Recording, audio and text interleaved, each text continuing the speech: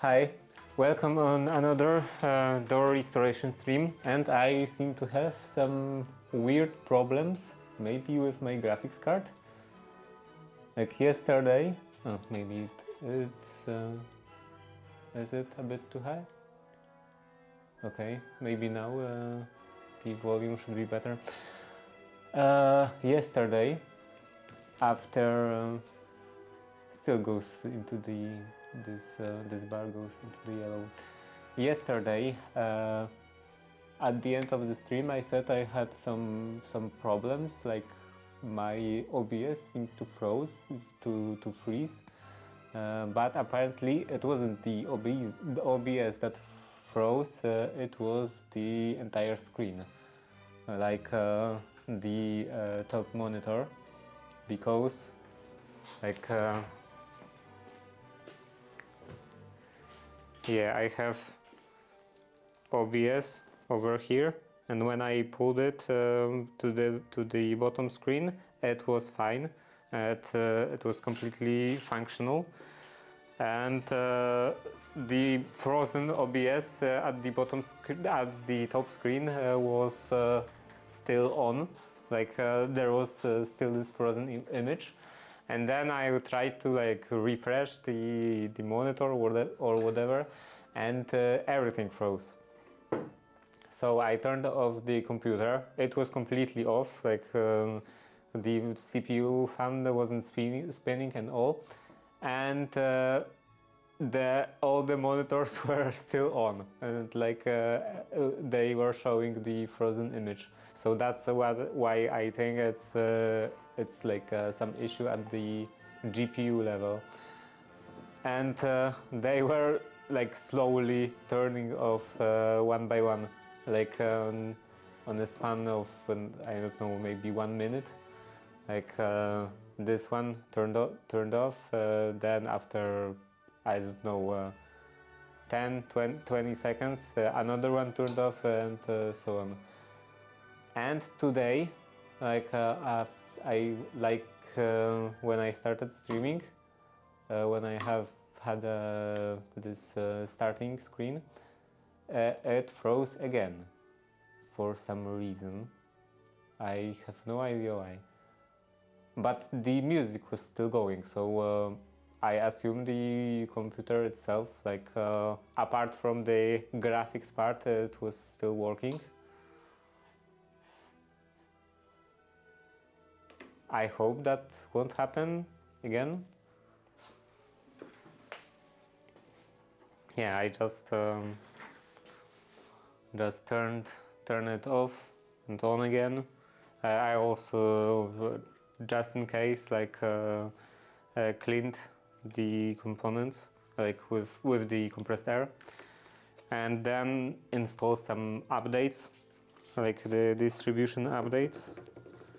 So I was thinking that maybe there is some kernel update or something, but there was no kernel update. So the updating probably didn't help. But anyway, I hope it won't happen again.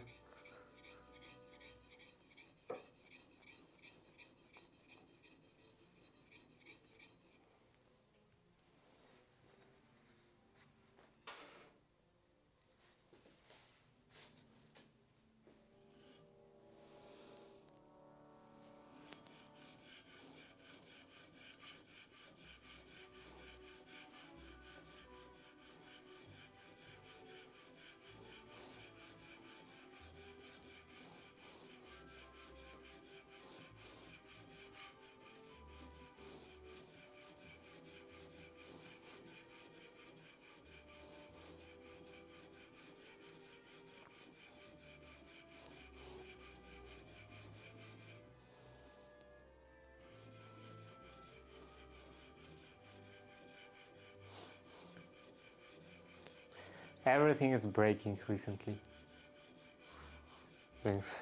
Maybe not even recently, just everything is breaking. Yesterday I had this issue with my AC, and today I was looking into it and it still doesn't work. Apparently it's F1 code, like error code, and it apparently means that there is some problem with the connection with the outdoor unit.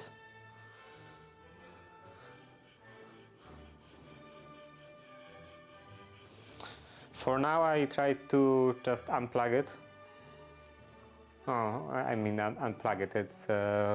It doesn't have a plug, but I disconnected the wires in the electrical box and just left it like that for now. And probably after the stream I will try to reconnect it and see if it helped.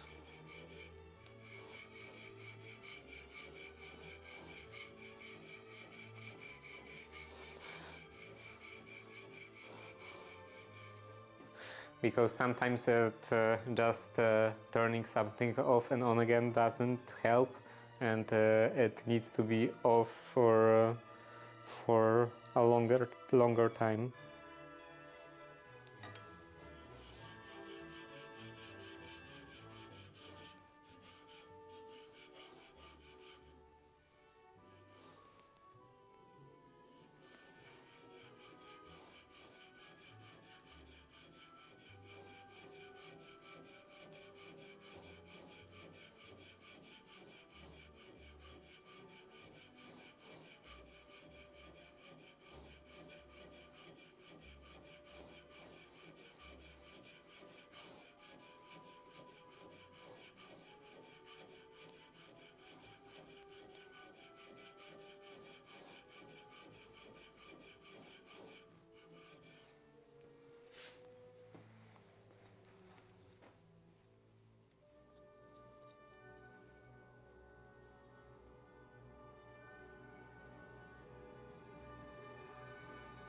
It's quite insane how much this door abuses this blade.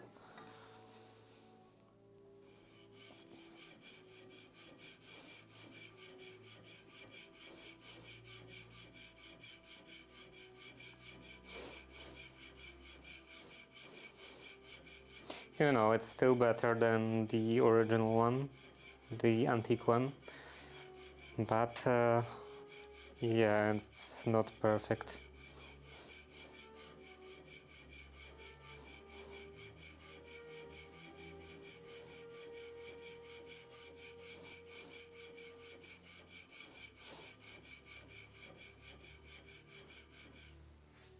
Maybe for the next one I should convert the original iron to the scrap plane, like put some big camber.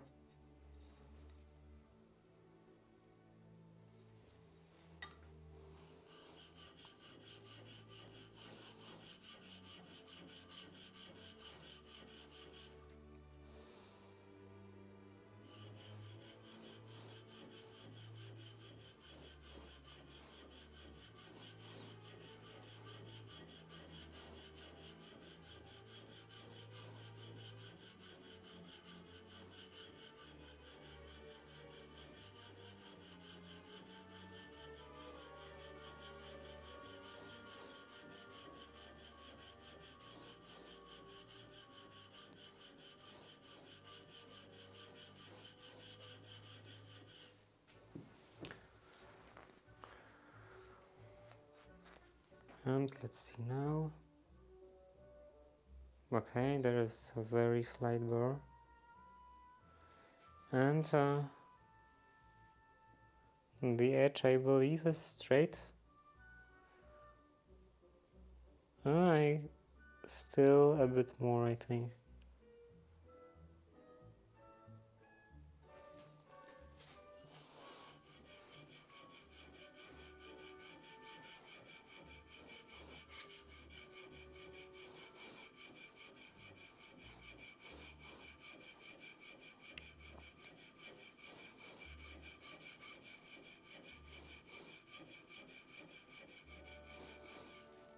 Okay, that's enough.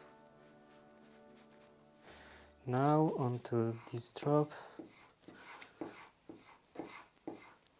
Actually, let's clean that up so it doesn't rust.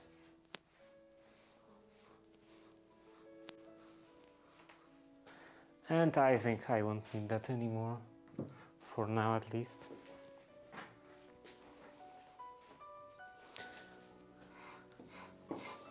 Like, I will just accept the sharpness I will get.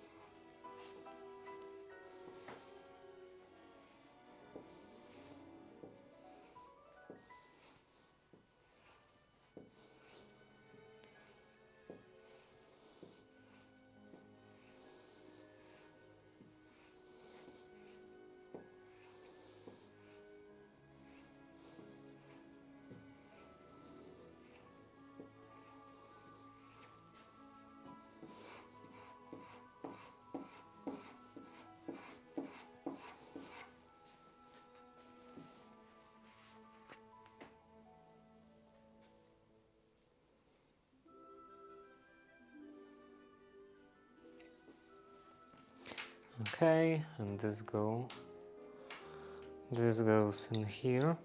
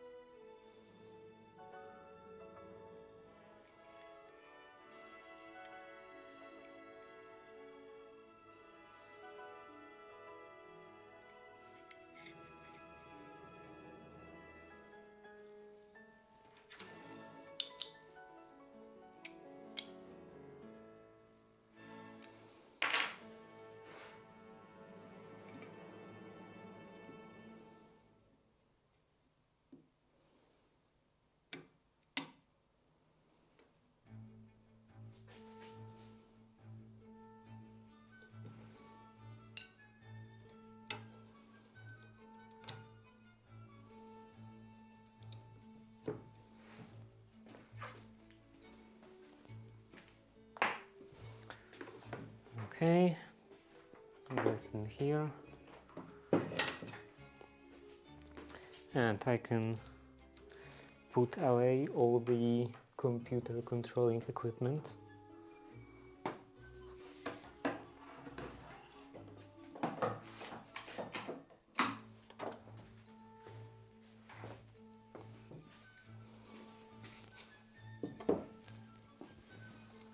Put on the apron.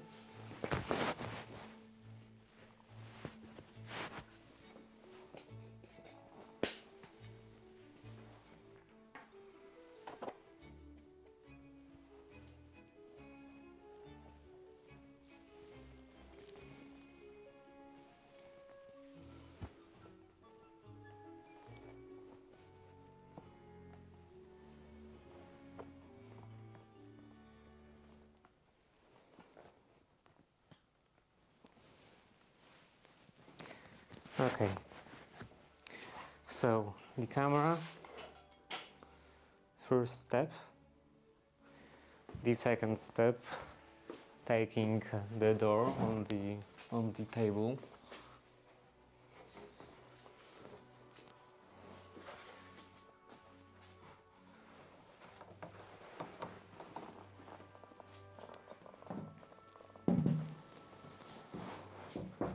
Oh, right. The other way around. So I guess I will just slide it.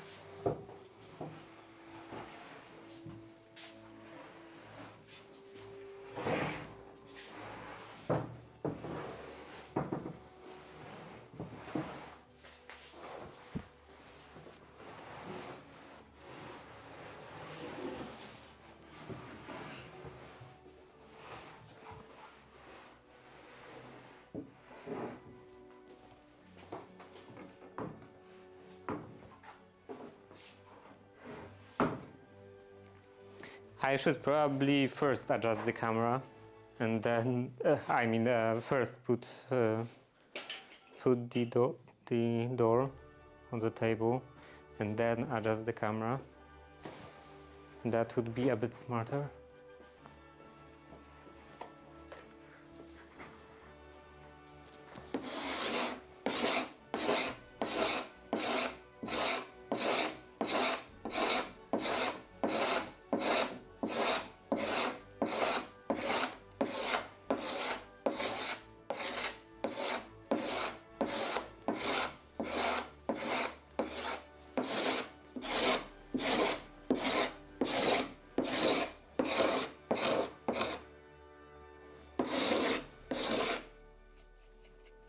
Okay, some sharpening.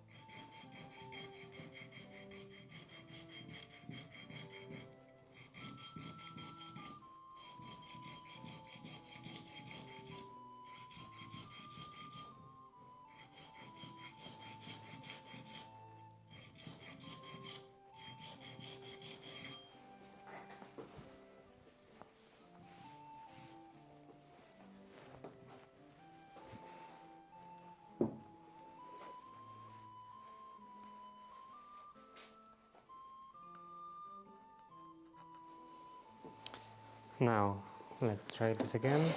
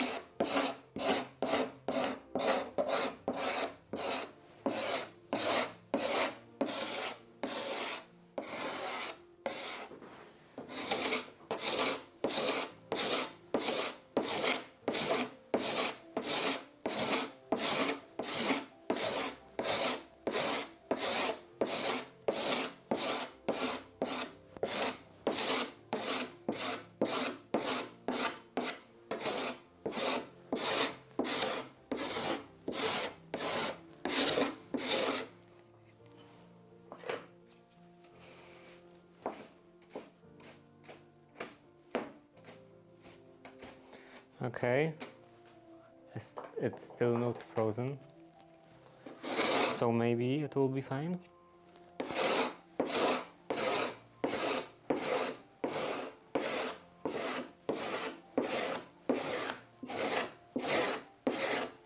There is also a possibility that it's some kind of a problem with power supply.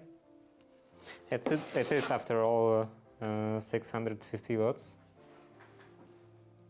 Maybe I should... I will do that tomorrow. For tomorrow's stream, I will connect the PC to the energy meter.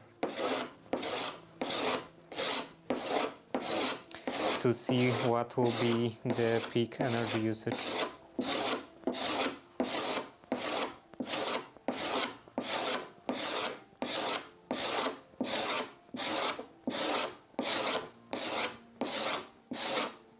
It would be useful to have both the information on energy usage of the PC itself and also of the whole setup.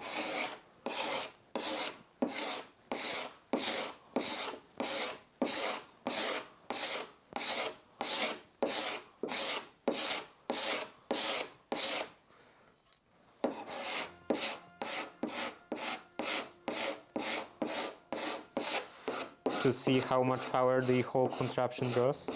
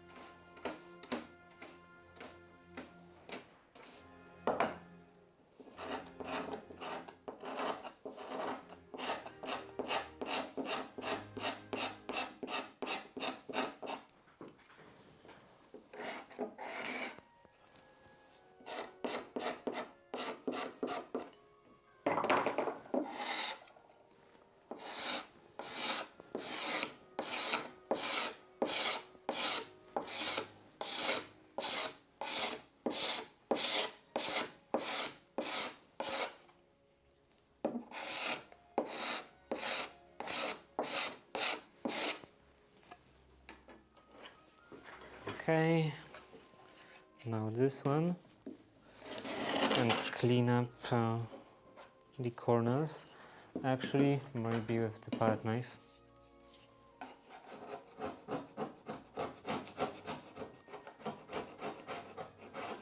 First with the palette knife.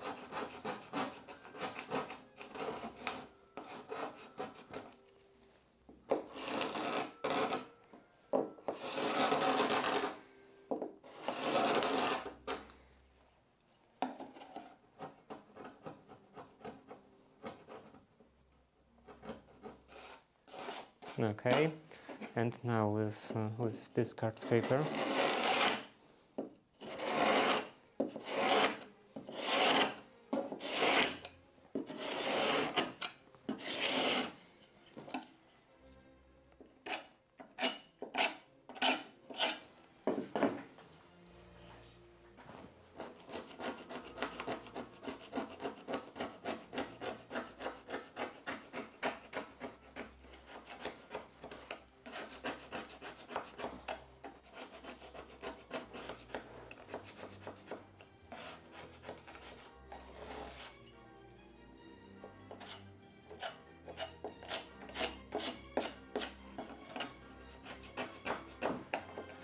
Should I do the close-up on this area? Wait. So yeah, I'm about this height.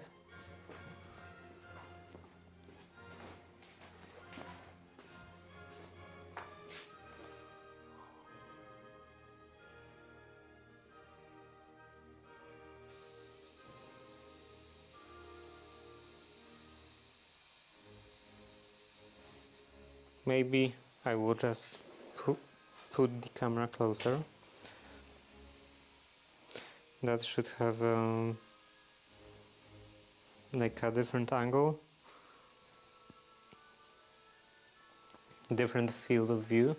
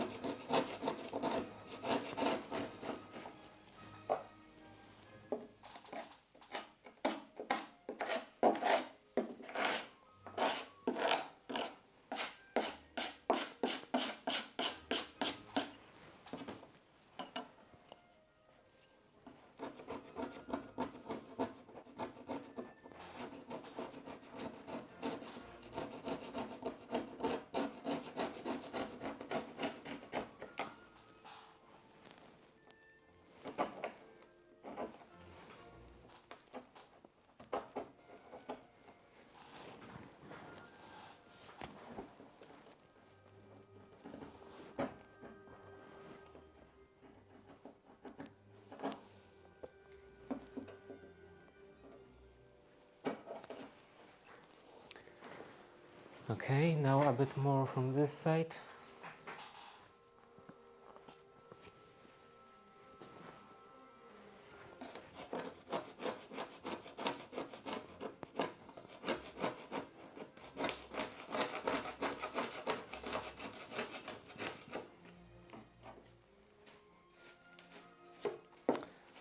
And the ad is coming in 30 seconds.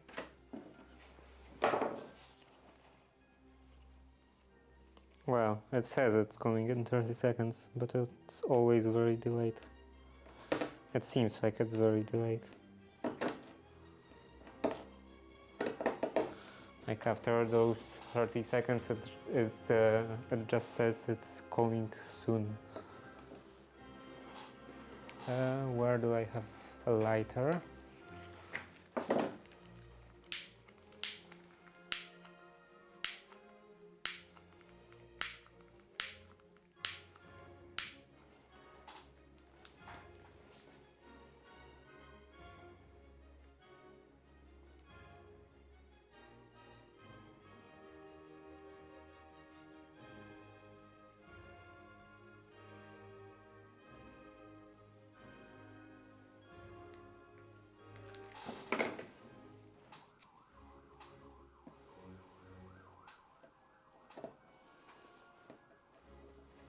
Seems like some ambulance.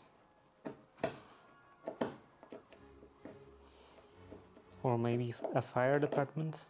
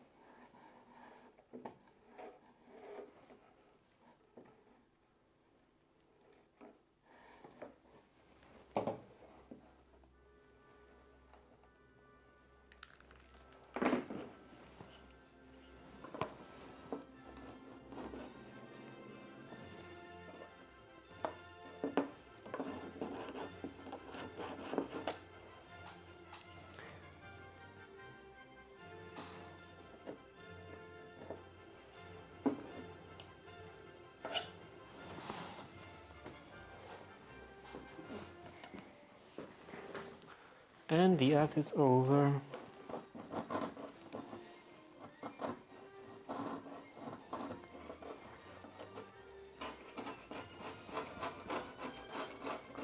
So now you can enjoy me watching me scraping the wood again.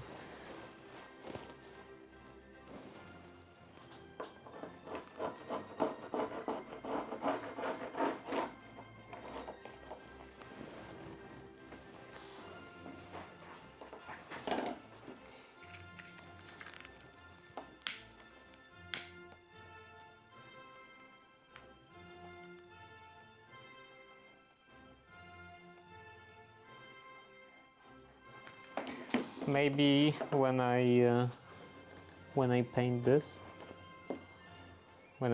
door, I should do it at the end of the stream and leave the camera on, so you can literally watch the paint dry.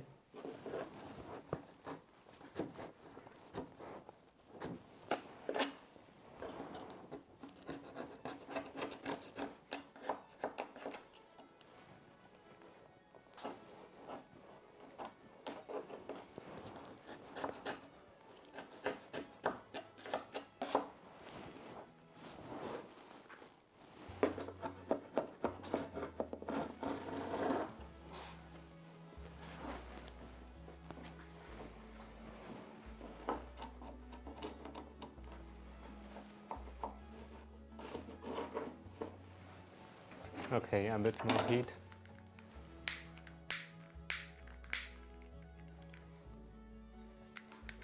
And a bit more gas.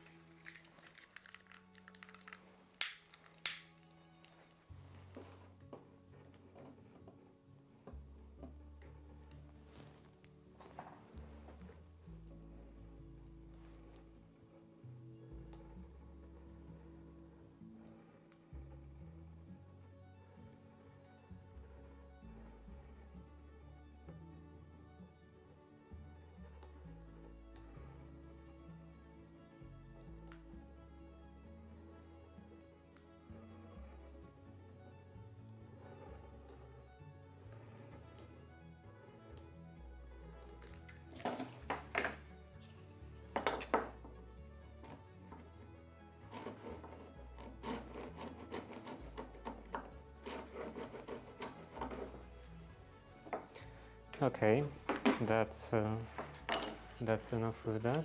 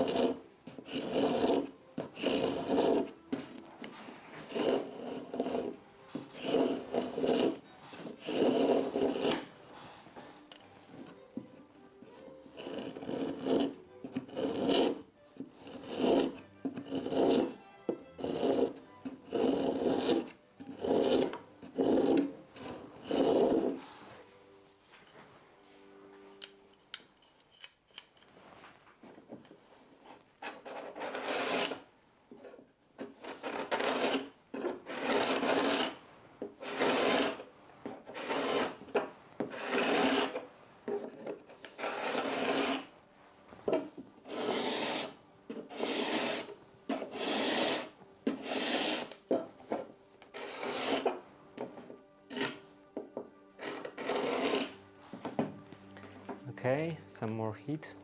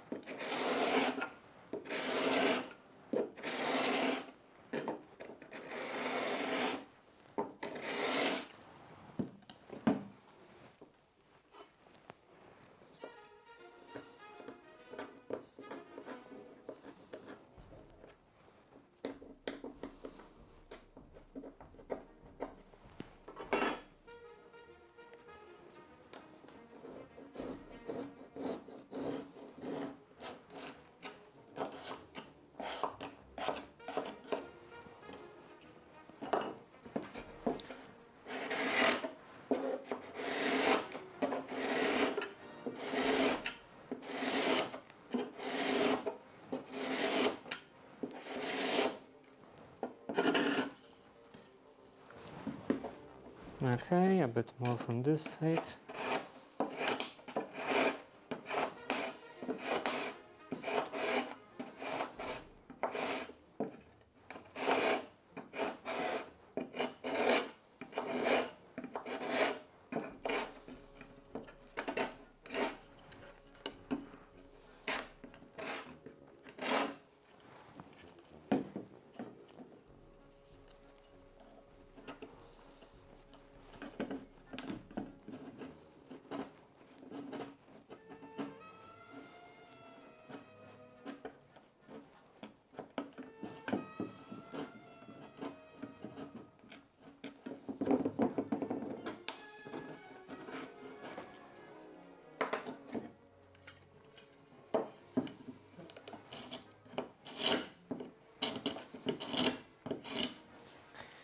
And now, yeah, I think now I can do some sanding.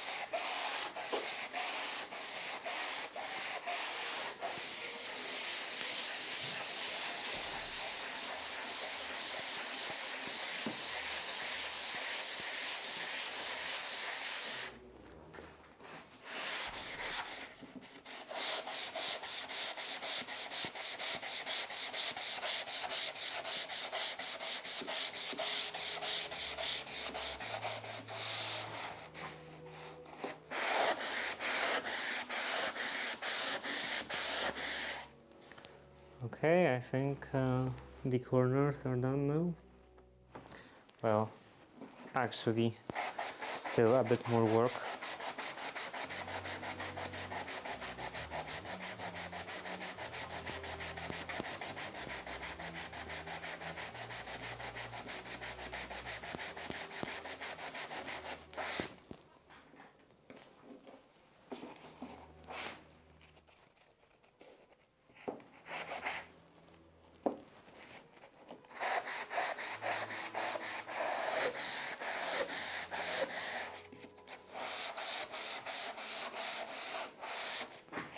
Okay, and the main area.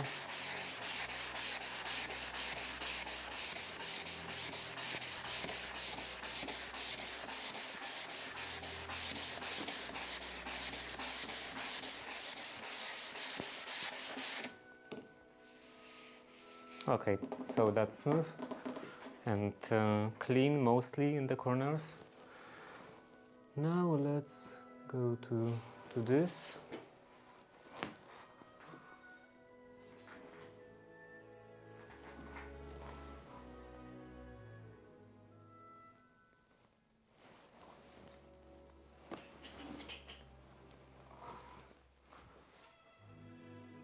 Yeah, I think that is fine.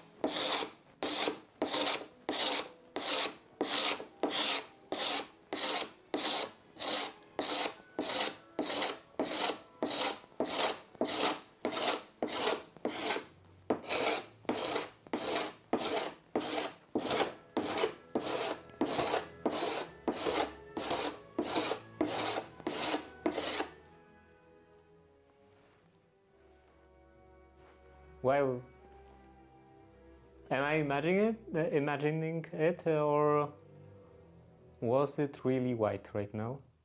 Yeah, it was. I can see on the YouTube preview.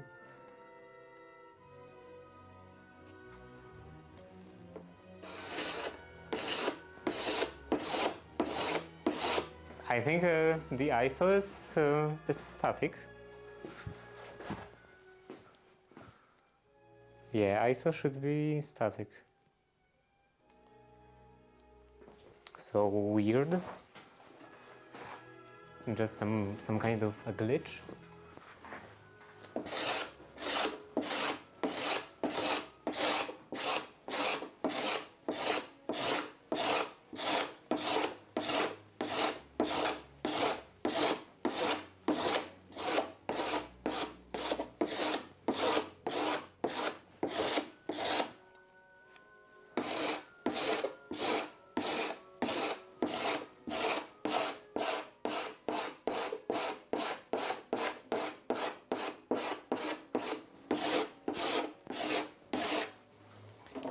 Okay, this is fine. A bit more just in this corner. Well, next to this corner at least.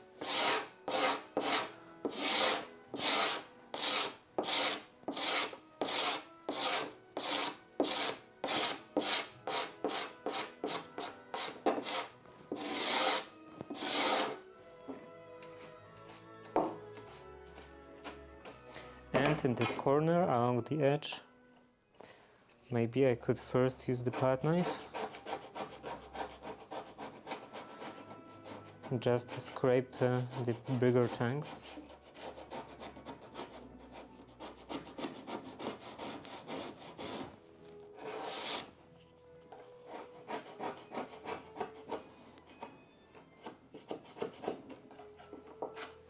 And now the card scraper.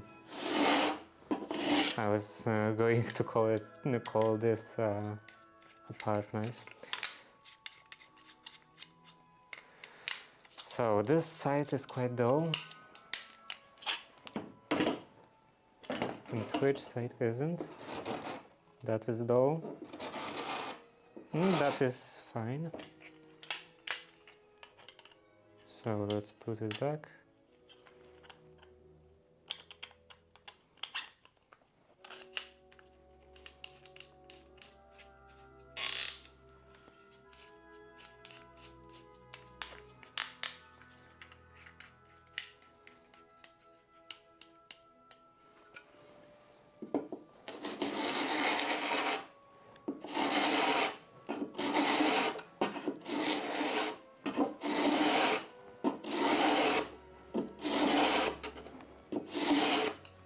Okay, so the bottom is fine.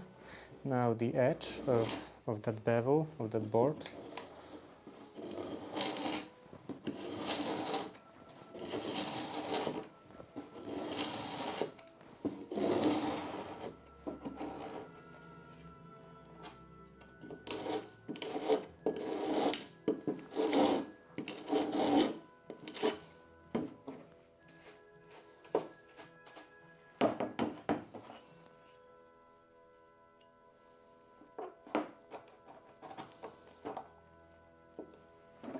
Some more heat.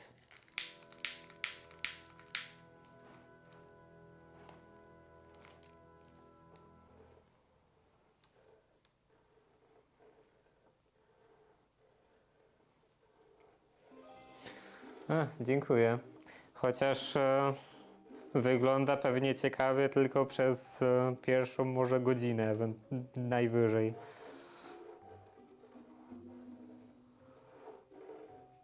To już, który to jest dzień? 25.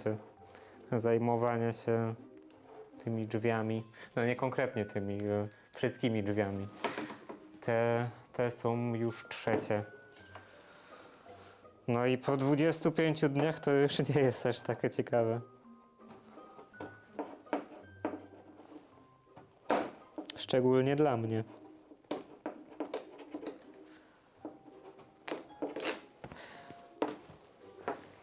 Dlatego postanowiłem, że po 4 drzwiach, 4 z 8, zrobię sobie przerwę, jakąś taką, jakiś miesiąc i się zajmę kilkoma innymi projektami.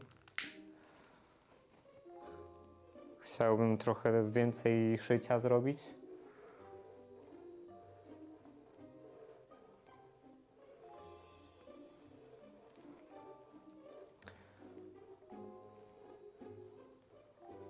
No i jeszcze jedne drzwi będę odnawiał, zanim zrobię sobie przerwę na jakieś inne projekty. I chyba pierwszym z tych innych projektów będzie morning code. Nie wiem nawet, czy jest jakiś odpowiednik tego po polsku. No ale będzie ubiór marynarko-podobny, powiedzmy. Bo nie mam żadnego okrycia wierzchniego obecnie. Nie mam żadnego dobrego okrycia wierzchniego. No i do tej pory się zajmowałem szyciem kamizelek, koszul, spodni, ale jeszcze nigdy nic takiego nie robiłem. Odnawianie drzwi? Nie wiem, nie robię tego zawodowo, ale nie wiem, czy to bym nazwał jako robienie hobby. No, nazwałbym to jako hobby. Robię drzwi, bo zajmuję się teraz odnawianiem drzwi, no bo to są moje drzwi i potrzebuję, żeby były odnowione. A nie będę oczywiście komuś płacił, żeby to zrobił. Tak generalnie ten kanał polega na tym, polega na tym, istotą tego kanału, powiedzmy, jest robienie wszystkiego samemu. Sam się zajmuję jakimiś stolarskimi rzeczami, sam szyję swoje ubrania. Od jakichś 5 lat szyję praktycznie wszystkie swoje ubrania. Sam robię urządzenia elektroniczne, przynajmniej tak niezbyt skomplikowane. Jakieś tam IoT i tym podobne.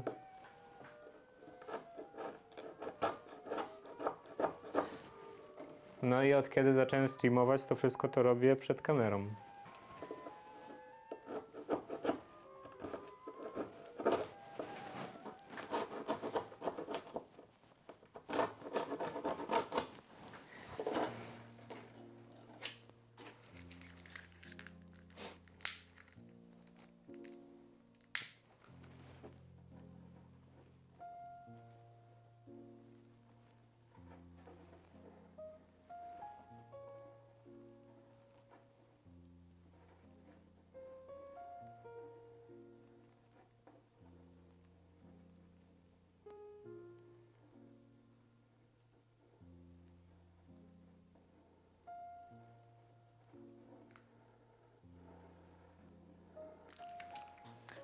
Okay.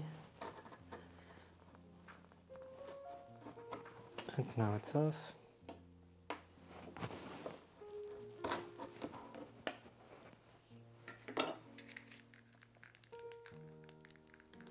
Dziękuję.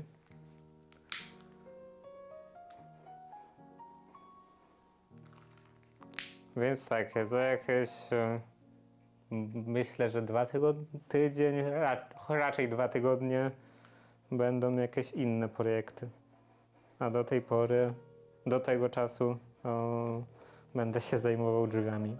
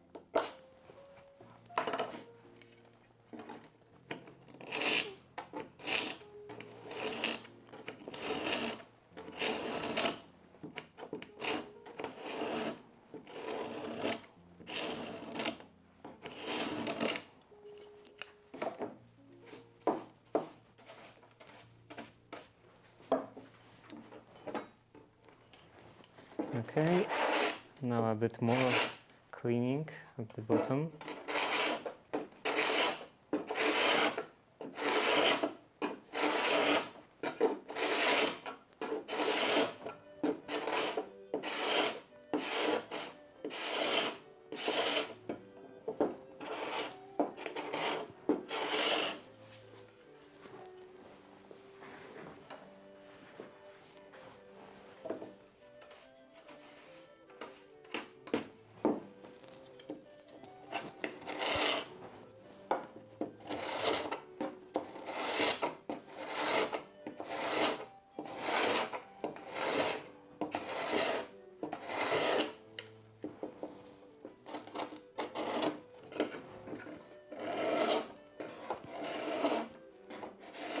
And the ad is coming up.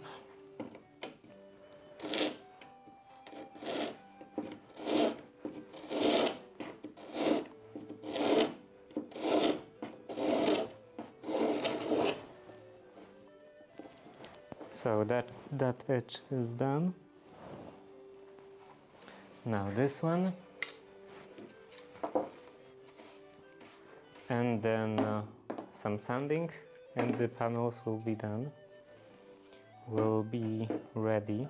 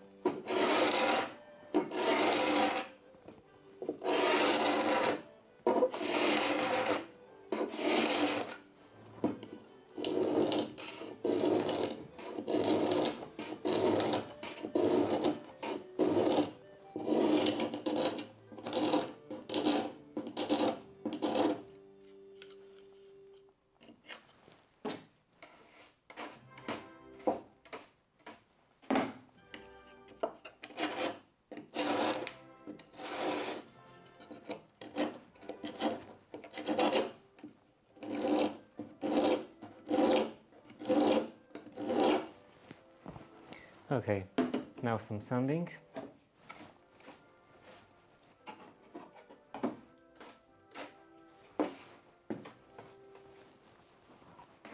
And the ad should be running.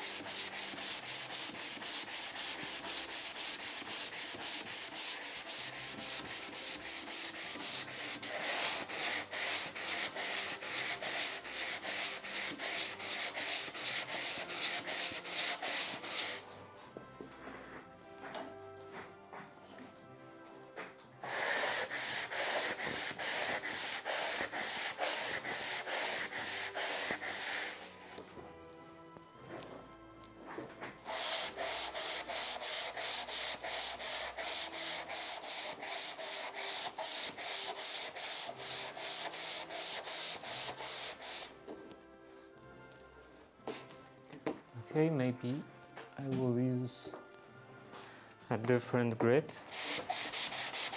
and a different shape, because this is kind of a different shape. How is this one called? English names for the geometric figures are so weird sometimes.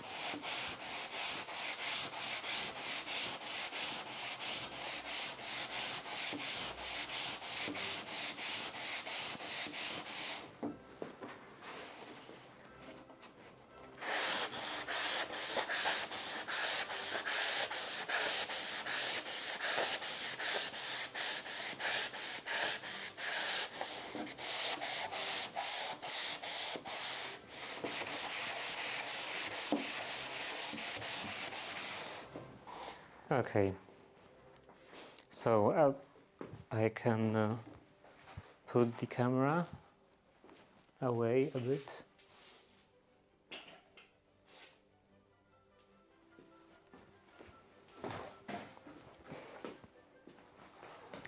And now these parts.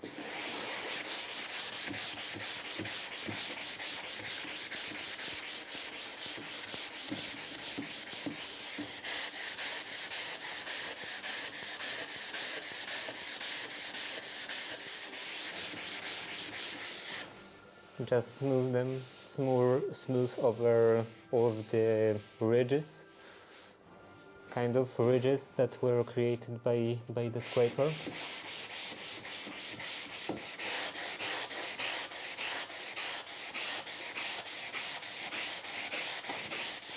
That's why I'm running across.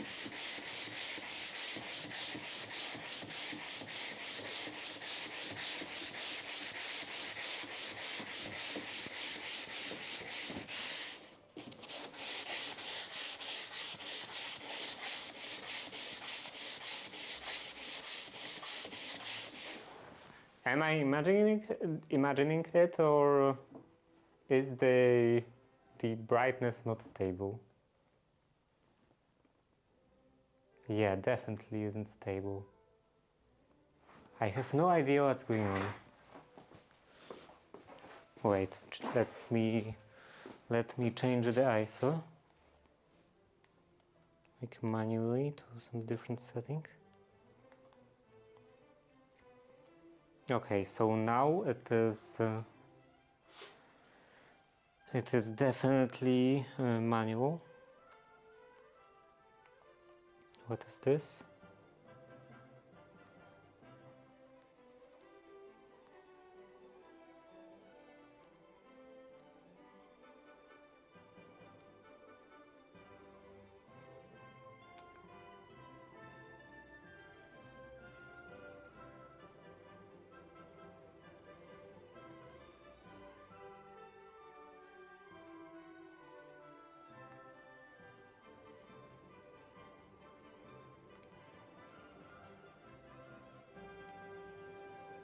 And I have no idea really about other settings.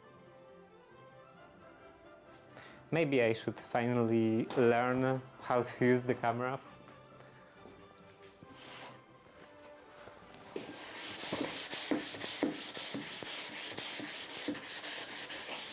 Like watch some maybe YouTube course.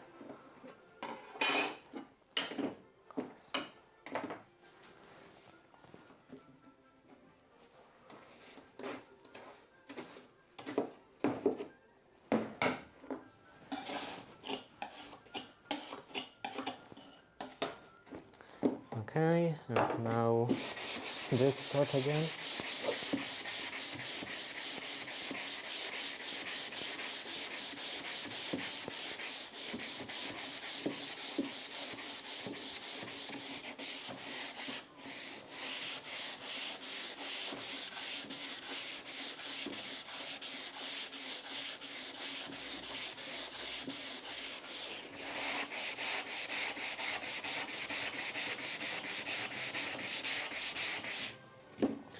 And on the other side.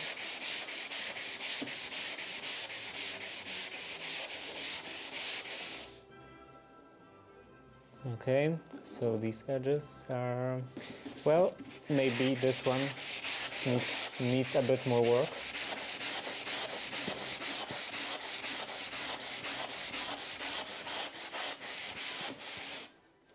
And actually, just this corner.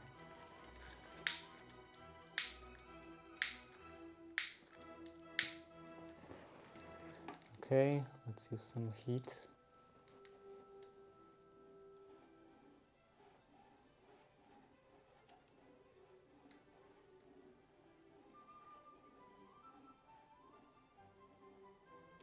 Some heat, and let's take off that last bit of paint.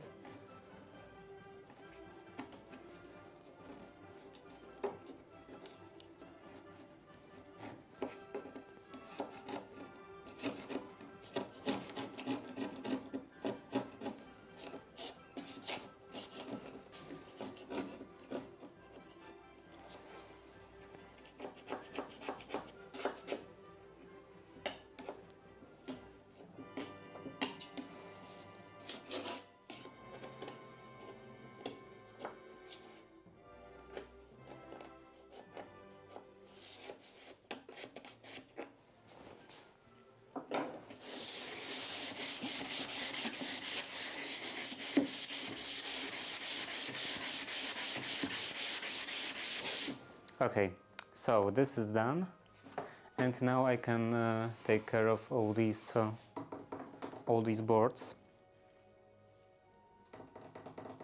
probably with some scraping.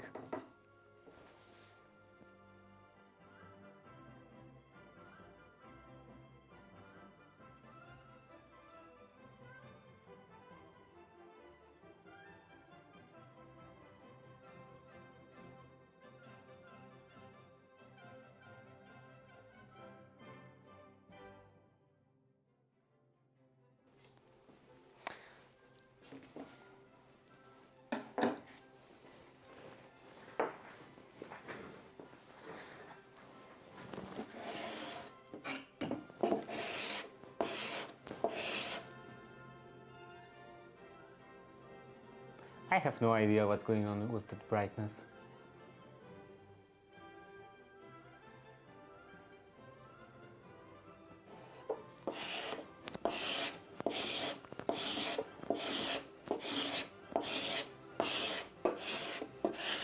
Seems like every time I look up, there is something weird going on.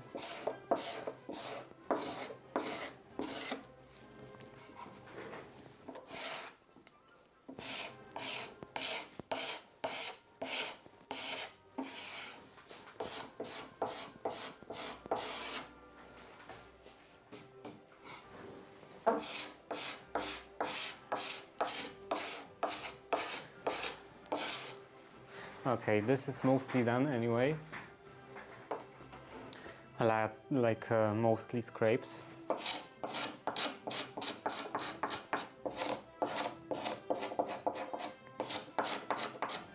But I'm just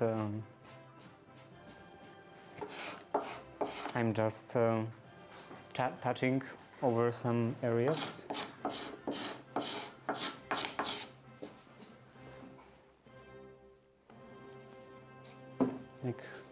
Like in here, for example.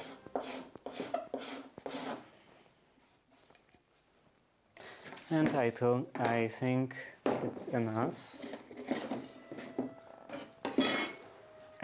to use the plane.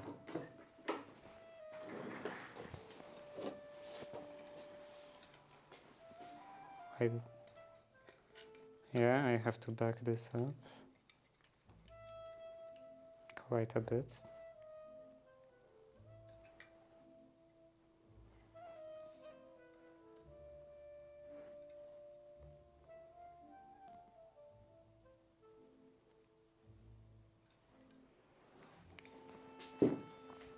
And let's take some wax.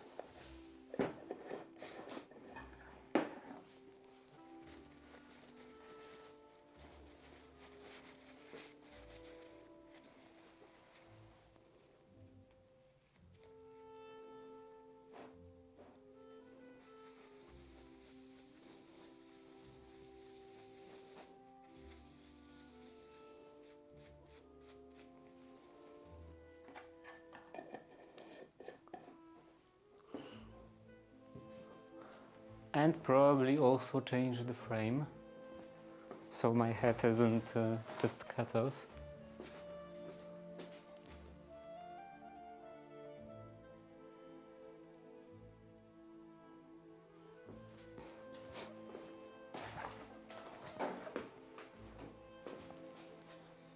Okay, that I think is fine.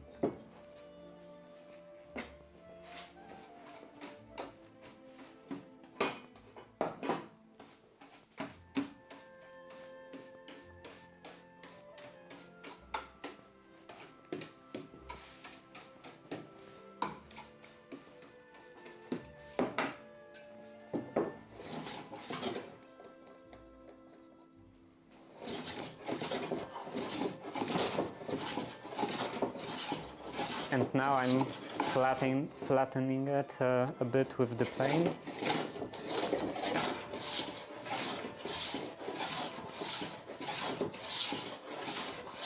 Which will just instantly get dull because of all the knots.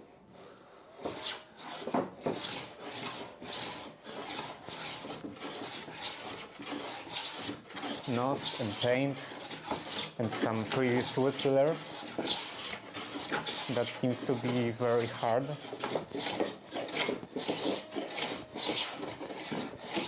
Not really a wood consistency.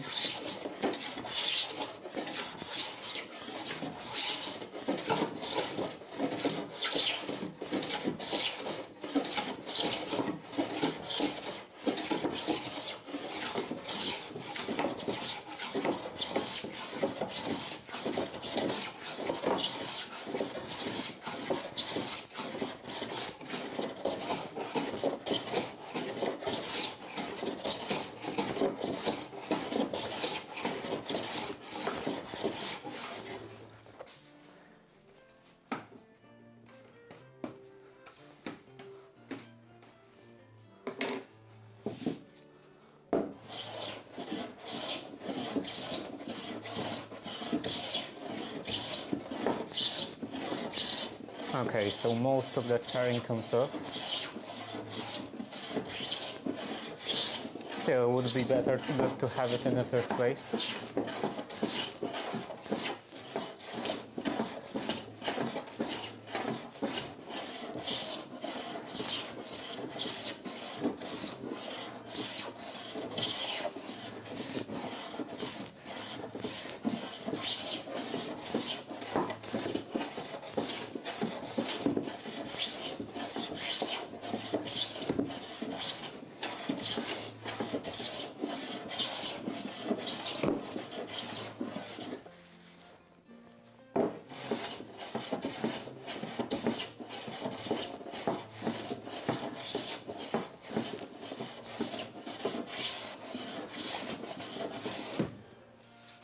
And there is a significant ridge on this side, so I won't be able to go all the way across.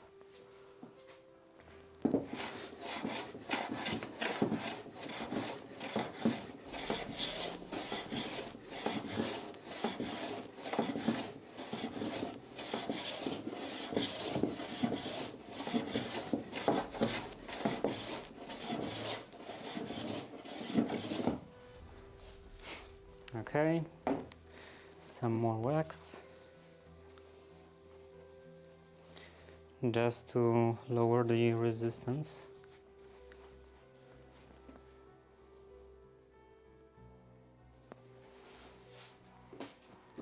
So this area will be hard because there is a significant, very big knot and a lot of paint.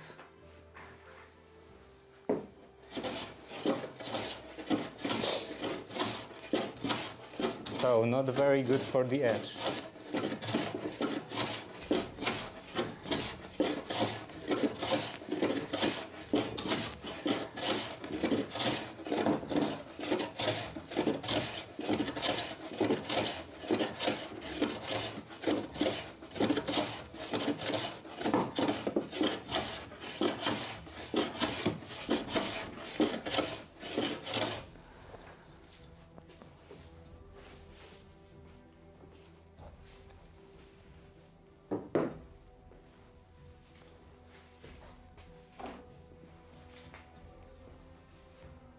Can I do it like this?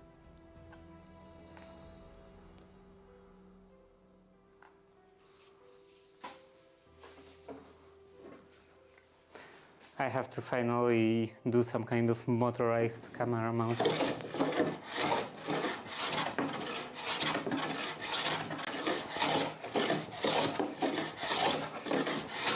This is terrible. There are like 1, 2, 3, 4, 5, 6, 7, 8, 9, 10 different knots.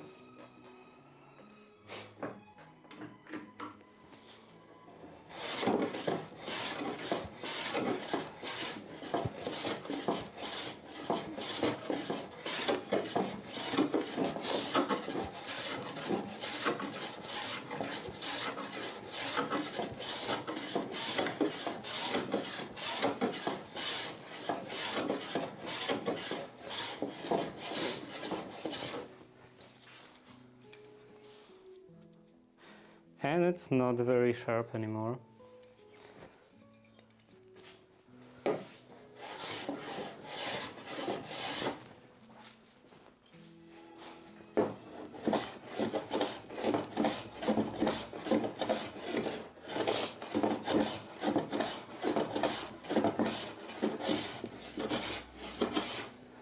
Soon I will probably get a call from some tool cruelty organization for how much I'm abusing this blade.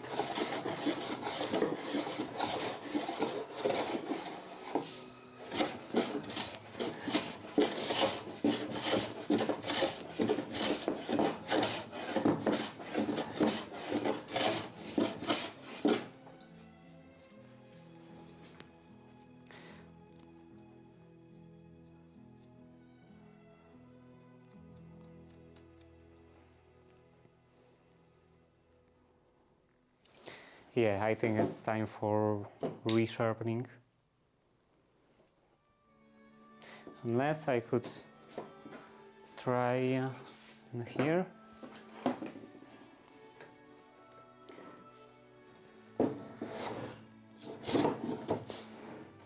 Outside of the frame, but that's just for a minute.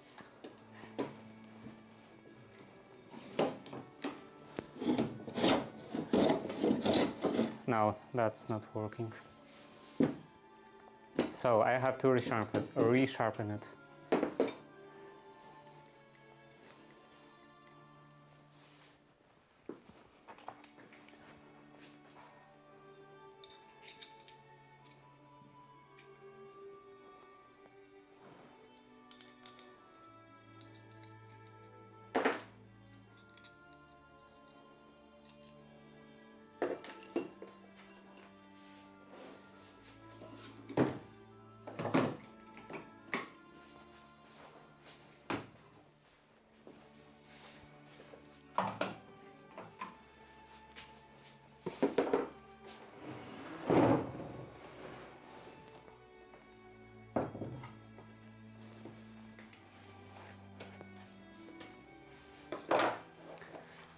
Let's take the stone, this drop,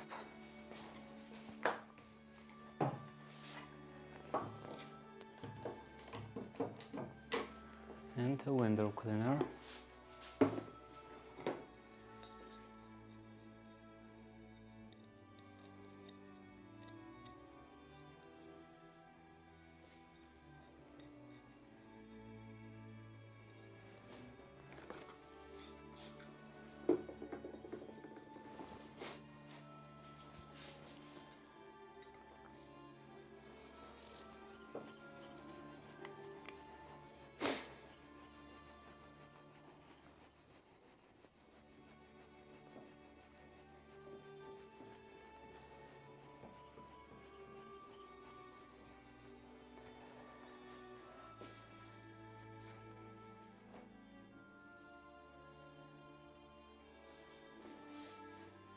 Wait a minute.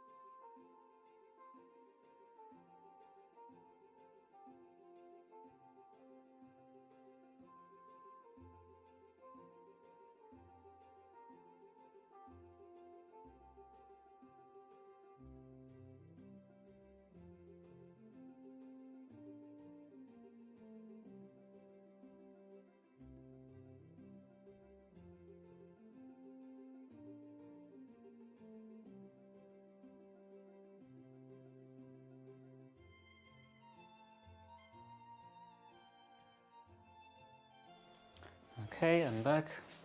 And what is this? Hello East Side and Maxi Robot. thank you, but I'm not really fond of doing this restoration. Mostly because it's 25th day of doing it.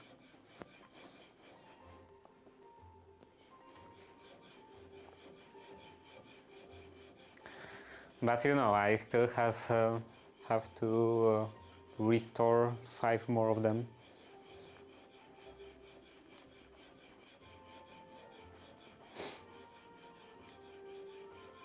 Not that old. It's, I think, 60 years old, maybe. So basically new.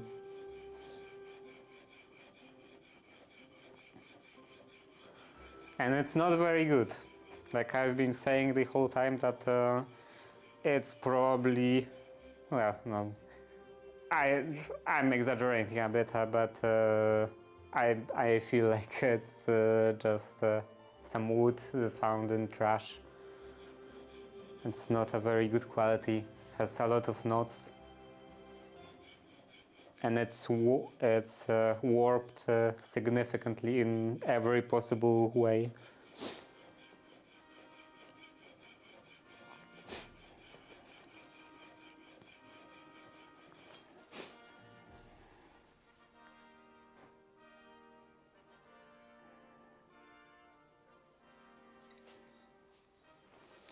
I'm restoring them not because of some historical value or anything, but because the alternatives are either getting a cheap, very cheap new door made out of cardboard basically, or not being able to afford new solid wood doors.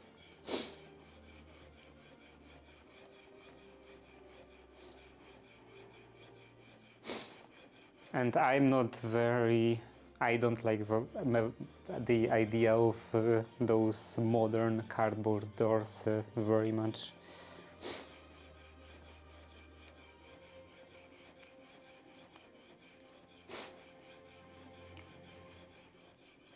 Even though they are quite warped and not ideal in general, I think they are still better.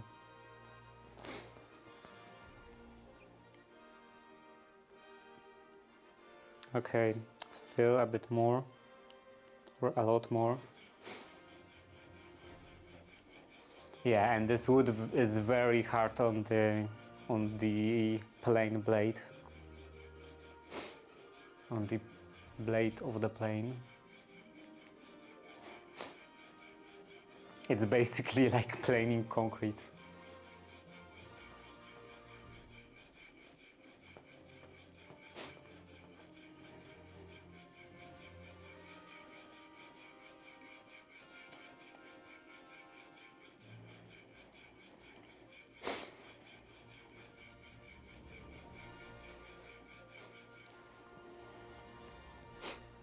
And by the way, east side, I was saying yesterday, I believe, yeah, definitely yesterday, that I've earned 3 cents from ad revenue, and actually no, it was just updating very slowly, and I actually earned 73 cents.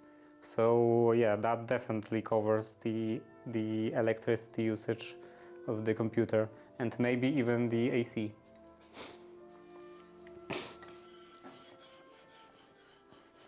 It's quite impressive.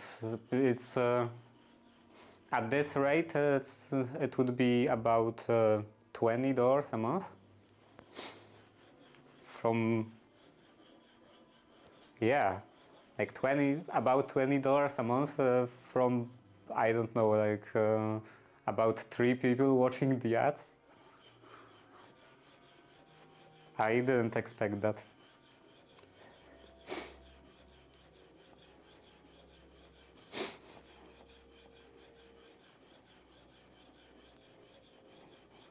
And yeah, from yesterday, yeah, I don't think I will get to 500. Maybe 100 is like achievable.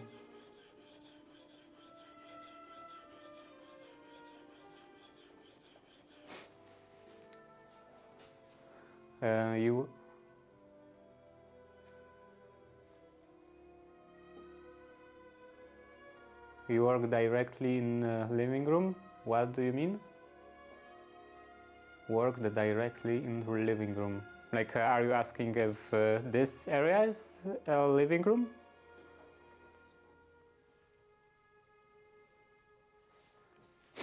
This is my workshop.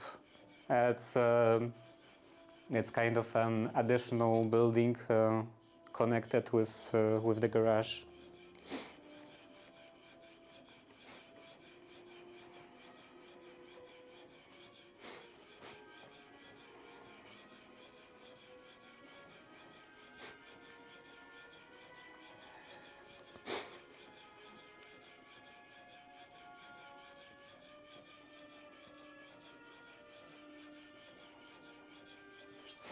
Yeah, this place is great. I don't have running water or any kind of restroom. For everything like that, I have to go to my house, which is like across the property. I don't know, like 20 meters away maybe. But yeah, I still have to go outside, and it's not very nice when it's, for example, it's raining.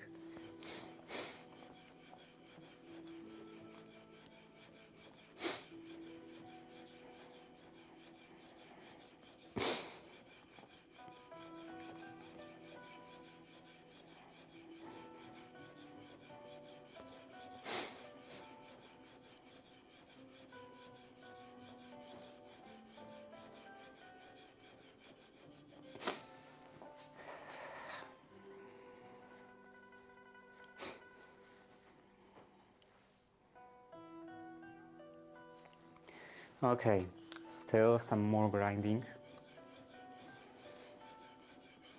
Excuse me again.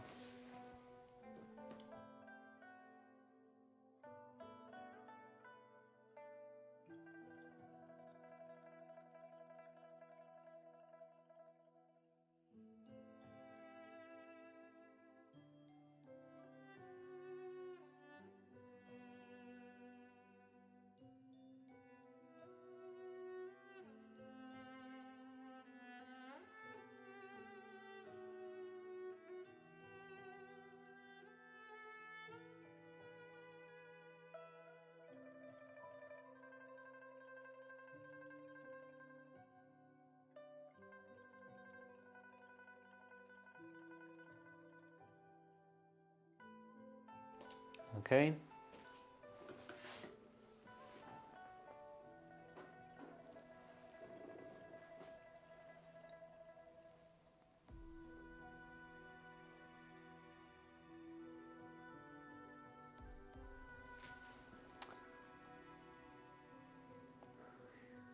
Or Universum versus Balcony workshop? I have no idea what that means.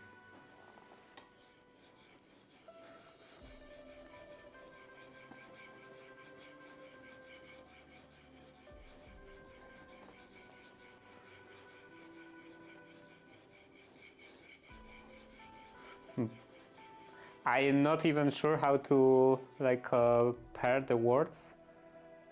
Like balcony workshop, I don't know what balcony workshop would mean. Like using your balcony as a workshop, or maybe universum versus balcony is like one phrase, some kind of I don't know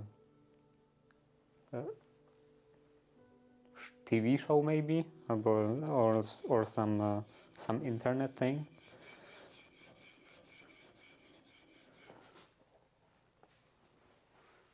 Okay, so using balcony as a workshop. Then what does universum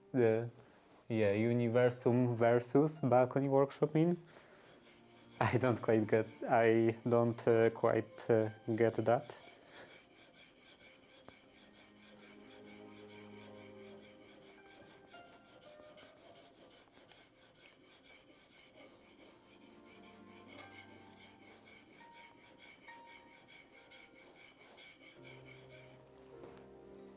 But yeah, this is even though this doesn't have running water or anything, it's definitely better than working on a balcony. At least I'm shielded from the elements, from the weather.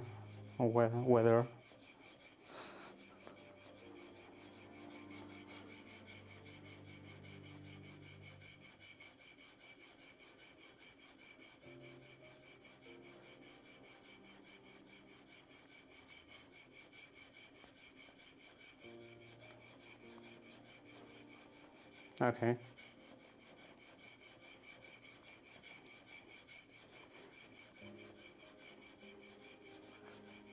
This place is, I think, 4 by 3 maybe meters or 4 by 4. It's kind of irregular. Like for example, this wall is at an angle, so I don't have right angles in this corner and that one. And I also have kind of part of the room kind of cut off.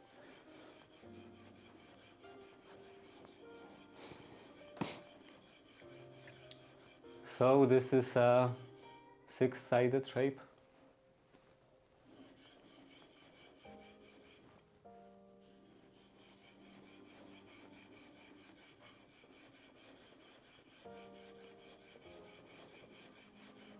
Work with doors on a balcony? Yeah, definitely. But at this point, you could actually work from the living room. You know, I still have to do some work in place, like restoring the door frame, because I can't just take out the door frame. It's attached to the wall.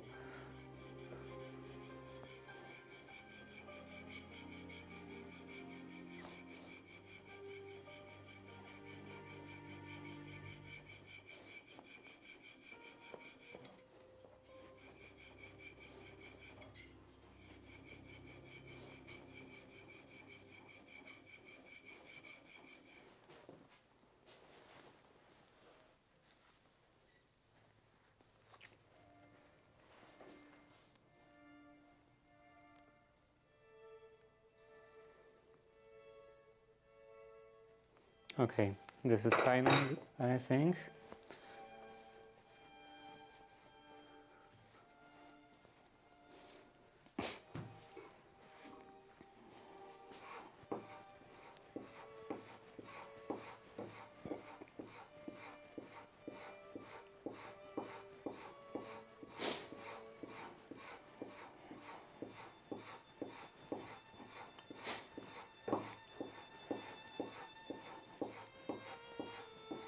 So that part, I think I will just do like the entire thing with sanding,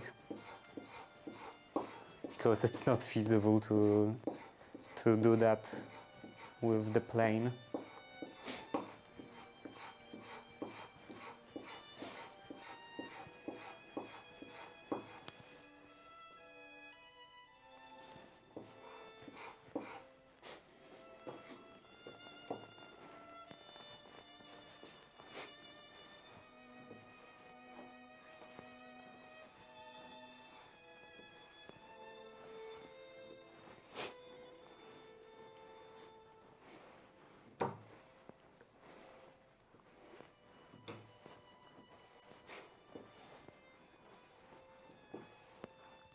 Yeah, but 500 viewers, I don't think it's feasible, because this whole category isn't that popular.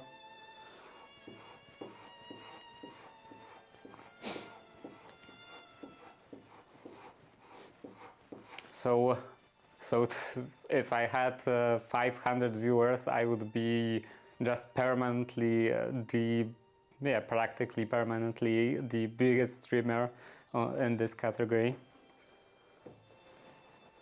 Like when I was looking the other day, the biggest streamer had, I believe, about 50 viewers.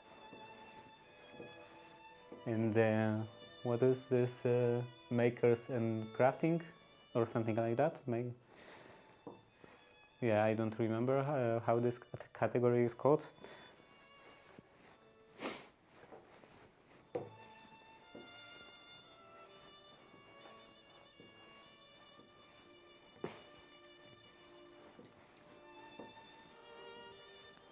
Yeah, but just because some people like watching this category, it doesn't mean that it's very popular.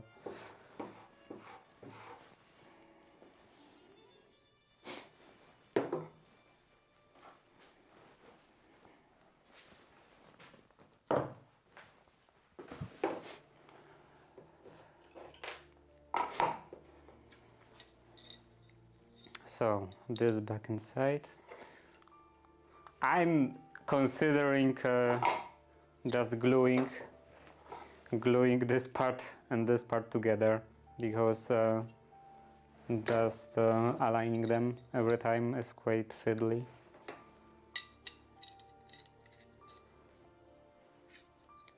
So this back together.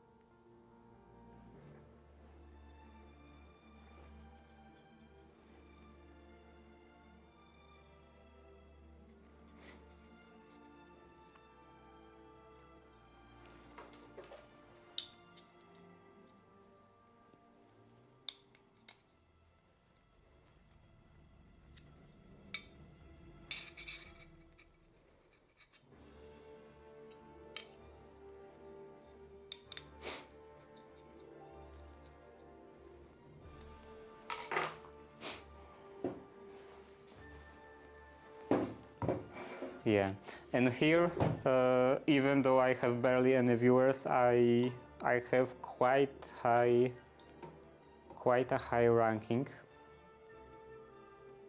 like quite a high position, because that Twitch always shows me that in the analytics, or not even analytics, but even on the main page. And on the main page and in the dashboard.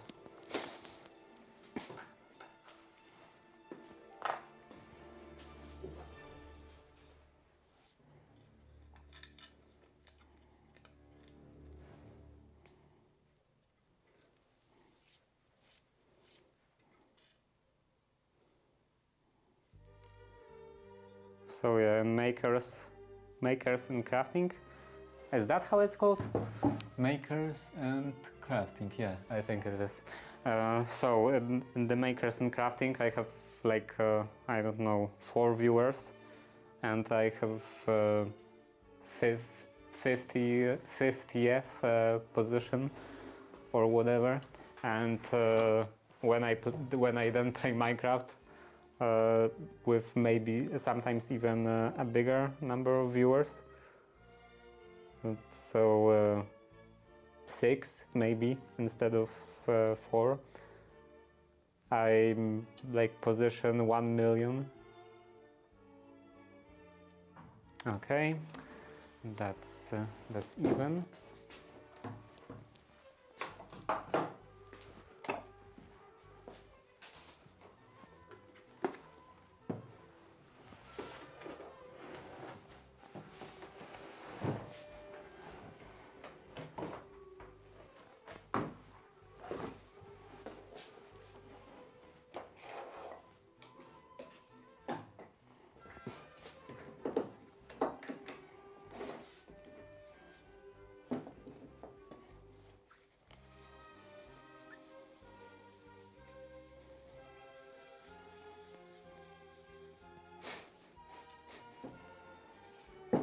So I should change the frame again with my professional professional frame changing device.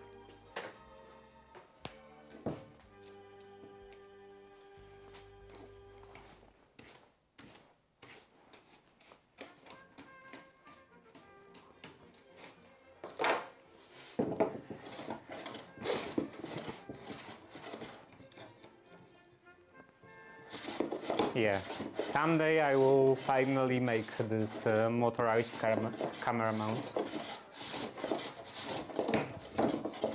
But for now I will have to just figure out how to do this the most efficient way.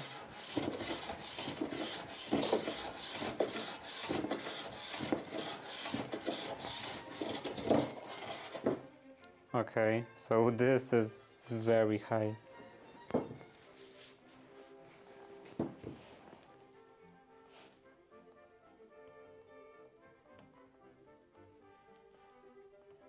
This might be 2 millimeters bridge.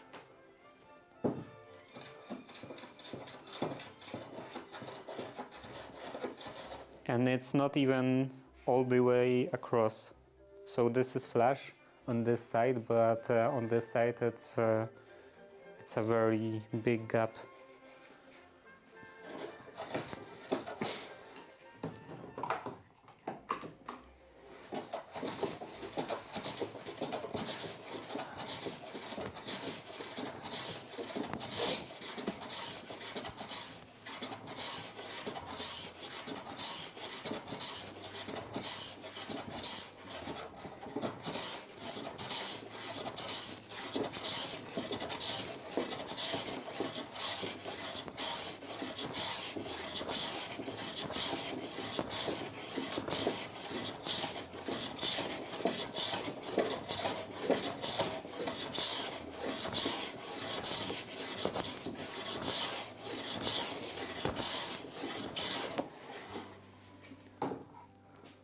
Okay, I think I will just put the clamp on that side.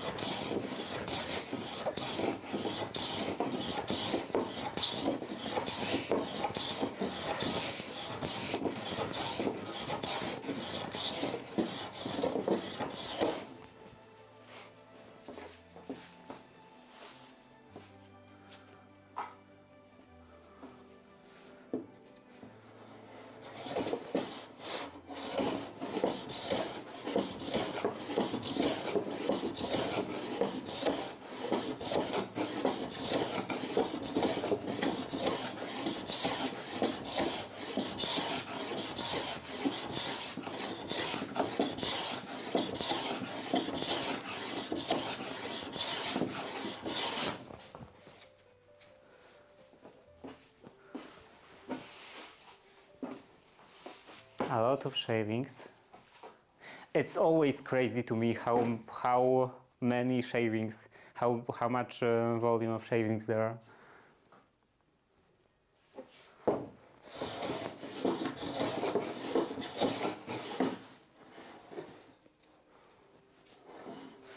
Yeah, I've been saying arm day. I've been saying that I will probably soon get a call from some tool abuse, tool cruelty organization for how much I'm abusing this blade. Because with all those knots and all the previous wood filler and all that stuff, it just gets dull instantly. Even though this is a very fancy iron.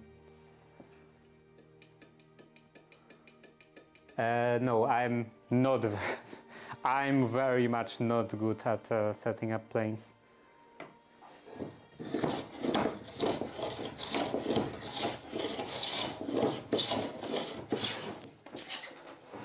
Basically, I barely manage.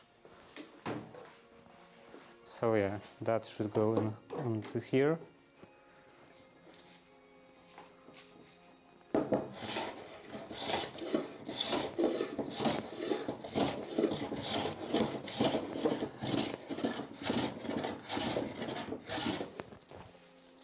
And that's not very good because I use practically exclusively antique tools. So yeah, this is kind of what I always do. Just setting up all the antique stuff, antique tools.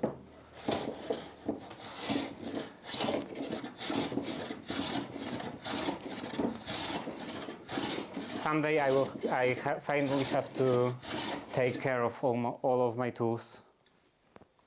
Well, probably not all of them. More like not all of them in one go. More like one by one.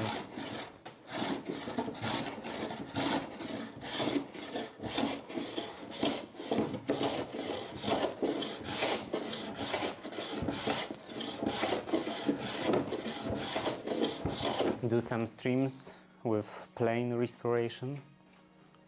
For example,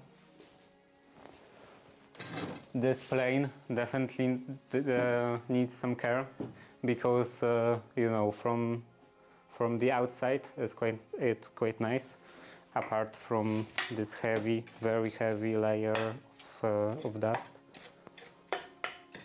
But yeah, from the outside it's quite nice. And the iron is more or less restored, but it has just a huge mouth.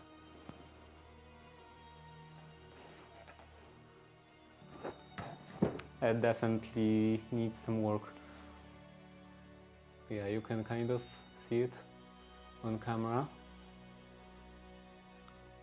I will have to get some hardwood. Well, I have kind of a chunk of hardwood over here, and just do this kind of mouth closing piece. You know, so I will have to cut it out in here, piece like that, and fit a new piece that would go further up to the edge, the blade. But for that I will definitely need a router plane, and they are kind of fairly expensive.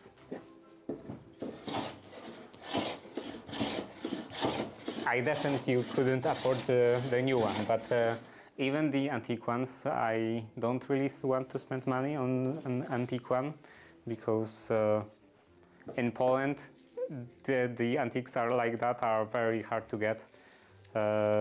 You can practically always find them, but the ones that are easy to find are typically very expensive compared to the same type of planes in UK, for example. And if I were to order it from UK, then all the fees, the import fees, are quite high. So basically, I would pay the same amount in all the delivery fees as I did for the plane.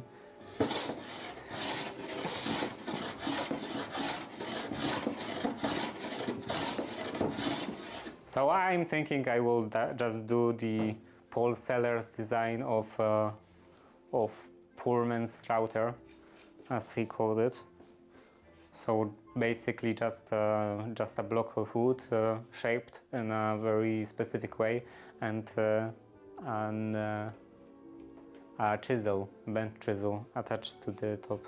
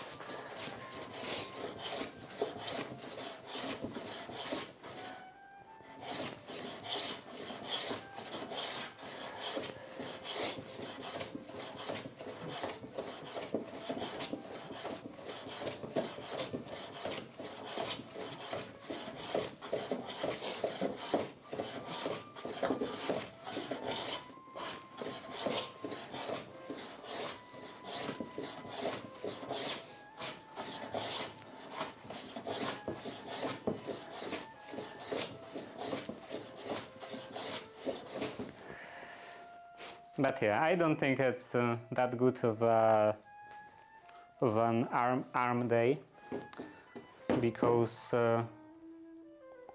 it's only hard to push the plane over the surface when it's dull, and when it's dull, it's not doing much work anyway. So it's kind of pointless to plane at that point.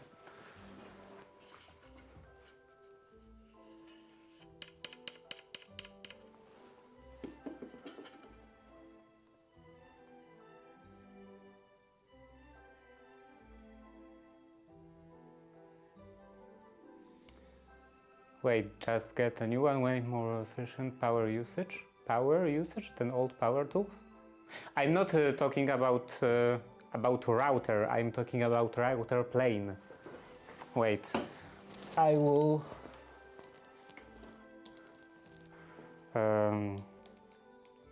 so yeah, now this, am I, so,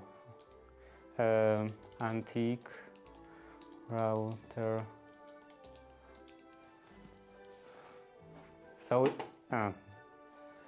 so I'm talking about something like this, not about a power router. So these are metal ones, like Stanley, and these are even more expensive. I think if I were to get a router like that, it would definitely be a wooden one. But I think I will just do Paul Sellers poor man's router. Yeah, so this is basically a block of wood cut in a certain way, and the bent chisel attached to it. So this I think it will to be the best way to take care of that.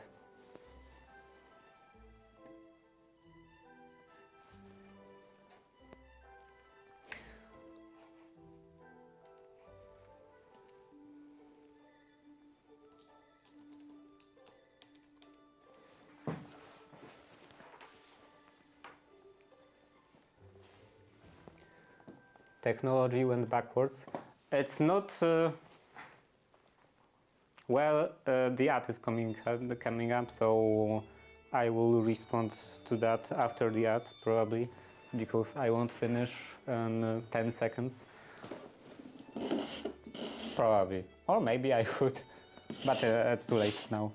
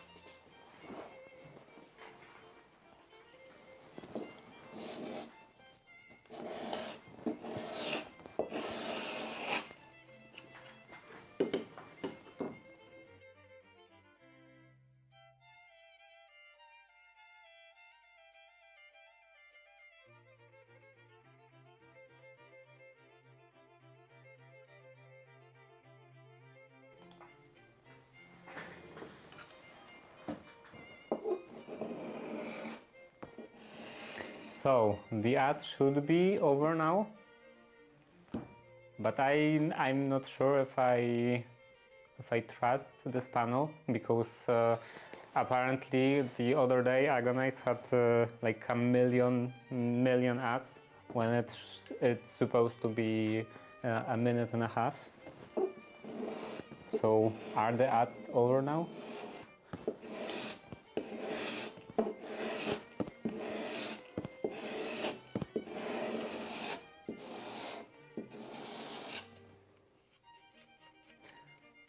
You have an ad block that works on Twitch? I never had that. Well, never. I recently didn't have that experience. Well, I usually don't get ads in general because I live in Poland, but sometimes when when there is an ad, I don't ad block doesn't work. But yeah, regarding technology, going backwards, I assume you mean about power tools. Because if this is proprietary, I'm definitely not gonna use it. I don't use proprietary tools. But I assume you meant the powered router and just maybe power tools in general regarding tool working. I don't think it's going backwards. I think it's usually the case that people just use the tools wrong, or kind of wrong. They don't use it in the most efficient way. So a lot of people get kind of obsessed about using only power tools, even though they are not always the best tool for the job. So power tools in general are usually very efficient for a lot of repeated jobs. So for example, like you are restoring the entire wooden floor, or just taking care of a lot of boards in general. Then a powered jointer, powered planer, thickness planer, they are much more efficient way of doing that job than with traditional hand tools.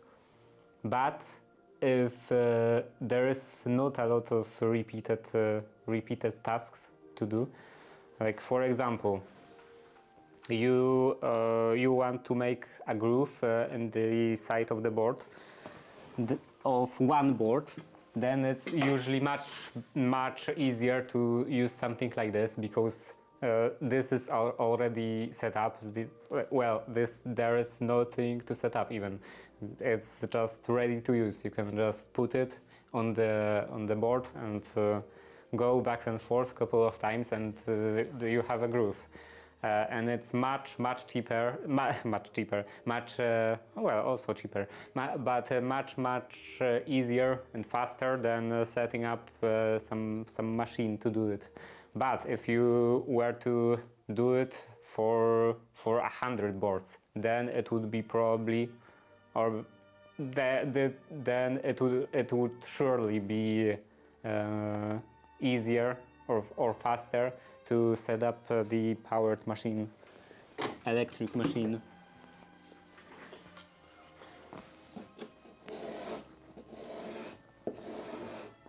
It's just the matter of kind of compromises. Like powered machines have a lot of disadvantages, like there is a lot more work in setting them up, and they are louder, they produce more dust and everything like that.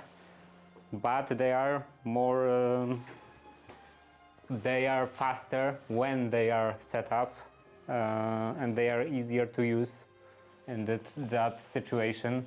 So there is kind of a balance. You have to consider what job you are doing when choosing either a power tool or a hand tool. Unless you don't have power tools, then you kind of don't have a choice. You just have to use the tool you have.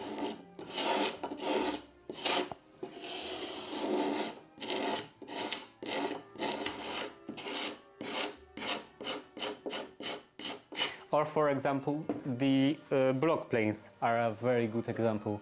Like a lot of cabinet makers, carpenters, or other jobs like that, even though they use practically exclusively power tools, they still often have block plane like that, because it's just undeniably more comfortable, more efficient, and just easier to do some touch-ups with a block plane like that.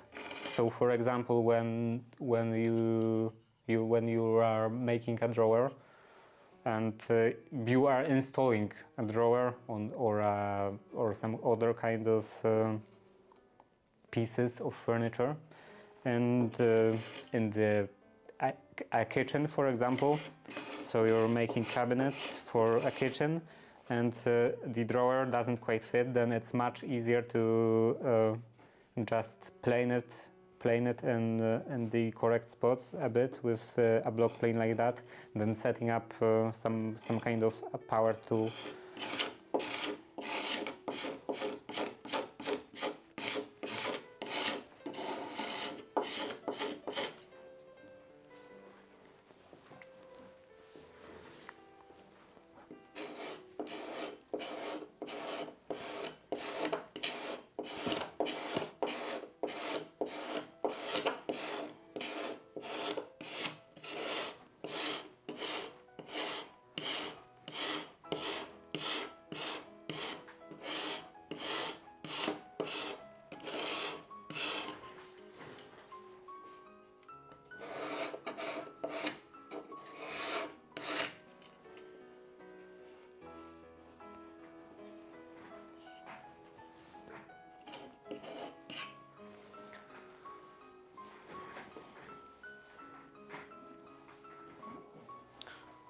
But yeah, and with adblock, I just basically don't care that much.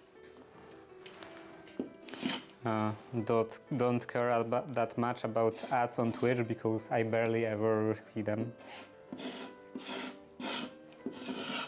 How many ads you get, it's dependent on your location. And I don't even know how that works, because like surely Polish streamers probably make some kind of ad revenue on Twitch.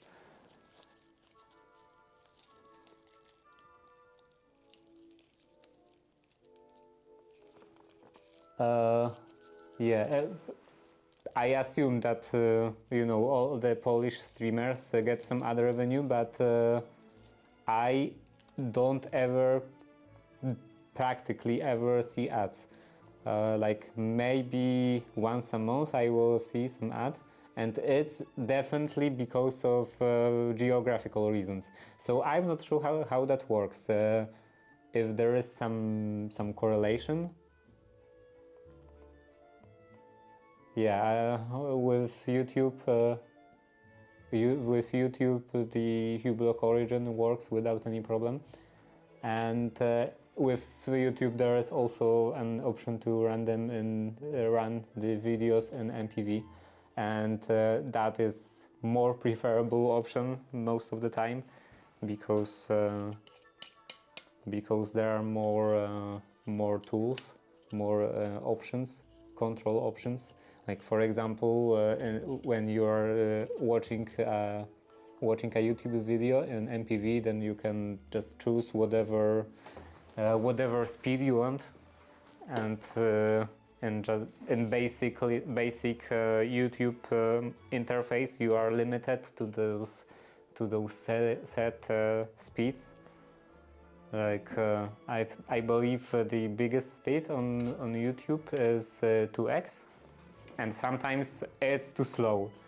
Like I often, maybe even usually, watch YouTube videos at 2x, and it would be sometimes nice to have even bigger speed.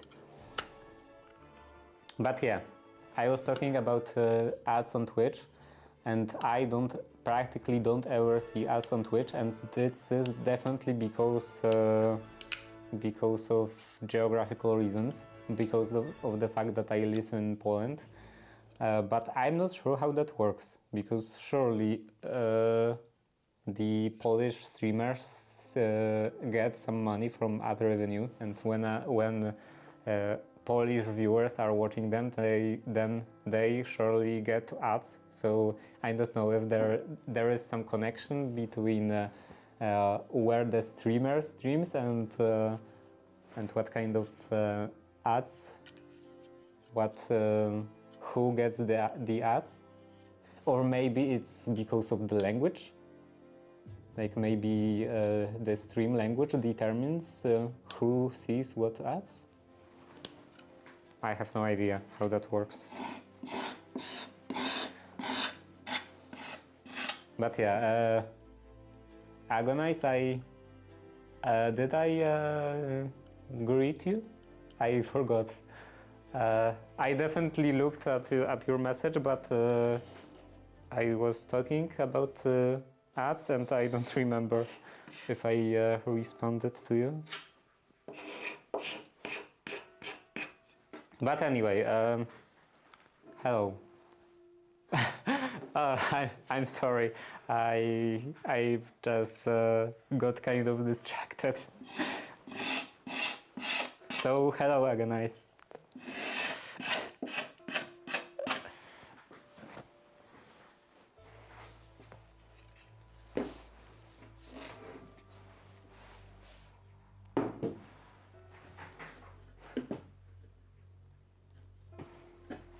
Yeah, I do feel better. Well, yesterday I also felt better. So today it's practically good as a normal day.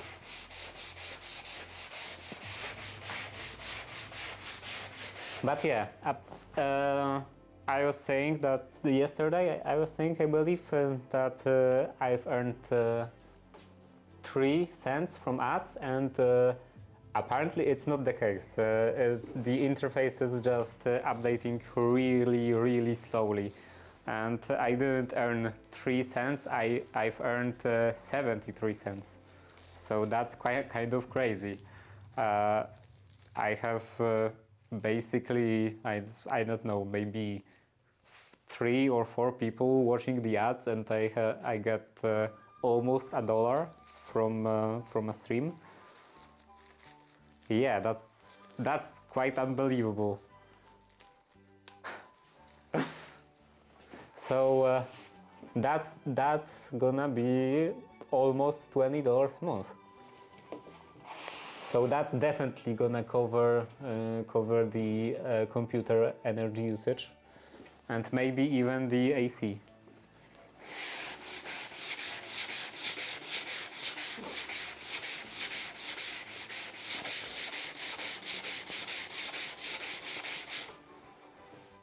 I really didn't expect that it's gonna make this much money.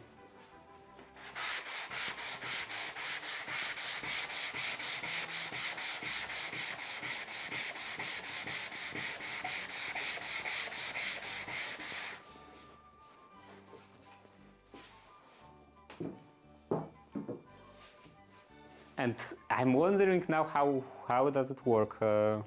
Does it grow like linearly? So for example, if I get 2 times more viewers, then I get 2 times more more ad revenue? If so, then how much money do like big streamers get? Like for example, someone has 8,000 viewers. Like probably Ko, for example, I've seen that he has usually about 8,000. So how much money does he make from ads?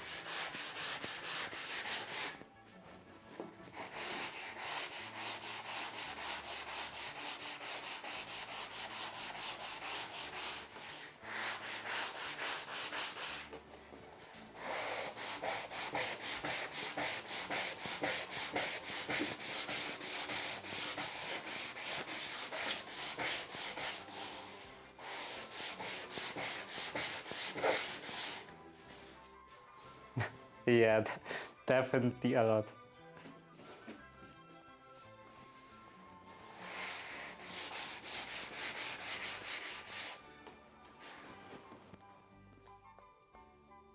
Yeah, I've read something about this, like in all the settings in the dashboard and stuff.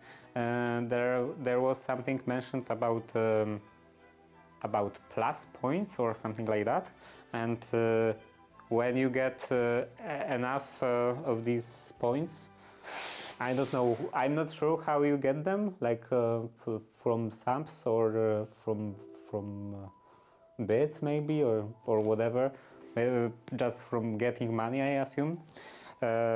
When you get enough enough these points per month, then you get a different cut, and there are apparently 3 levels.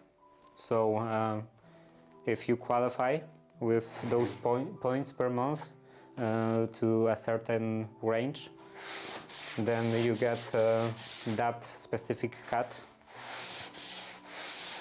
So for example, now I have, I believe, 55% of 55% cut, and if I got those points, certain amount of points per month, then I would have 60-40, I believe. The music track, it's this is Pretzel, and it's a station, or they call this station, it's kind of like a playlist called Just Classical. It's not that well curated.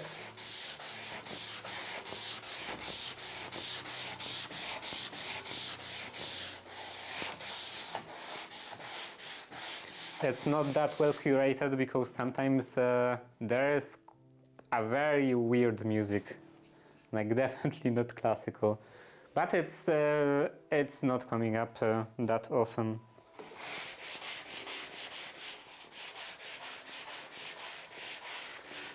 $60-40 for affiliates and $70-30 for partners. Yeah, it's a Japanese track, probably will come up someday, because I believe it says that it's like 700. Yes, classic door, classical music. 700 hours of music in this playlist, I think. Now I'm second guessing myself. Or maybe it was 70? I don't know. But anyway, no, it definitely would be like more like 7,700. But anyway,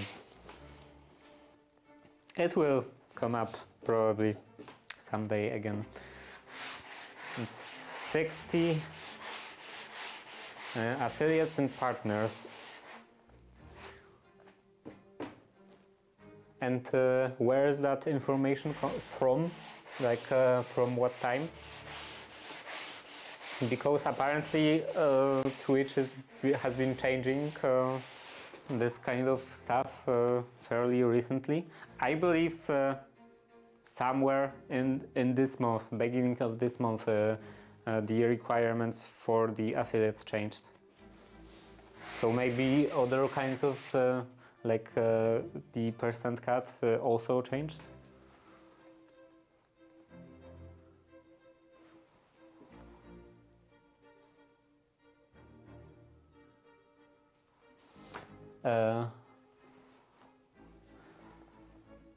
Wood is definitely not oak.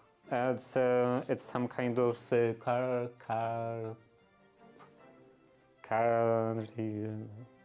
what is the word for you know, softwood, like the wood for with needles instead of leaves. I don't know, it's a complicated word, but yeah, it's definitely a softwood. Like at least, well, not really soft, like in terms of just wood properties, but you know, in terms of wood tree species. It's a softwood. It has a lot of resin oozing out of all these nuts, and yeah, it's not a very good wood. Pin? You mean pine? I don't know if it's pine. It's probably not pine, or maybe. I have no idea what wood is this, but definitely a softwood.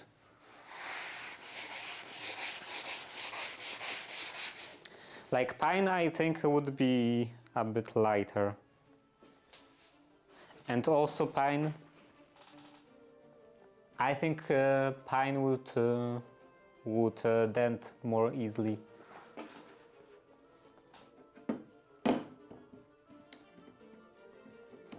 No, not oak. Definitely not oak. And the I don't think oak is very common in here. What's common in different places depends on geographics. And I'm not very good at identifying wood. So I won't tell you definitely what kind of wood is that. I only know that I'm only pretty sure that it's now I have to check how this is called in English.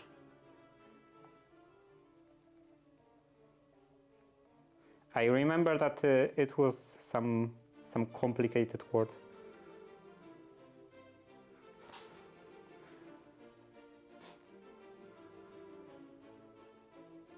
Coniferous tree,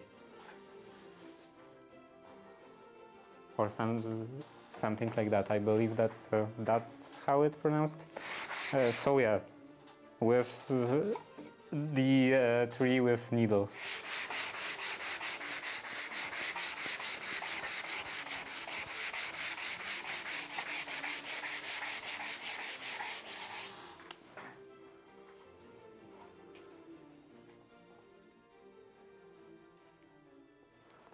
But yeah, back to the revenue cut.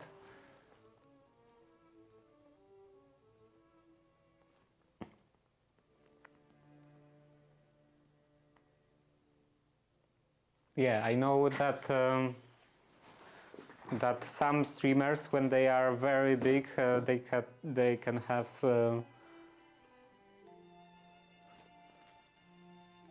no, I believe corniferous, or I already forgot that word, but I think that means just tree with needles in general, not specifically pine, because pine is a specific species of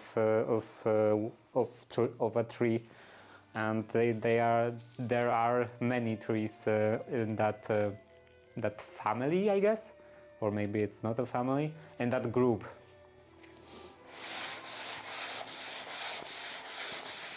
in that type.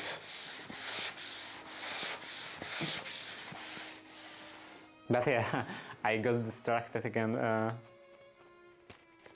Yeah, I know that some streamers, when they are really big, they can get some kind of personalized cut, like some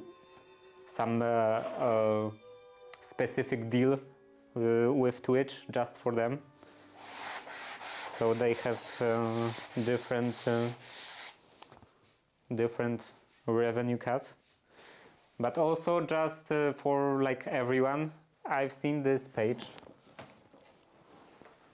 Like it was telling me about this in my what is this activity feed that I didn't set.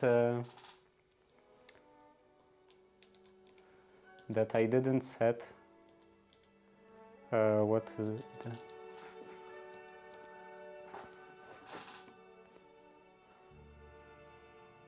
Polish name for the coniferous wood? It's just drzewo iglaste. So the trees with leaves are drzewo liściaste, and with spikes, with needles, are iglaste. Igła means a needle. So yeah, it was monetization. I have no idea where would that be.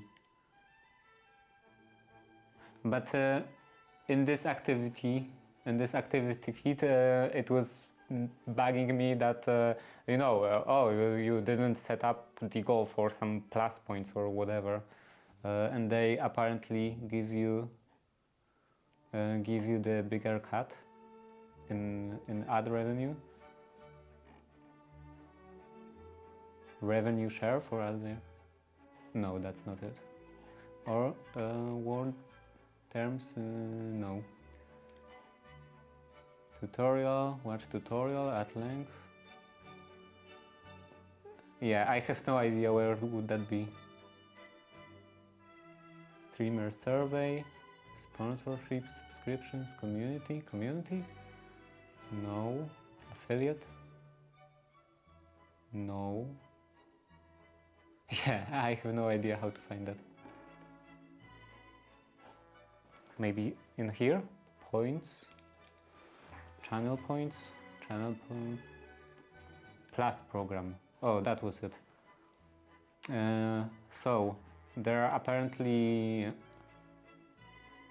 Oh, 2 levels. I thought it was 3 levels. And when you get enough points, you qualify for a different cut. So at level 1 it's 60-40, and for that you have to have 100 points, and at level 2 it's 70-30.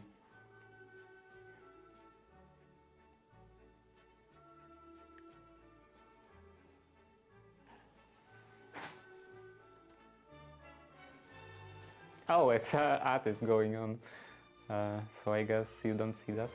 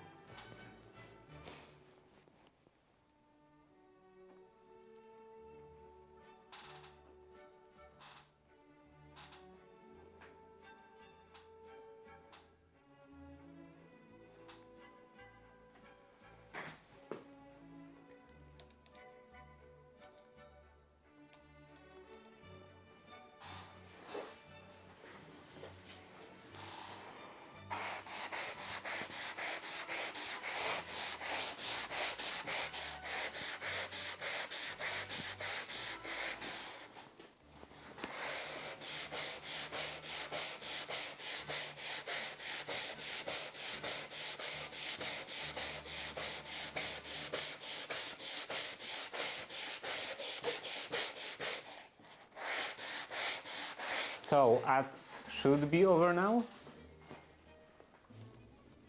hopefully. So there is apparently something called Plus program, and you get when you get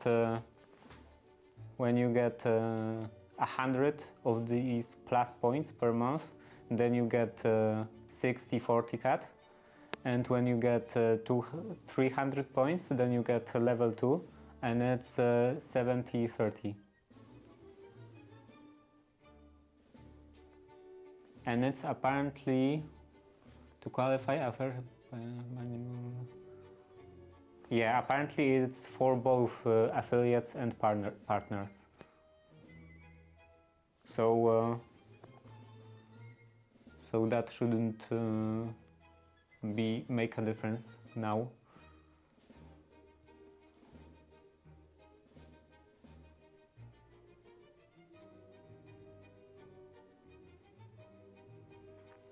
But I guess that that partners will naturally qualify for this bigger cut, for these 30 points, because they have larger viewership, so they are probably getting more points.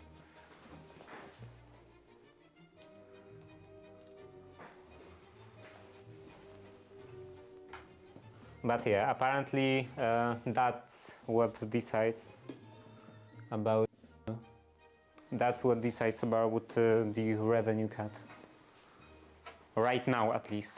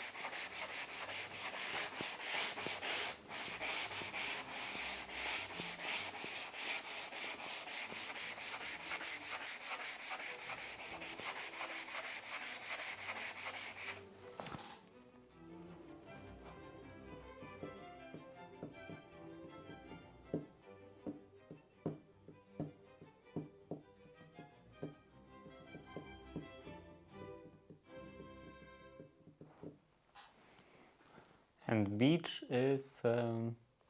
wait, I have to check what beach is, because I heard that name of a tree many times, but I'm not really an expert. So 2E CH, and this is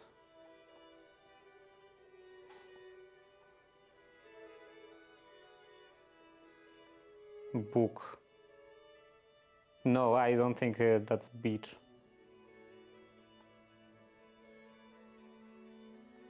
Beach wouldn't, I think, wouldn't have this amount of sap, of resin. Is it called sap? No, I think I'm messing the terms.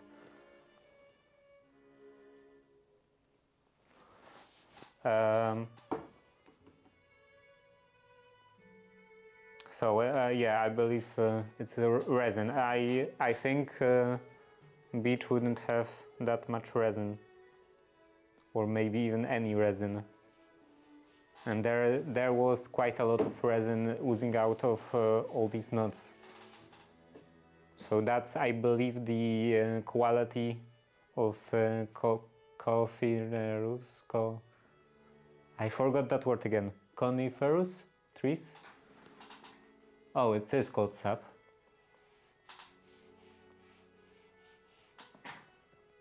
So yeah, there was stuff oozing out out of these nuts. and I think it's typical of the spiky trees.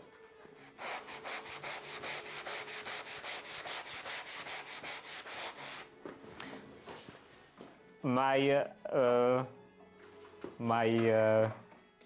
object that we typically don't talk about on the stream is made out of beech, and that's well, I think it was kind of similar in terms of color before I finished it with shellac,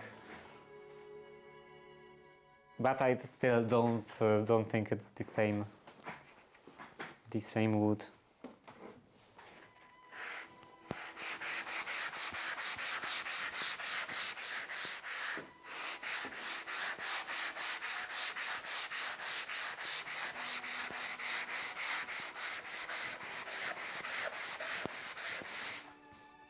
I've been saying that this is probably just some cheap wood found in just on the side of the road. Like, well, it was just laying somewhere, and they took it, made doors out of them.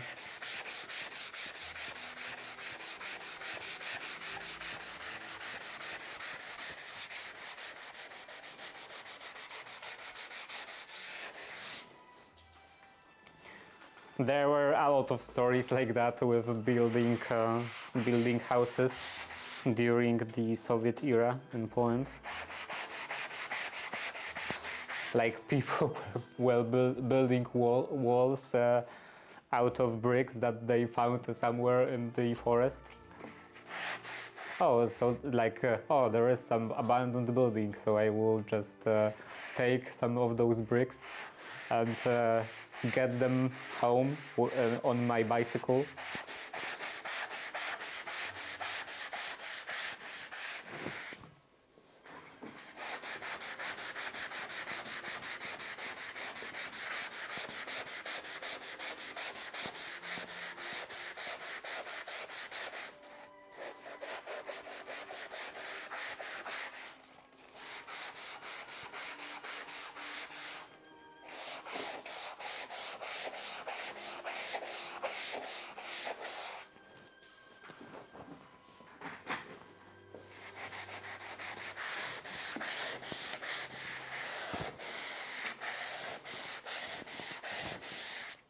A lot of times you just there was just nothing available.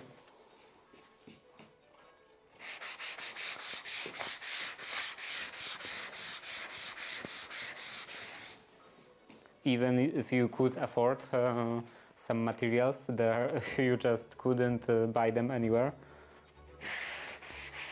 And you often hear this story. I think it's even kind of typical. It became kind of a Polish culture. Well, kind of Polish jokes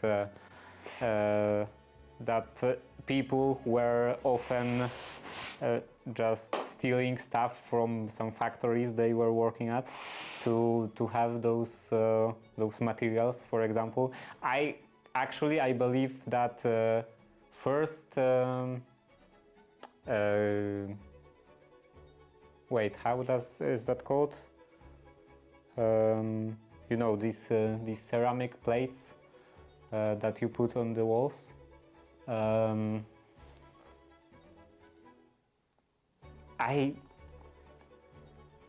I've seen and I heard that word many times because I was often watching renovation videos on YouTube, but I don't remember it right now.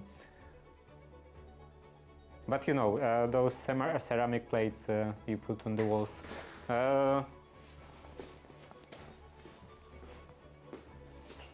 Like these ones over there.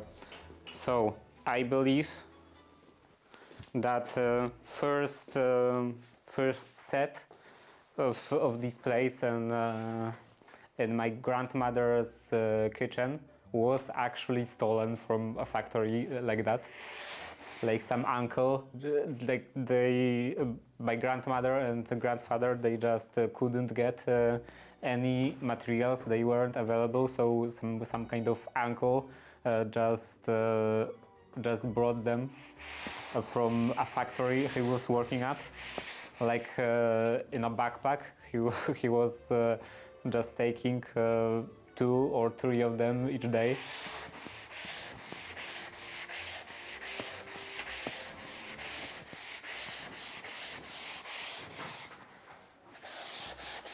And yeah, right now we have jokes that you don't say stole, you say got from work.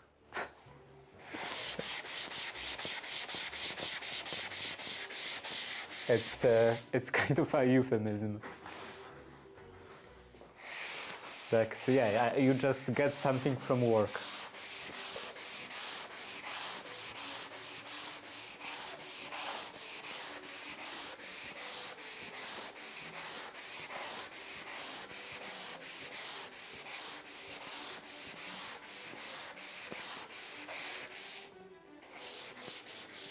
Of course, nowadays it's not that common.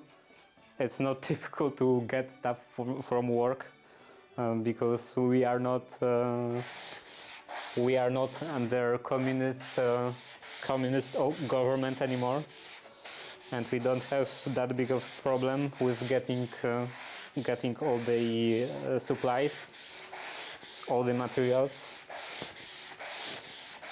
Well, on the other hand, it's nowadays it's hard to get the quality stuff, because even though you can find a lot of just stuff in general in shops, it's always just complete garbage, like the cheapest materials you can imagine.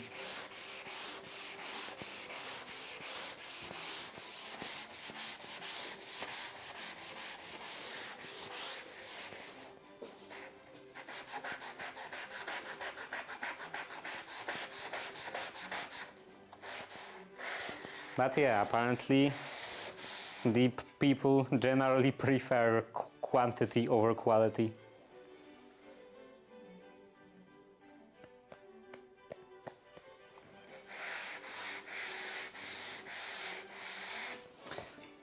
Wood doesn't grow like it used to.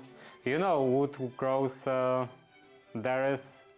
Wood needs a lot of time to grow, so the old wood that we had already cut down, it's not there anymore. So now it's kind of an issue in that regard, that you can't really make a new 300-year-old tree. You have to actually wait 300 years. And it's especially an issue with, for example, boxwood, because boxwood is very, very good for especially these kind of antique wooden tools. They often had pieces of boxwood, like in here, for example. In here there is a strip of boxwood, because it's super hard and barely wears down. But the problem is that, that's the reason why it wears down. So why it doesn't wear down? Why is it so hard to wear it down? Is because it grows really, really, really slowly. So the problem with that is that we cut down most of old boxwood, and we don't have any new old boxwood anymore.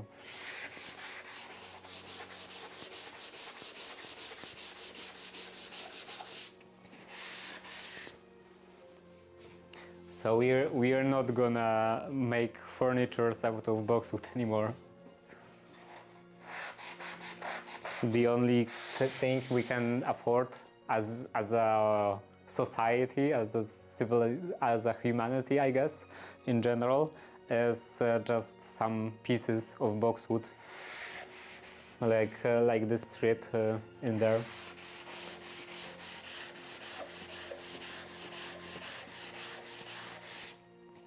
And for something bigger pieces, bigger boards of boxwood, I guess we will have to wait couple of 100 years.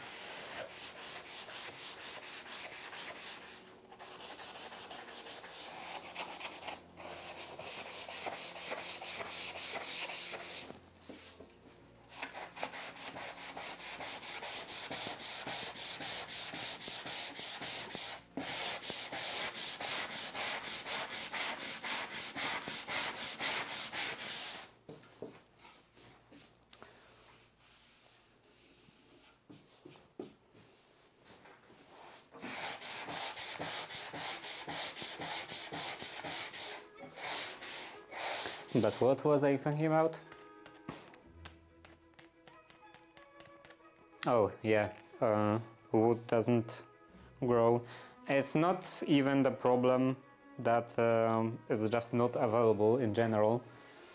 It's you can still get a lot of reasonable quality wood, depending on the species, but it's hard to get because there aren't a lot of places that produce stuff like that. Like if everyone is getting just the cheapest door possible, then there aren't any. Well, there aren't any. There aren't a lot of carpenters, I guess. Is the carpenter the one who makes stuff like that, like doors? So yeah, I guess there aren't any door makers in like on every corner in the city. But stuff like that is still reasonably available.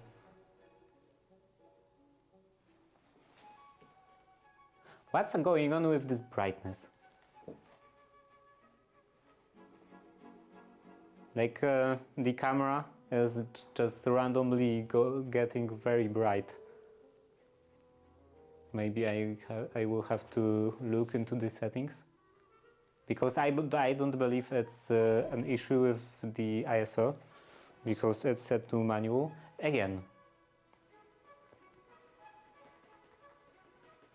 Yeah, I will have to watch some kind of tutorial YouTube course on how to use cameras.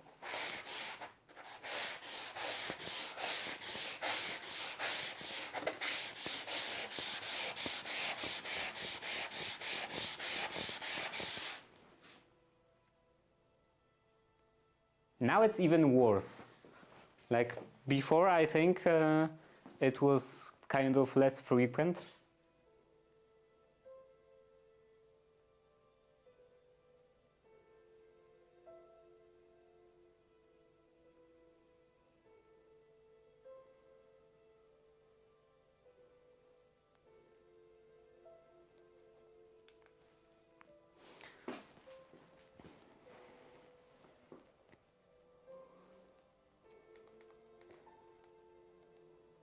Exposure compensation? That sounds kind of like something I would be interested in, but it's set to manual, to 0. How about this this F number? F stop, I believe I heard something like this, and it's apparently something to do with light. I definitely have to take some kind of a course on photography. because I don't have any idea what any of those settings mean.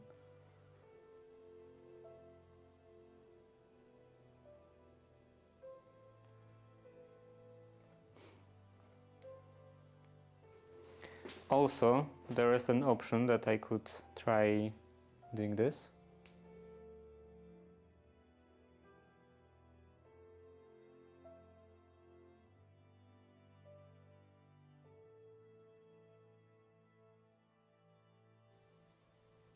Okay.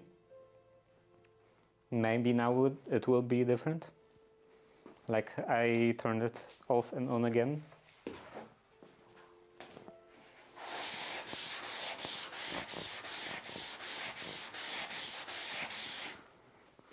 So yeah, I don't think I was... I think it's still doing that. Like just randomly changing the brightness of the scene. I don't think it was doing that before, and I didn't touch the settings.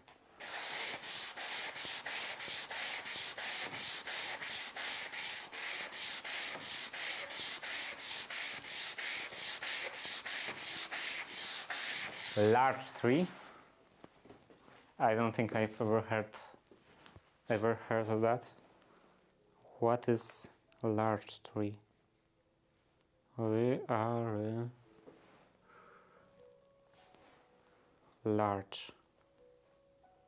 Modrzew. Oh. Yeah,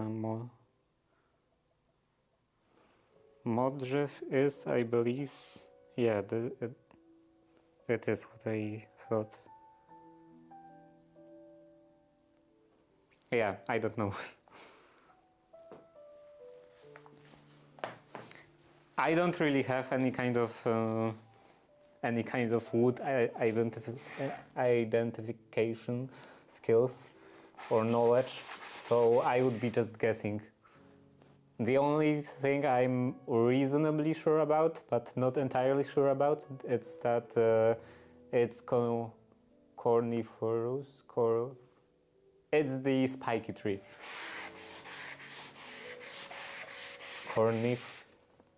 Yeah, I'm just always forgetting that word. Corniferous?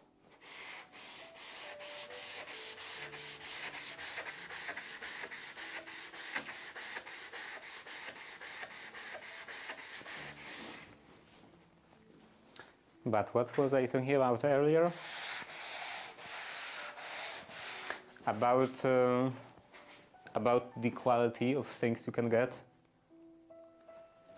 So it's not that big of an issue with wood. It's kind of reasonable in this regard. You can still it's still harder definitely than any. It's harder to find someone who makes solid wood furniture than ones made from any kinds of particle boards. But it's practically impossible to find a good tailor in Poland. So yeah, if you want a good jacket, for example, good suit in Poland, it's barely achievable. There are maybe, I would guess, 5 tailors in Poland. About 5. Like in my part of the country, in my quarter, I guess, I know of only one reasonable tailor, like the one that has reasonable quality work. So yeah, that's definitely something that's very, very hard to get. And that's why I went into tailoring, because I either I both couldn't afford a good tailor and didn't really want to go, like travel to a different city just to get the jacket.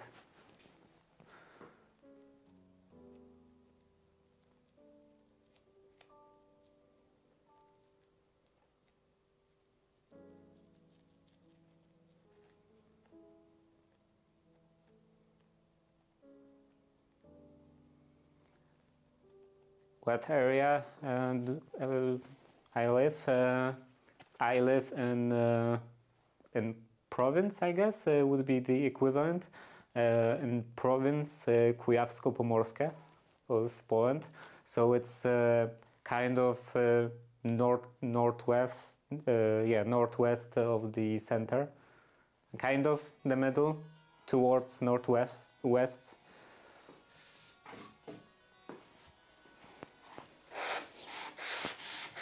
And yeah, we don't have any good tailors over here.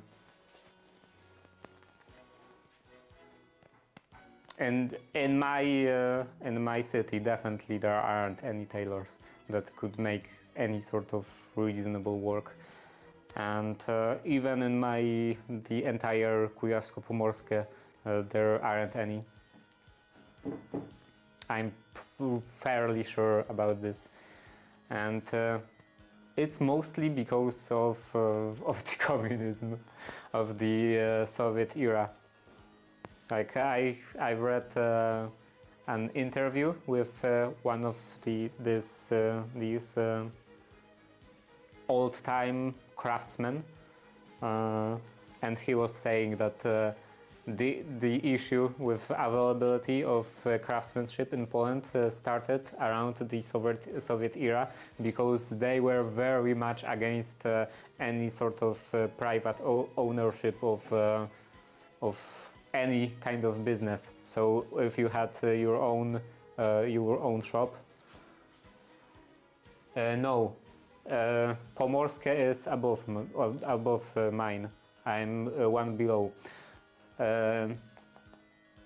So yeah, ad is coming up, starting soon. So I will finish after that.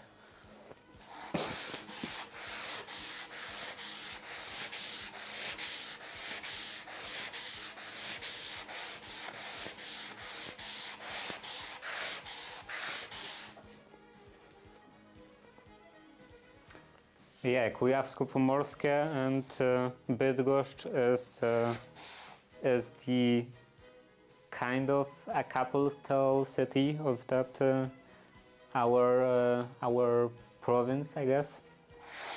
Kind of, because we sort of have two of them, and they fight over the title.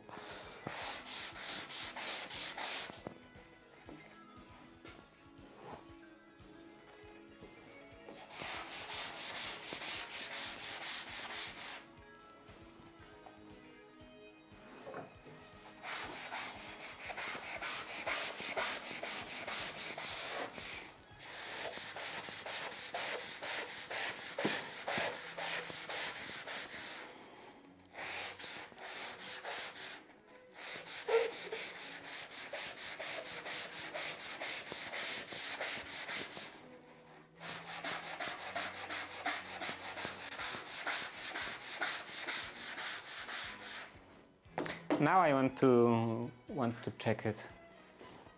Like, how would they call it on Wikipedia, for example? Poland, Wikipedia. Are they their provinces?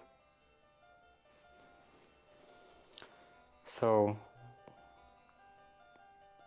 Oh, so the Wikipedia calls them just voivodeships. Voivodeships, yeah.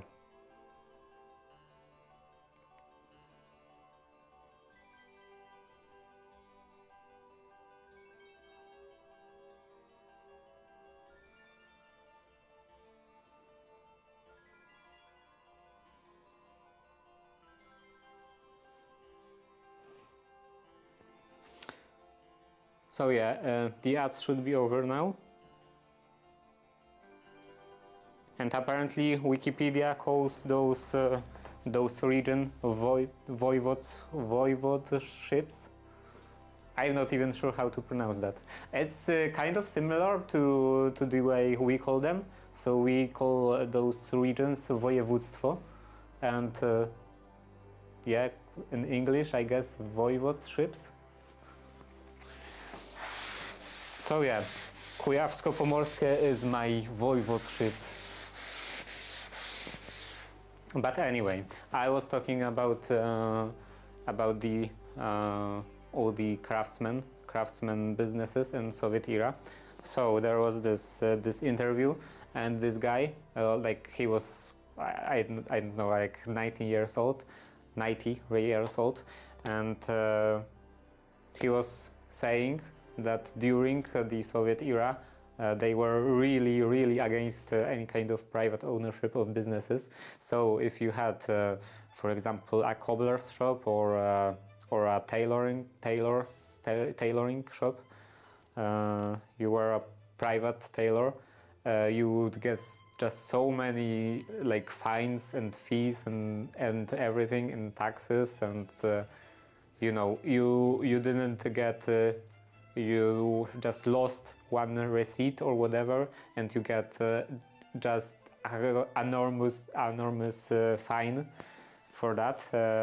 So because of that, this kind of business, this artisan business, was not very profitable, and nobody wanted to go in that direction. Like the young people didn't want to learn how to become tailors and cobblers and all these other kinds of craftsmen. So now all the old craftsmen, well, most of them just died, or they are at least retired, and we don't have any new ones. So because of that, it's kind of an issue now to find a good craftsman, a good tailor, good cobbler, good anyone.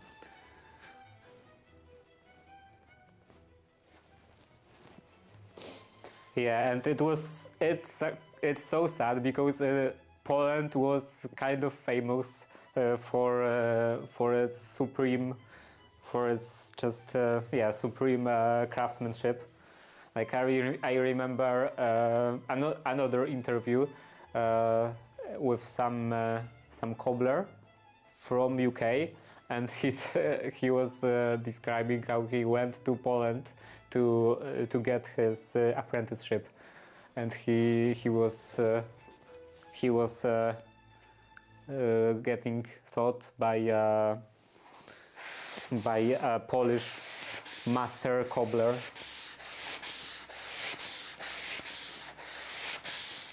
and he was also he was also describing one example of that apprenticeship. That you know, when you're sewing on the soles, you have to get a kind of correct amount of a thread. You can get more, but then you would be wasting it.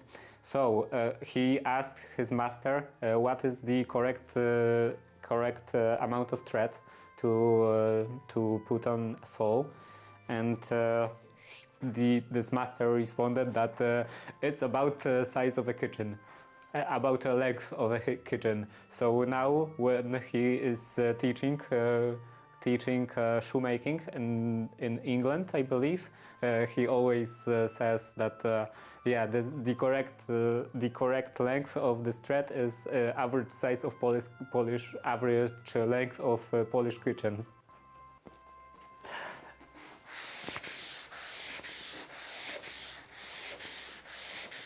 So that's a very nice unit of measurement, very precise, and definitely tells a lot to their students, to his students.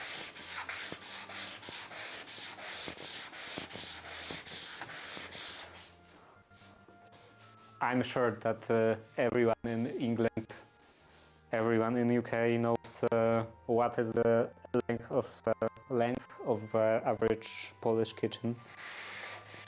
Actually, I don't even know what is the length of an average Polish kitchen.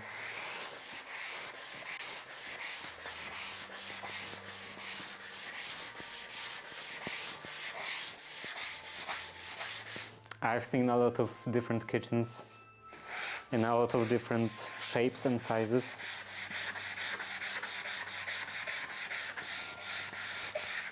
Okay, so that's enough, I guess. Now I could turn it around. Turn it around and take care of the other side.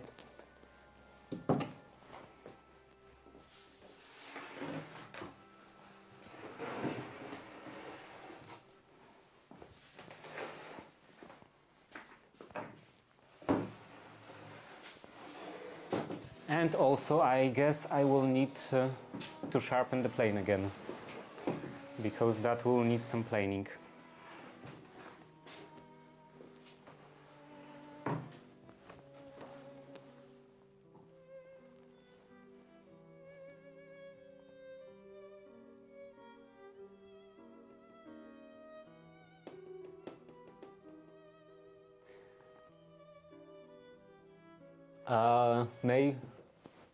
Maybe Kievian Russian knight Sviatopolk killed and burned.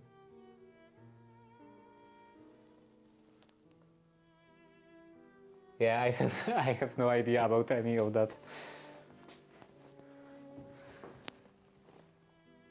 Sviatopolk.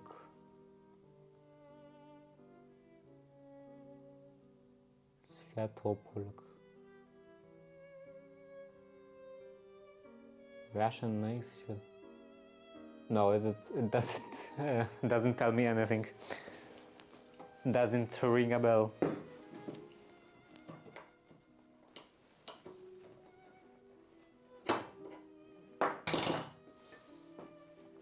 So maybe it's because it's written in an unfamiliar way.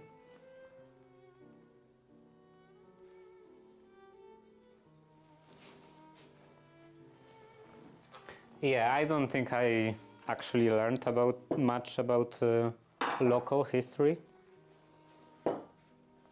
Like in schools, on history lessons, we don't really learn about local stuff, just Polish history in general.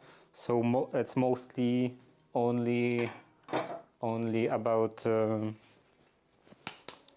about more significant places, I guess, like significant battles and stuff.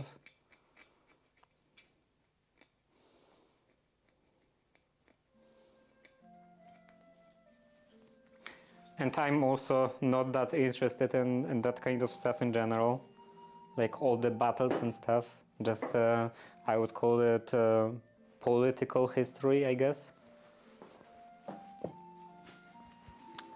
I'm very interested in everyday life of people in the past. So, for example, I can just listen whole day to someone describing what techniques some craftsmen used in the past. So I don't know, like a blacksmith. What techniques blacksmiths used in the past to make something, or what did people wear, or how they prepared their food and other stuff like that. But I'm not really interested in political history. So memorizing who fought with who on what date and for what reason.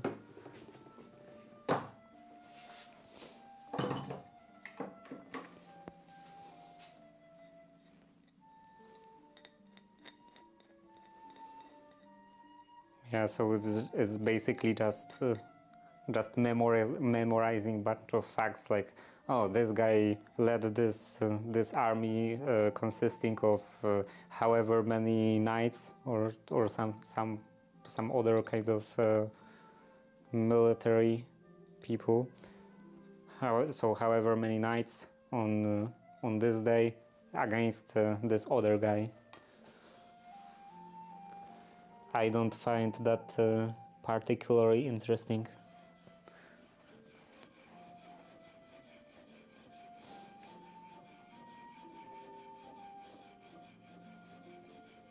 So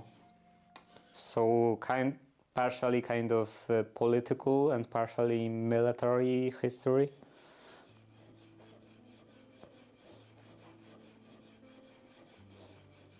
Oh wait, I was supposed to first take off the burr from this side.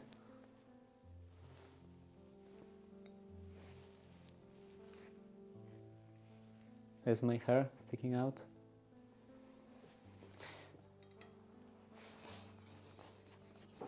I have to look presentable in front of the camera.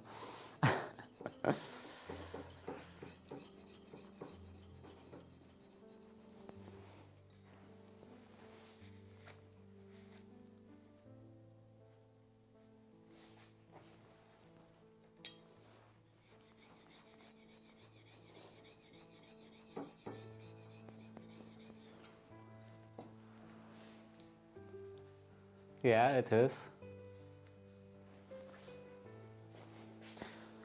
There are a lot of statues of Copernic and Torun, and also in different cities even, but in Torun especially.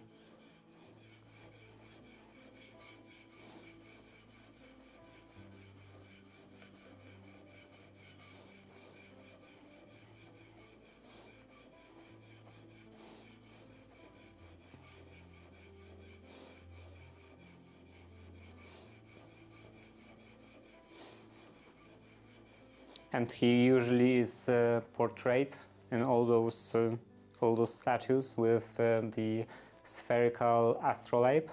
Yeah, this is how it's called, astrolabe. So this kind of concentric rings in different angles. It looks kind of cool. I always wanted one, but they are quite expensive.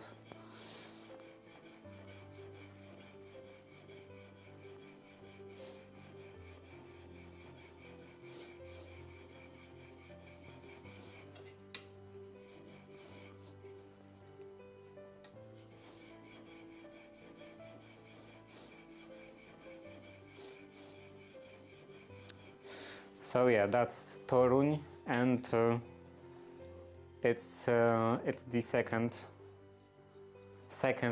city that's competing, fighting with Bydgoszcz for the title of how voivodeship capital. So yeah, I'm not even sure, even though I live in here, in this region, I'm not even sure which one is the actual official capital.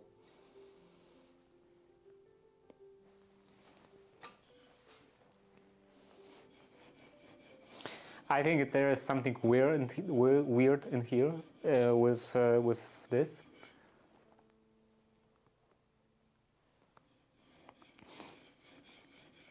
I think there is something weird with this. Like the one of them has some sort of official office, bureau or whatever, some government building, and the other one is technically the one that's recognized as the capital. So yeah, it's. I think it's the only case in the country where these two things are in different cities.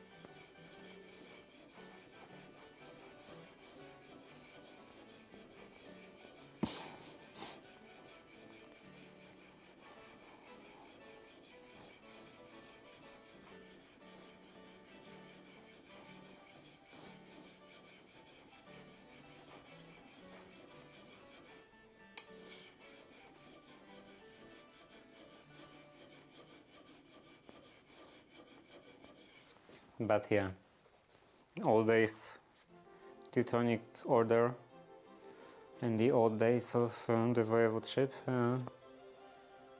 Yeah,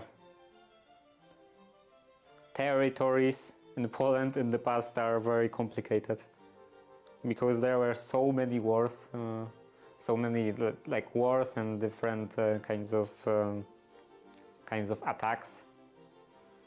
So our borders were just constantly changing. Hard to keep track of. So yeah, if you are not a historian, you basically have no idea about this kind of thing. Like what were the different borders, the different territories in the past.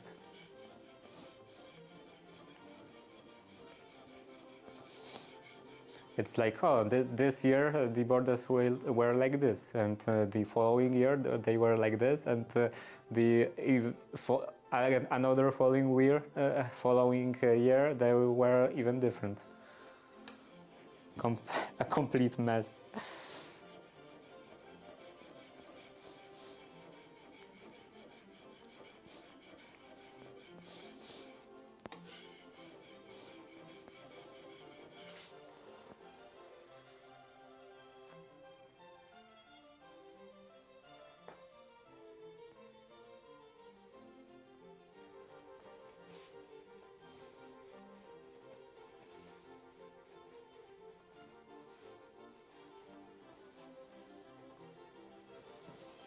I wonder what people, like normal people, thought about this in this time period. Like, yeah, someone is coming up to them and oh, we got invaded. Oh, again, who is it this time? We just got invaded last Monday.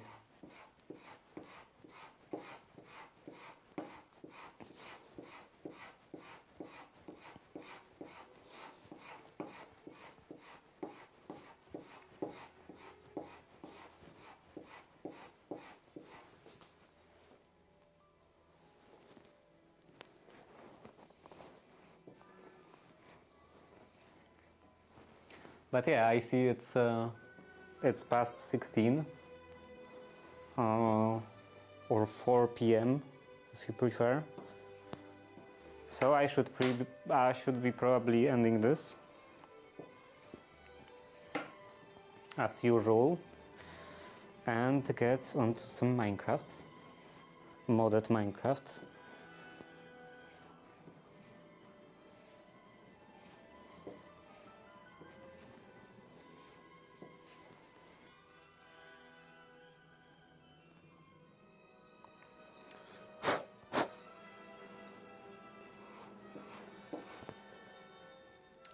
Yeah, so apparently I didn't manage to put on the wood filler today. That's definitely gonna be tomorrow. It's almost finished.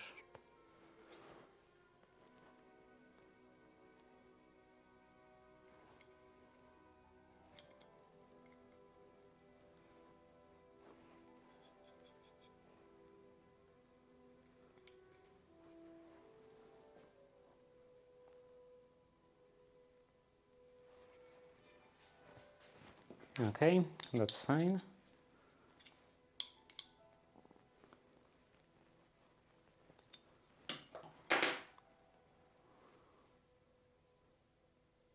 And that's got a bit misaligned when I was screwing in the screw.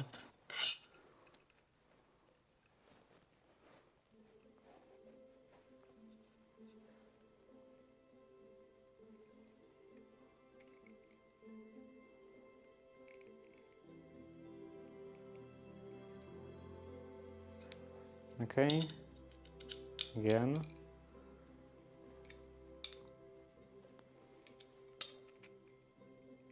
Okay, this should be fine. Now back into the plane.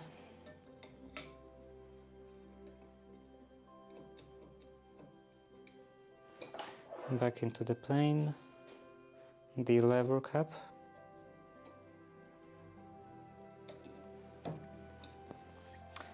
And now let's adjust it.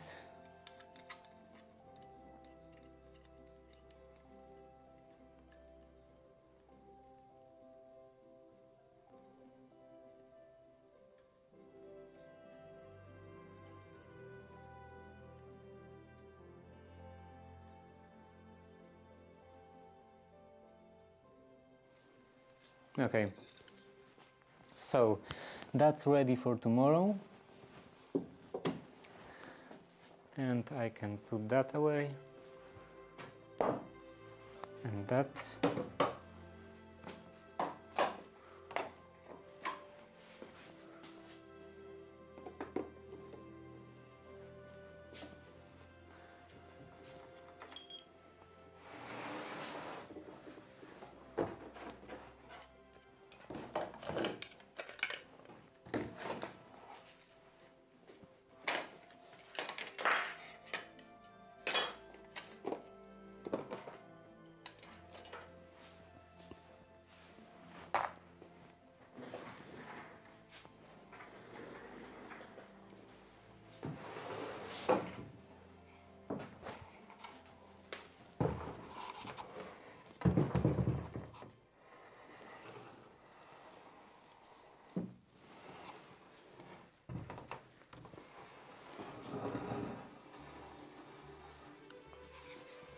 It is quite kind of cumbersome to deal with a big object like that.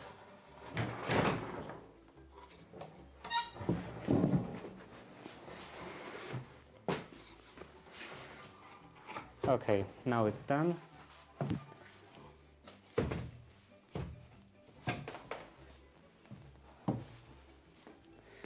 And let's sweep it.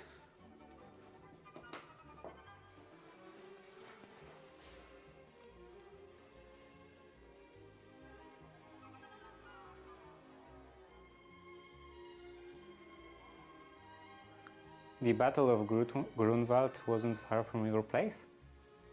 What? Wait, now I'm confused.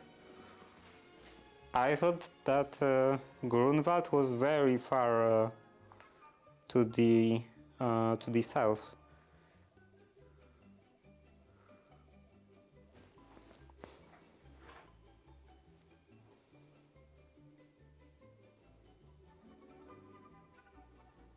Like I was in Grunwald, but as you know, a school trip or whatever. But I don't think it's very close. Oh no, I guess my brain is just not very good at this sort of thing. Apparently Grunwald is actually, in fact, pretty close.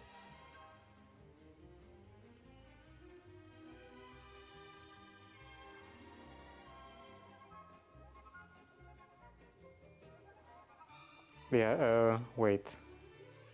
Maps? Google Maps? Grunwald.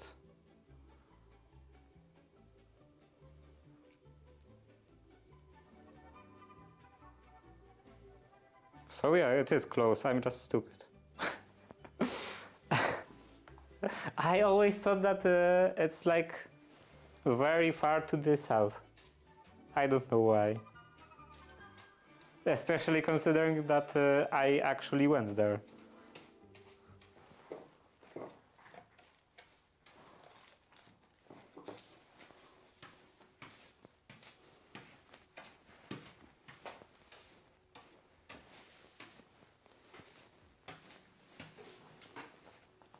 So yeah, not very good at geography.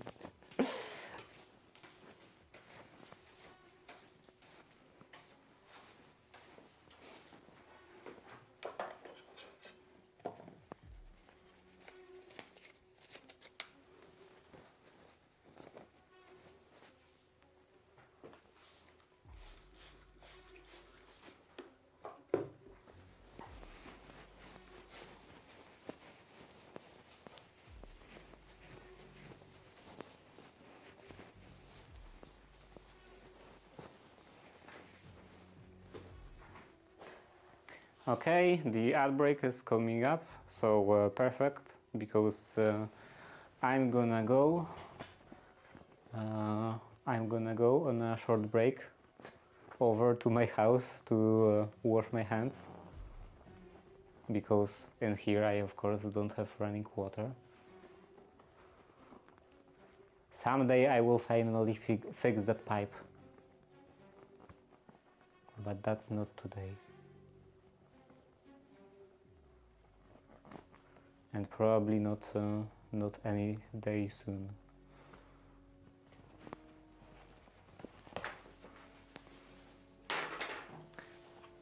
Okay, so the ad is coming up.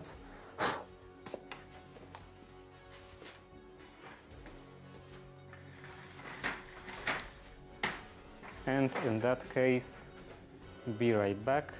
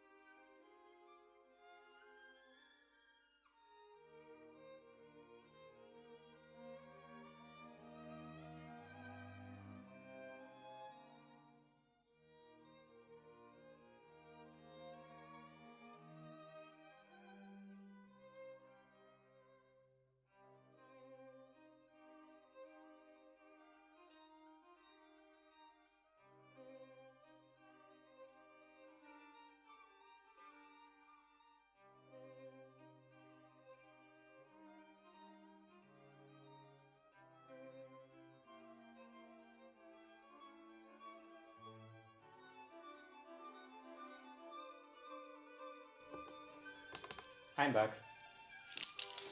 Oh, right.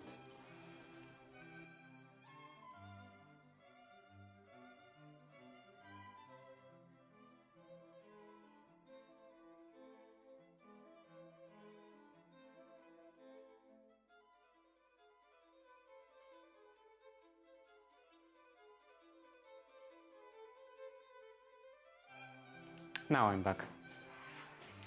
So, let's play some Minecraft.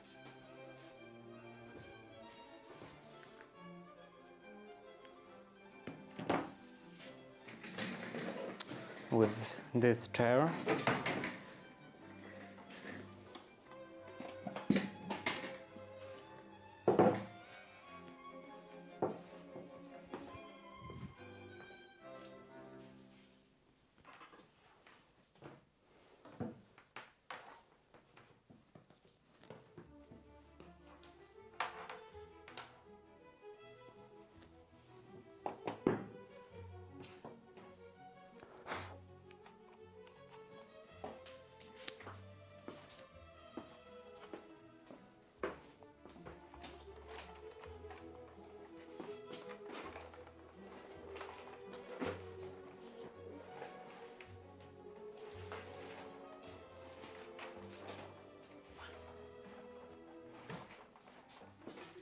Okay, now you can see back of my beautiful monitor stand.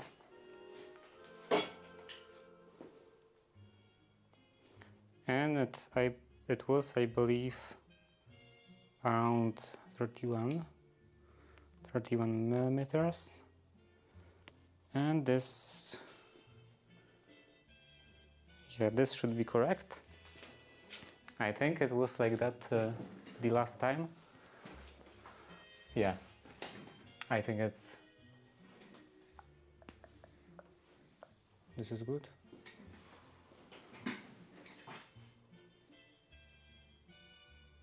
No, I can't move it anymore in this direction. I'm kind of to this side of the frame.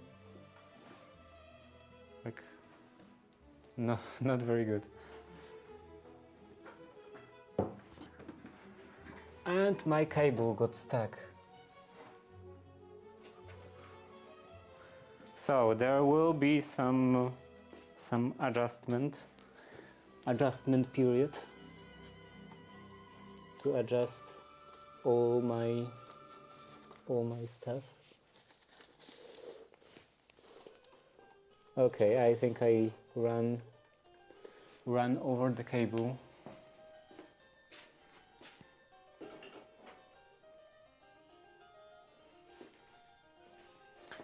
Okay, how about now?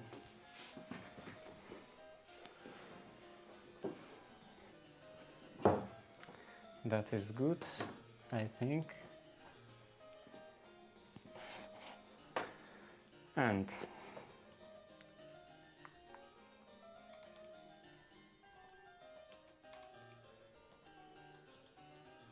this can go in here.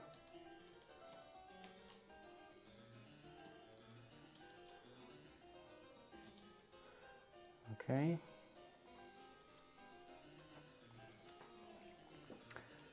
So let's now. Oh, I forgot.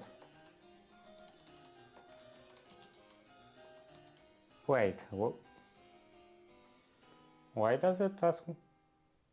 Oh, right, I restarted the computer.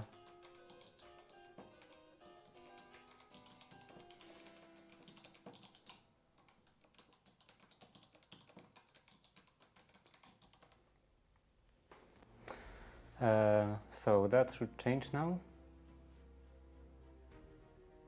Yeah, and let's go to that. Let's start Prism Launcher.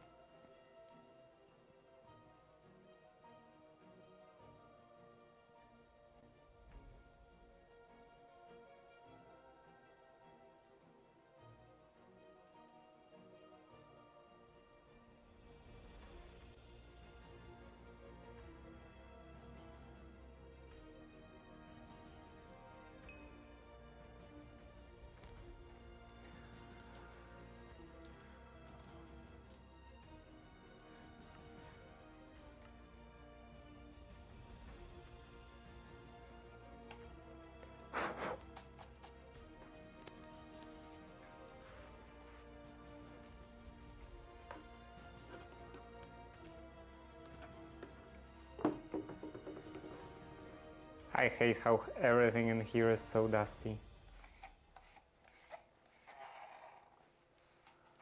Especially with this mouse. Because it's so hard to clean.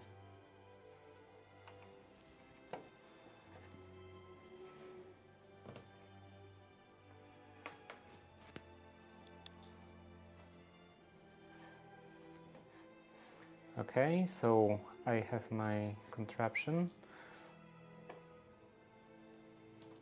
And what did I want to do? Right, get fire immunity.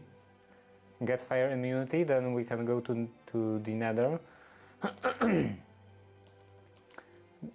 Then we can go to the nether, make a blaze burner. And then we can make a deployer. And do a rail train tracks production for a train, and also I would like to improve my mining machine. Where do I even have my mining machine? Oh right, it's probably still in place, still at the house. So let's go back. Did anything else grew in here? This is ready.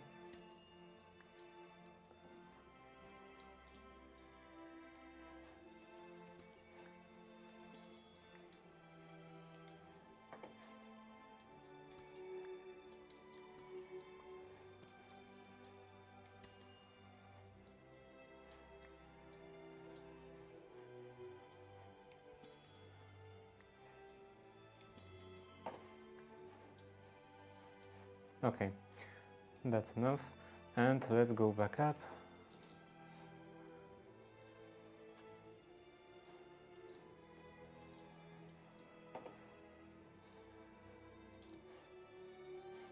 Where was up?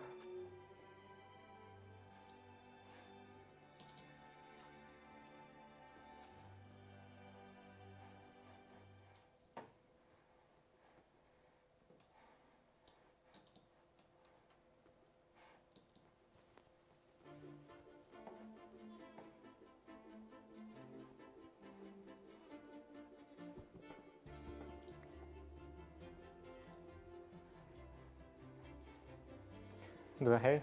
Yeah, I have vanishing. This time it works.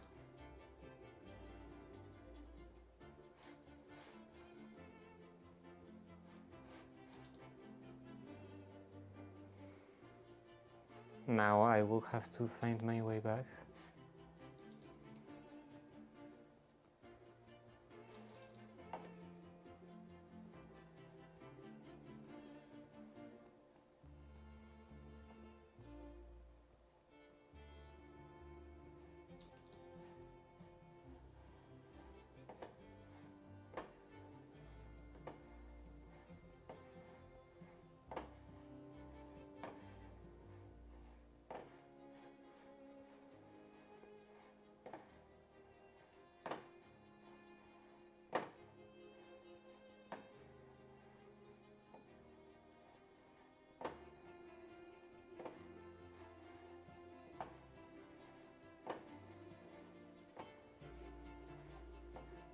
These stairs are the worst boss.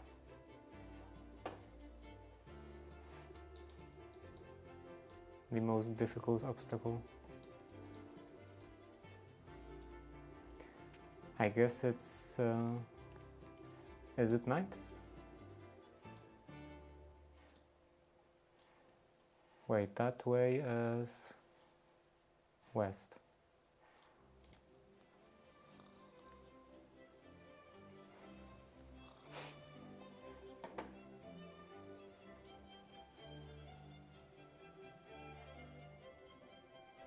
I must have been there. And yeah, are there any... Oh, I can see that there is a village.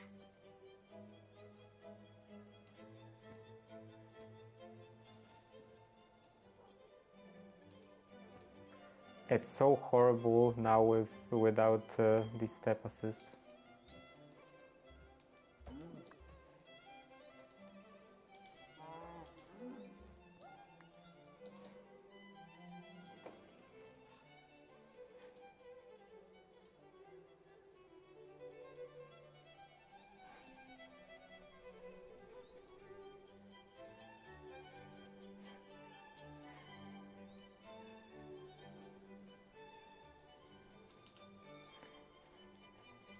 Okay, so over here.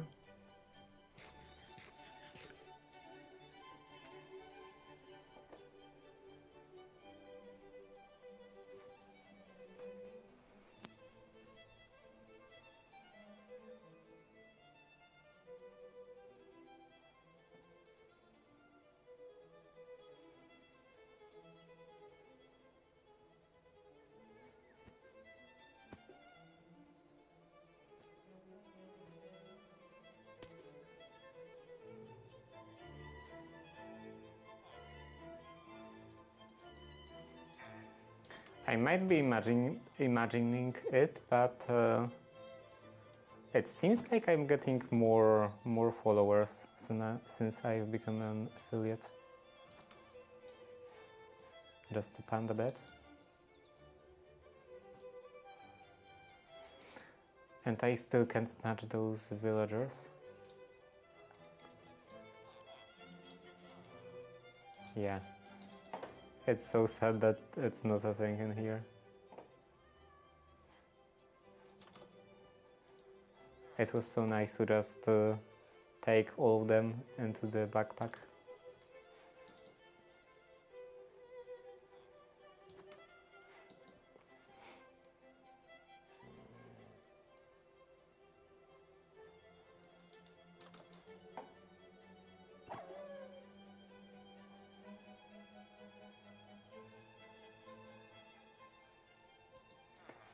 I never played with bees, any kind of bee mod, but I guess there are productive bees in here.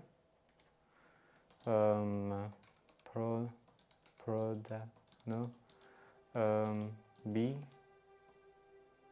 Wait. Aren't there productive bees in here? I thought there were. So yeah, I guess that's another dungeon. That's 2 dungeons.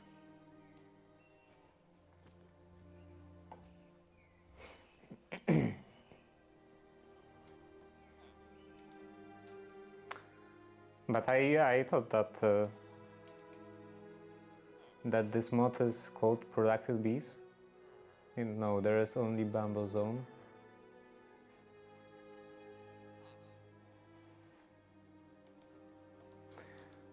I think it's what it was called Productive Bees, so the @ symbol should have worked. Would work. I have already one of those. Is there anything in here? No. How about here? No.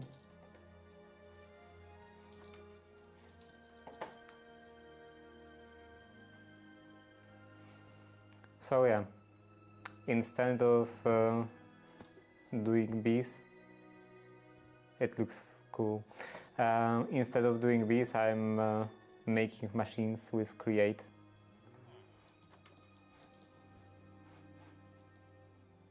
So is there... Yeah, that's just some meteor. And what's over here? Yeah, I'm doing factories with create and magic with Ars Nouveau.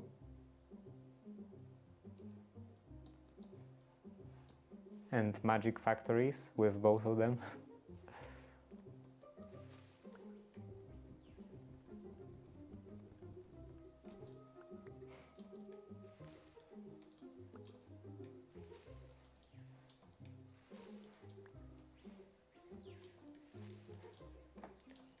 Some kind of overgrown temple.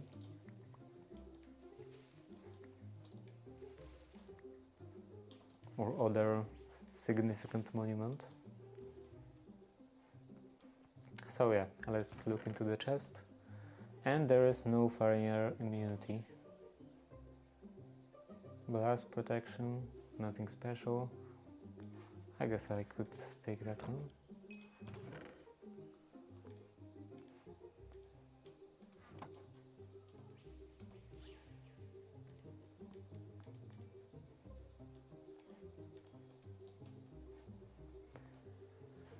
And I will go down there later.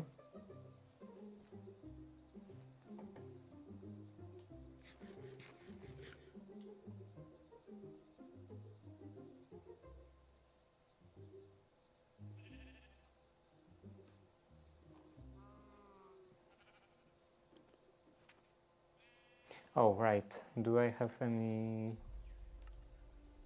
I can update that, upgrade. So this and this, level up. Anything else? No, how about K? 0, 1. So what should I spend 1 point on? Jump is not really important to me. I have bunny hoppers. I guess this one. And mining, still nothing.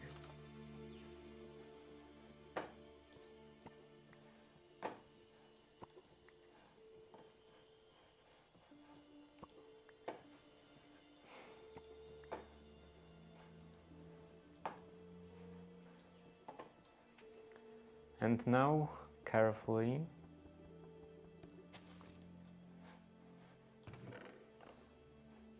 and no fire immunity. Quick charge, looting, I can take you looting. Chainsaw. Okay, that's nice. I don't have to use a vein miner. Okay, that's green, I can salvage it. And I'm not really not gonna be using that one.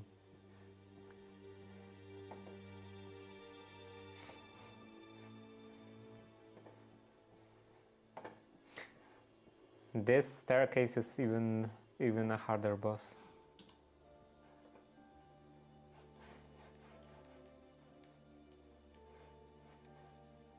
It's like in World of Warcraft, there was some dungeon in which the ultimate boss was an elevator, because it was faster than the falling speed. So if you jumped, I believe, if you jumped, you would just die, because it would be running from underneath your feet. So I guess I could go over here, check this out. What is this? And there is another tower. It was so nice that I got the fire immunity ring that other run. And so early.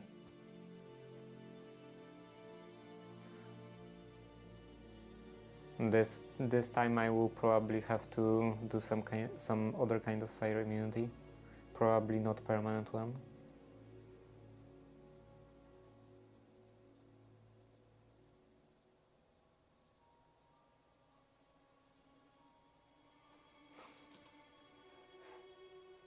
So I want to go over here.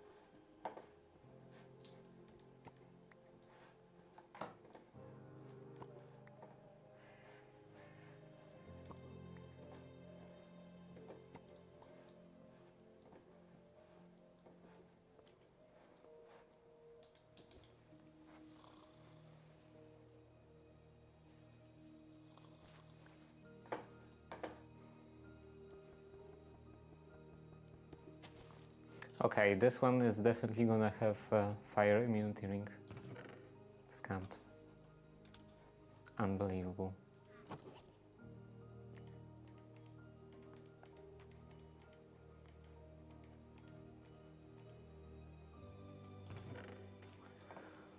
What's in here? Tearing.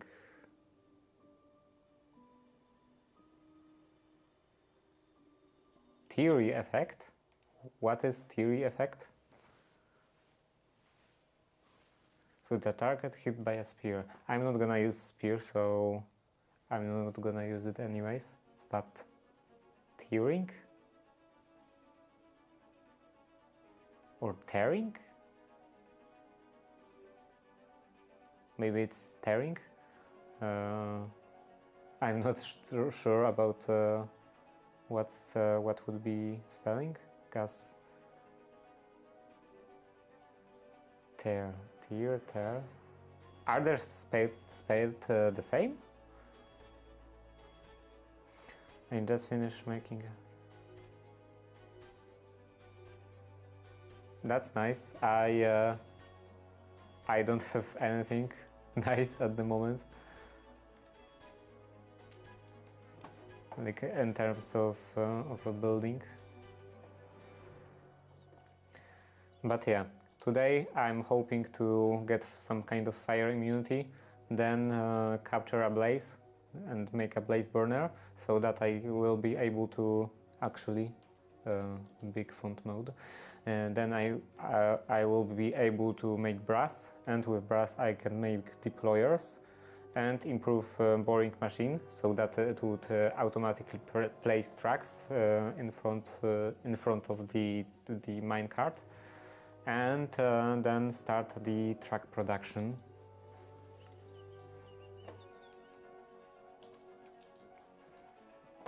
Hopefully everything today.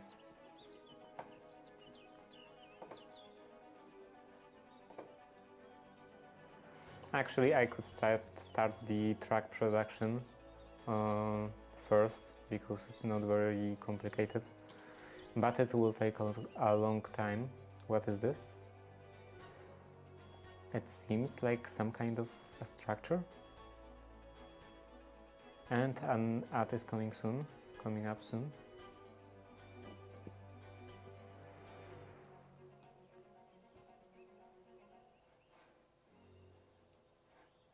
So probably right now.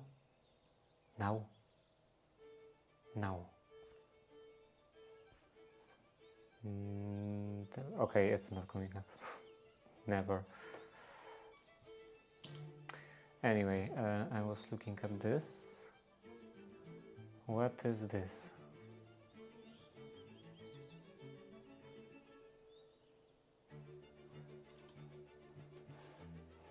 Okay, so I guess just two weird trees.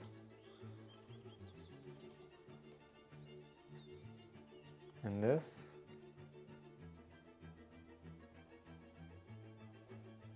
Wow. What an absolutely unremarkable structure. Is there anything underneath?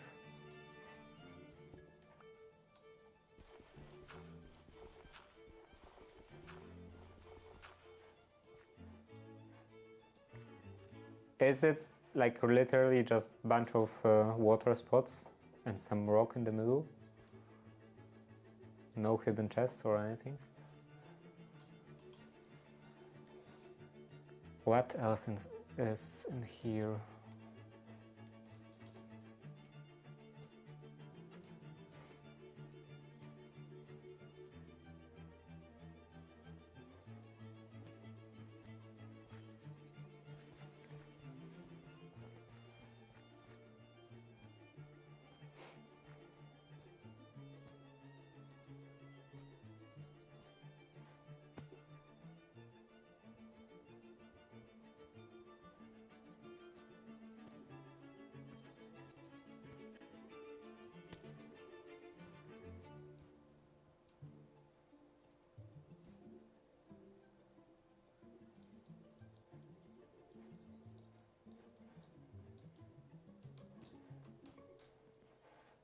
Okay, that was nice.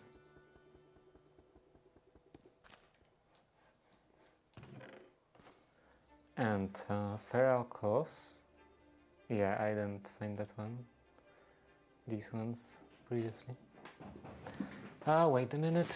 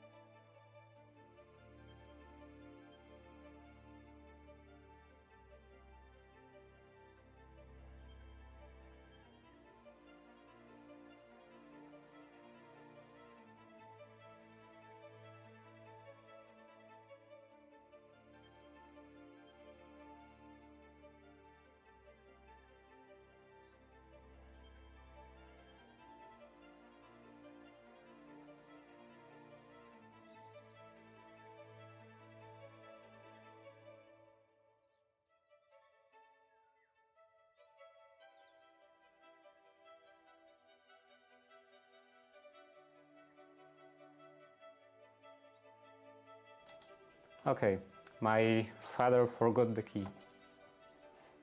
All right. This, this, this, this. I have to finally take care of this key binding. Multi-shot? No. Okay, that's nice.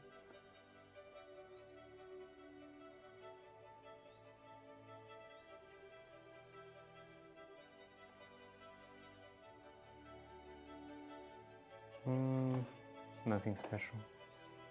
Actually, I could also take all the gems for the gem dust.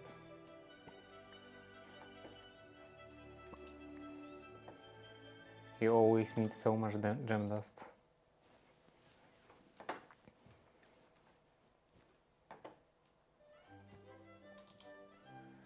What else? This is just a star buckle.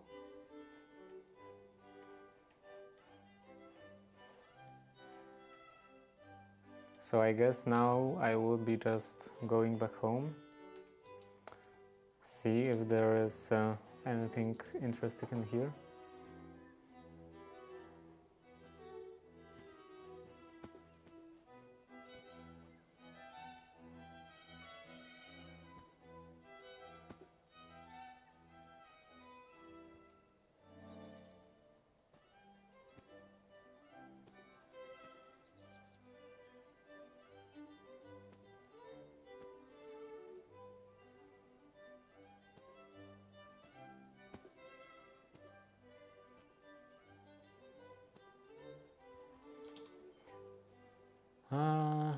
Nothing. So yeah, I guess I will have to just make something myself. Some kind of fire immunity item. Or maybe a potion, because I guess you can make those charms. Like with apotheosis. No, but for that I would need blazes. So kind of useless.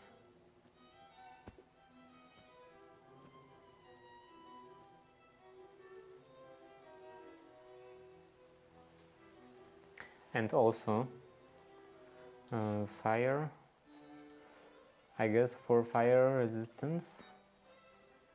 Yeah, you need a magma cream. So that's not something I can make anyway.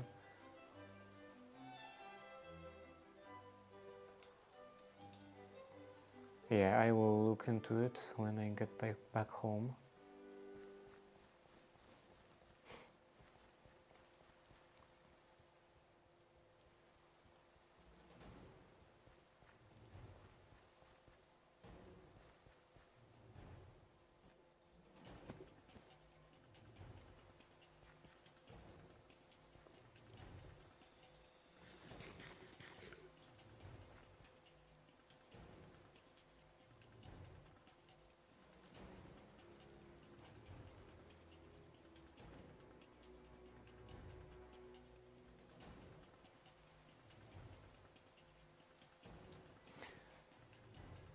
I could... No, they still need discovering abilities.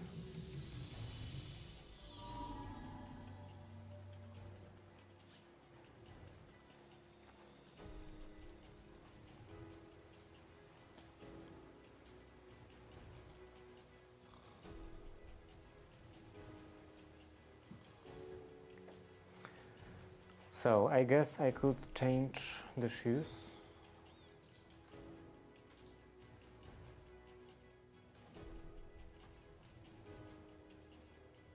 It's barely any different. Okay, actually... Wait, am I picking up the speed?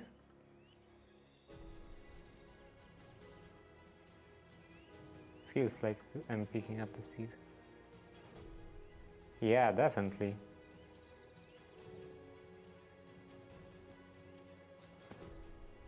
What is the description again? No, it's just 65%. There is nothing about acceleration or anything. But yeah, for now I prefer kitty slippers for protection against creepers.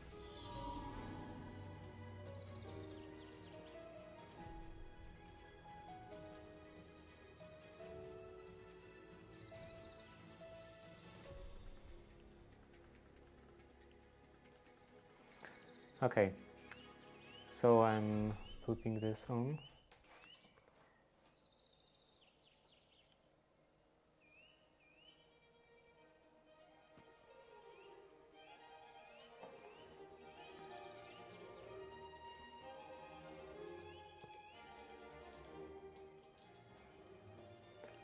And I guess card assembler.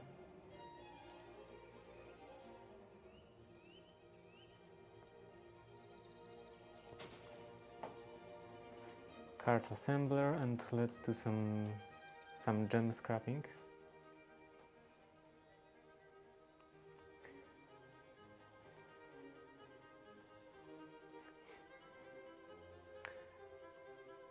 Dodge chance, arrow velocity, that can be scrapped.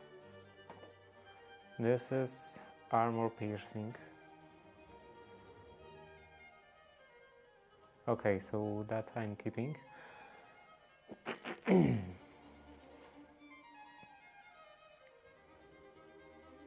And that is worse, so I can scrap that.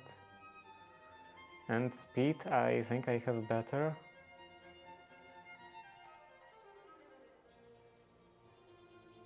Step height, I think I also, yeah, I already have step height.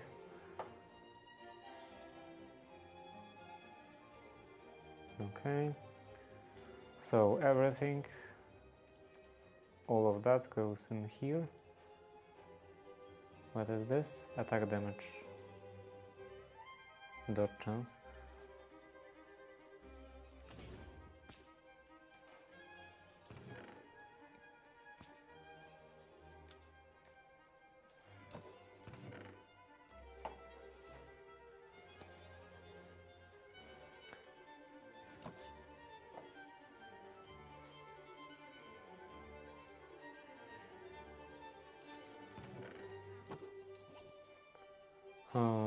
Swim speed, cold damage, max mana. Yeah, not important. What else? This one, dodge chance.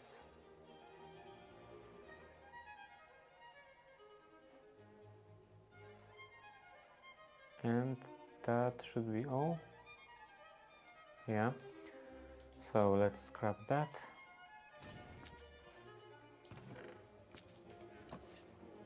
Put those away. Take all of the valuable materials.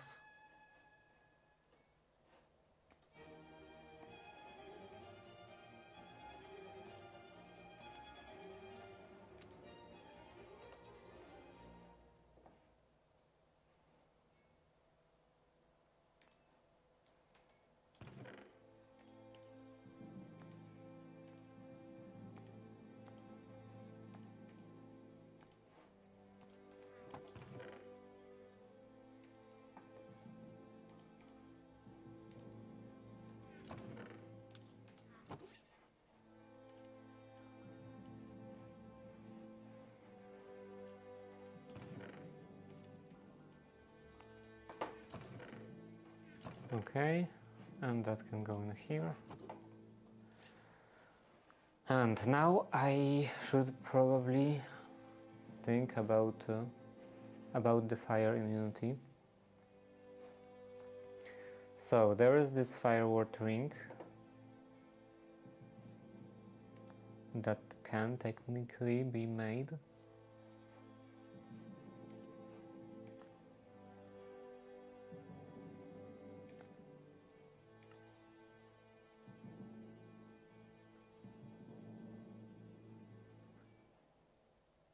Seven per chunk.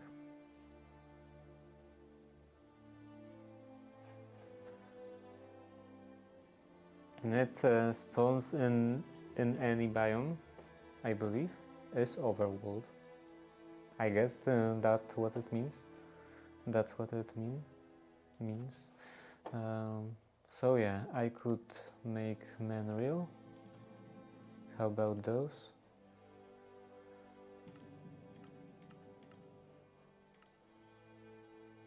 I'm definitely not fighting that one. Either of those.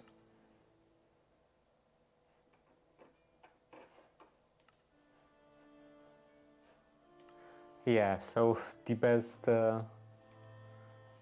in this case would be to just find it. What is this? Fire upgrade orb.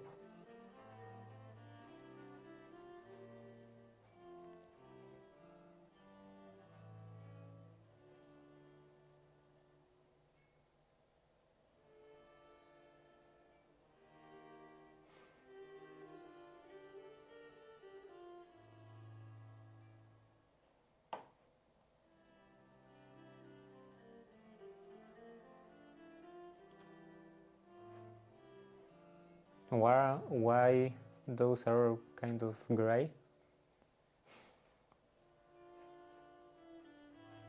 Looks like they are, I don't know, turned off or something.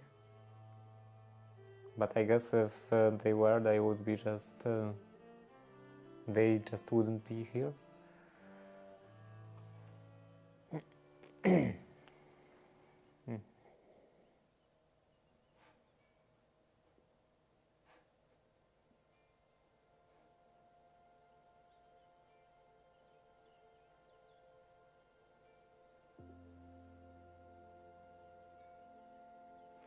Okay, nullifies fire damage. And how to make this?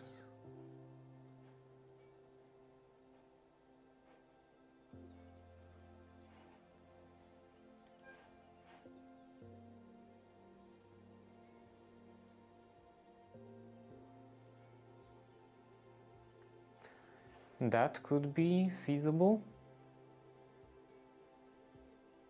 Like flint and steel I can easily make, lava bucket also, glass bottle. Magma cream I would have to first go to the nether to get that.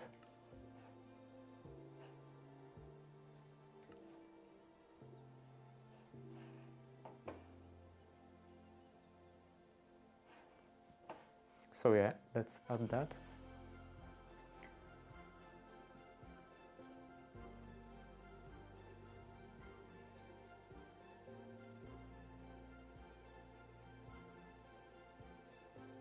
Anything else?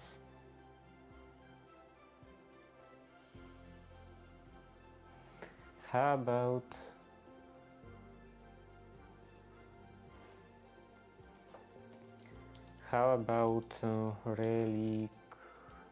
reliquary?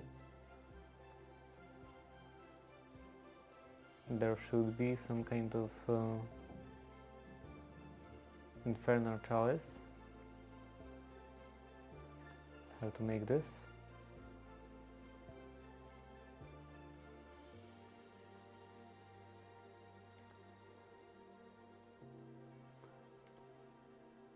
Molten core. I don't think I have any molten cores.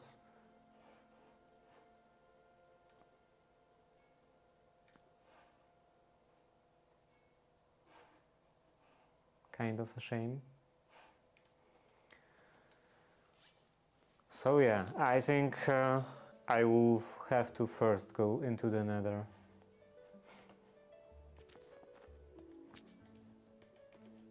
Before I can do anything else. Do I have any obsidian?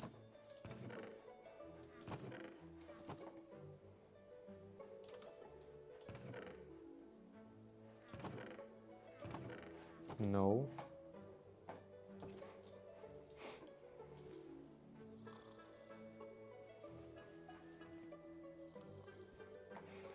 So let's take some water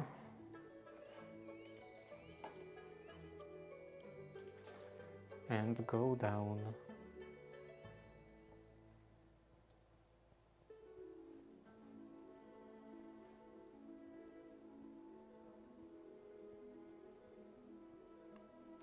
Going back up without the step assist will be such a pain.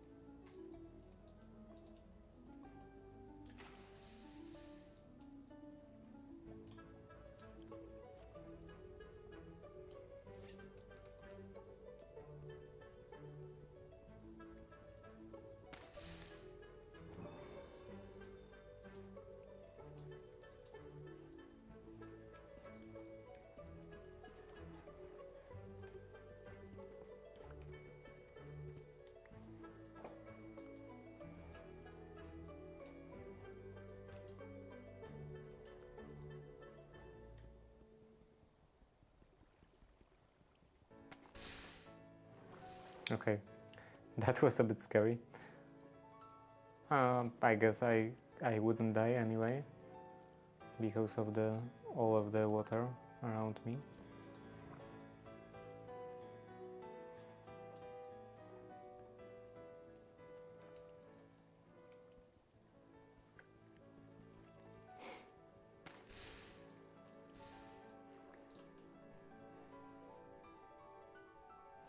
Oh.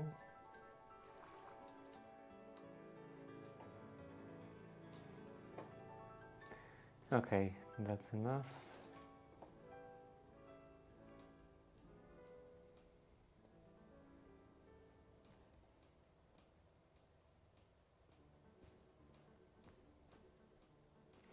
Okay, so I guess see you in 5 hours.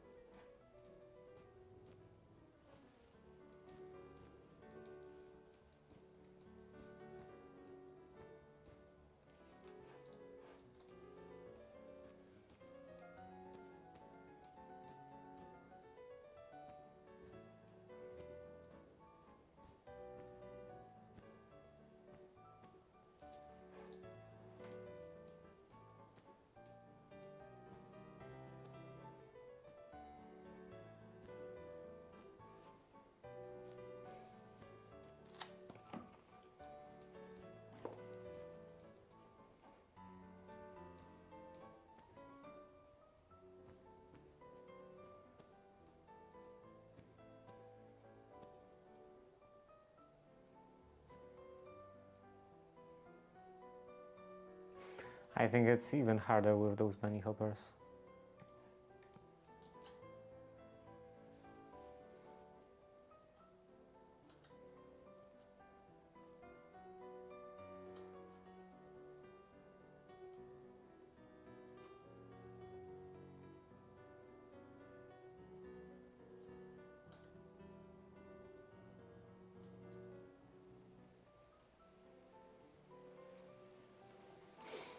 Okay, so I definitely have to do step assist.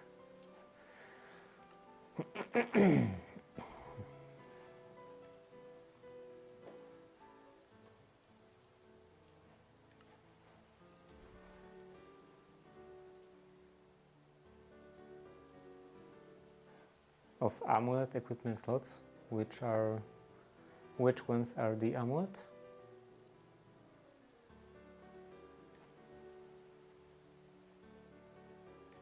Amulet. Like, I guess, yeah, those charms, I guess. Increases by 3. But I have 4 more.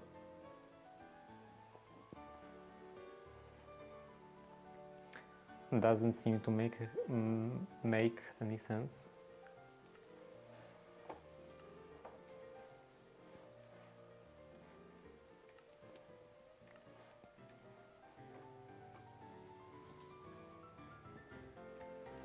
So, the nether portal, I think I should do below the surface, in the cave.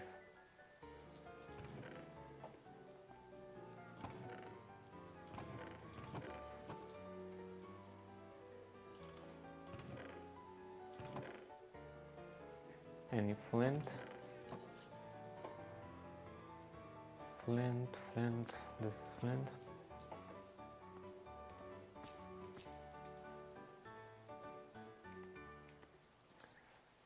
And maybe I could even make a door.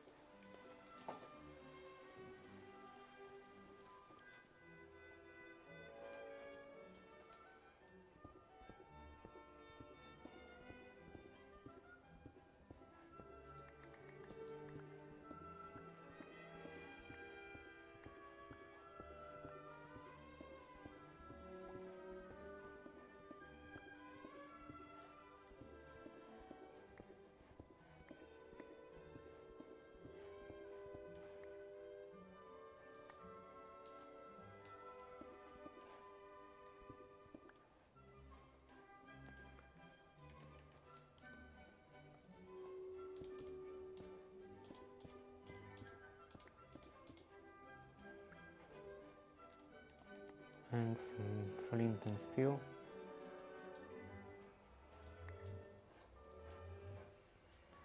Now a door, so I don't get any guests at the base.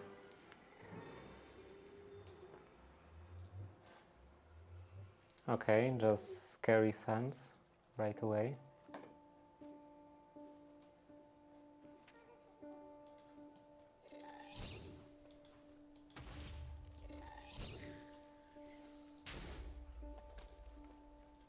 What is this?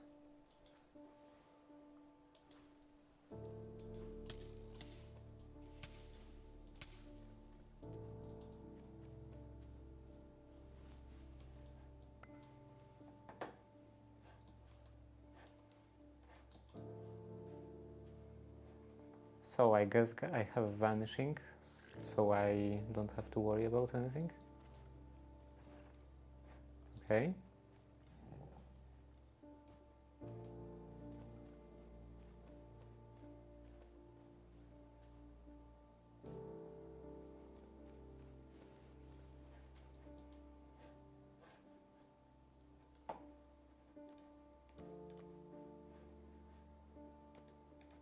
Now this is gonna be fairly scary, because when I eat something, I will get attacked. I will probably get attacked.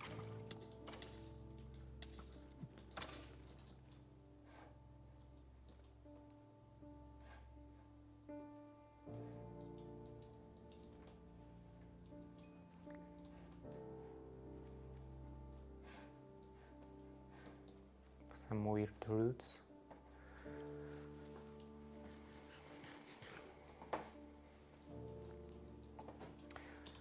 Let's see the map. Is there any kind of fortress?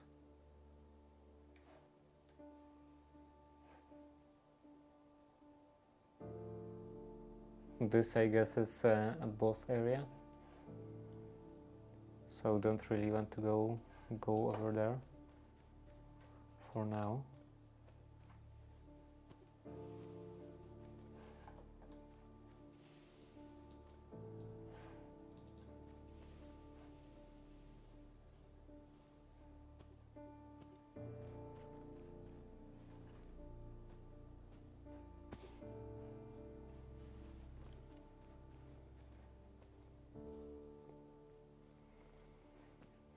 And the ad is starting in 40 seconds.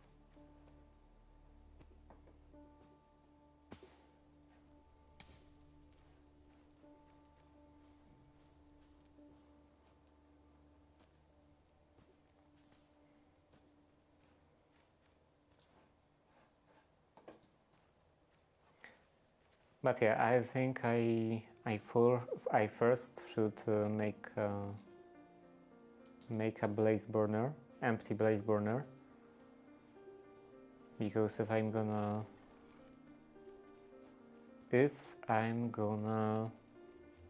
go to look for a fortress, I should probably have something to catch the blaze with.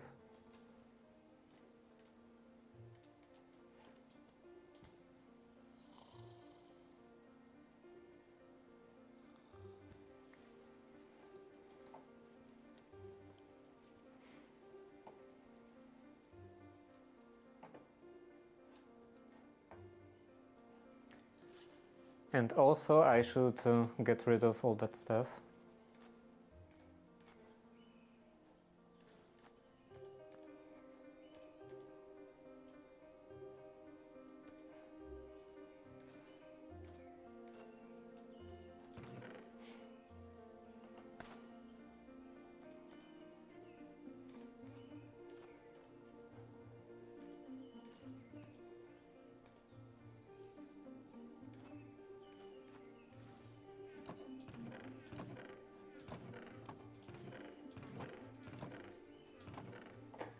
The rest can go in here.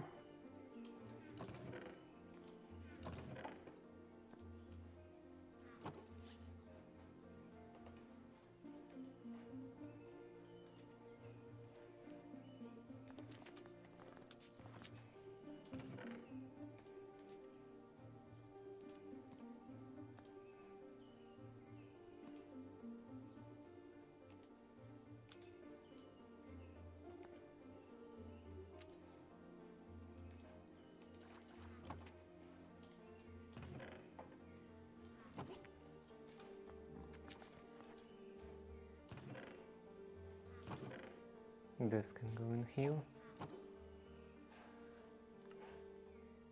Some of that can go into trash. And rope I can leave.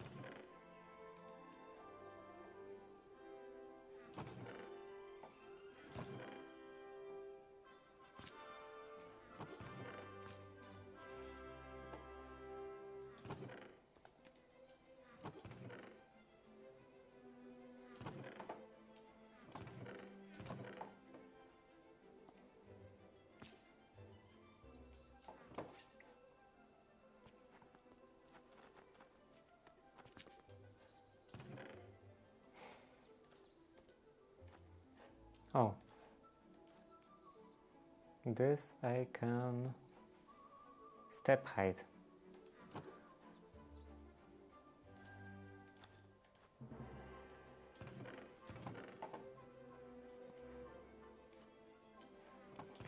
Emerald in here.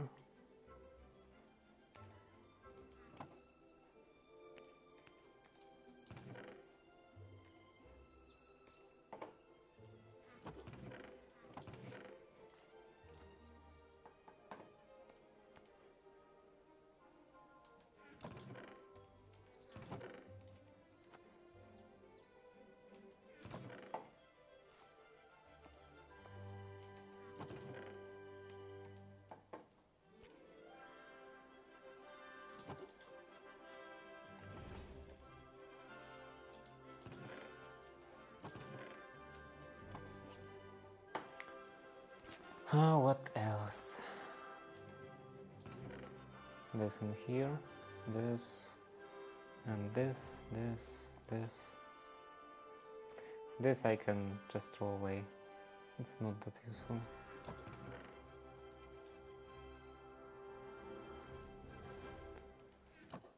I guess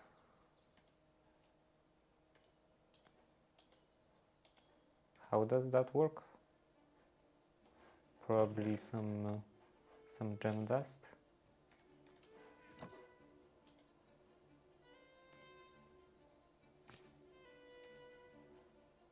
Okay.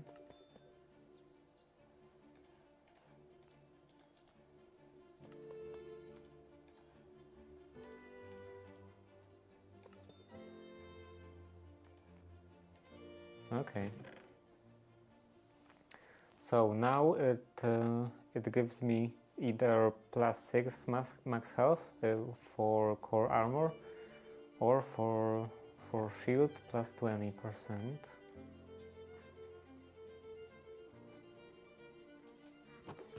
Angelic feather. That's not very useful.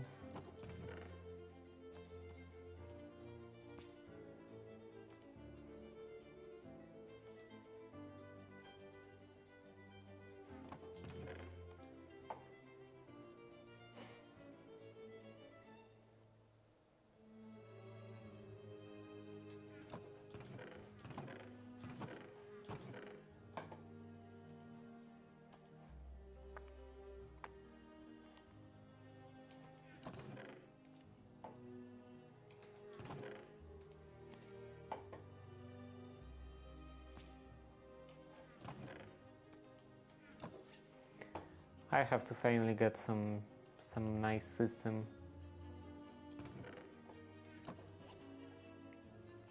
Probably with create vaults. Vault. How to make vaults?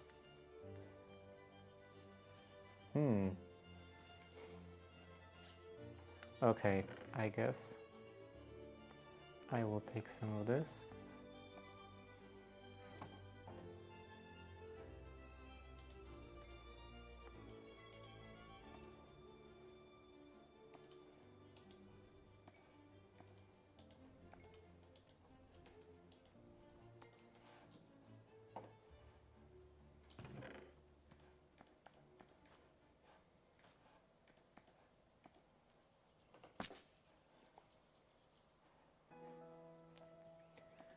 Okay, so 40 iron I can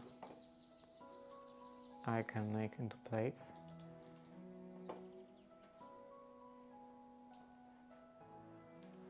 Then what else? This can go in here. What's in here?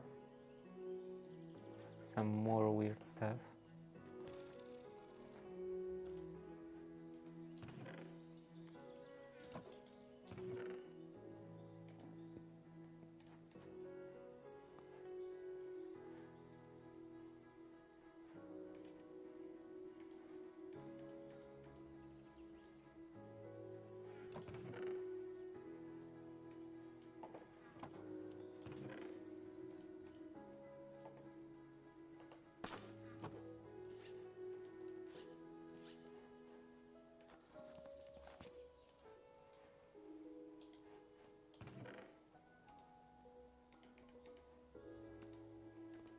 Frozen core.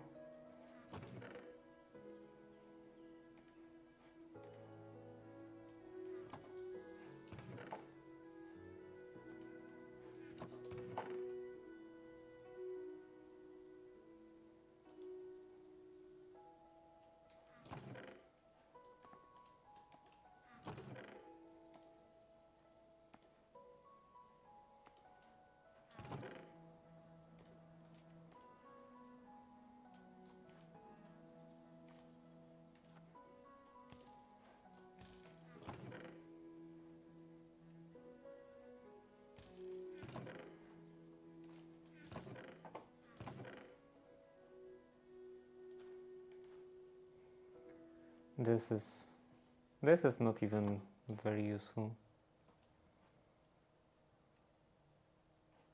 Like I have already diamond pickaxe with fortune.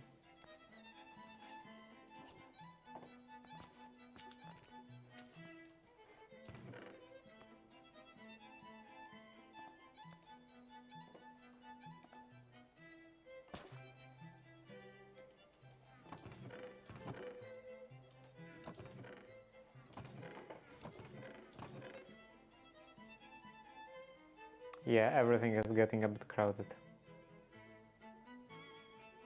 So I think I will just put everything as it goes. This, this, and this I want to keep. And this also. And this.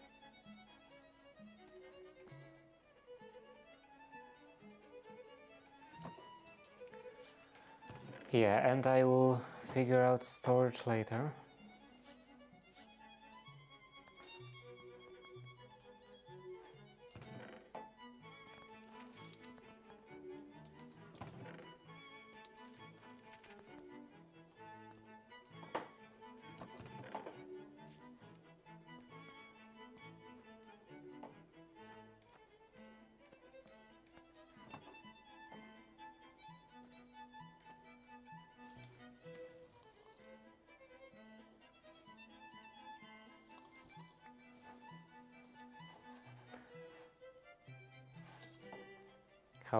How are my plates?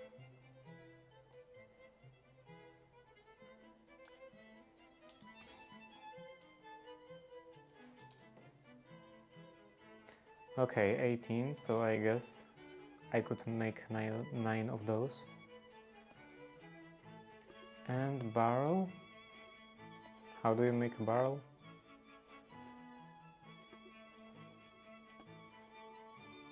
Okay.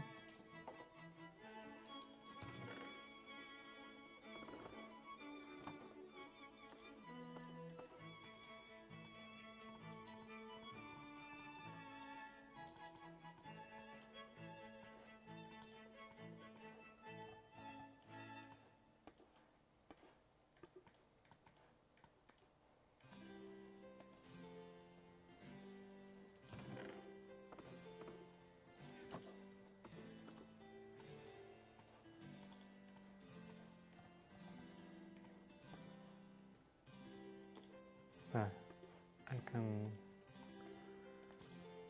just do this. And now I have 9 item vaults.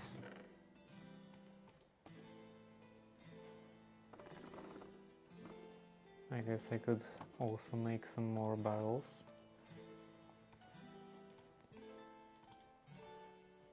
For the future.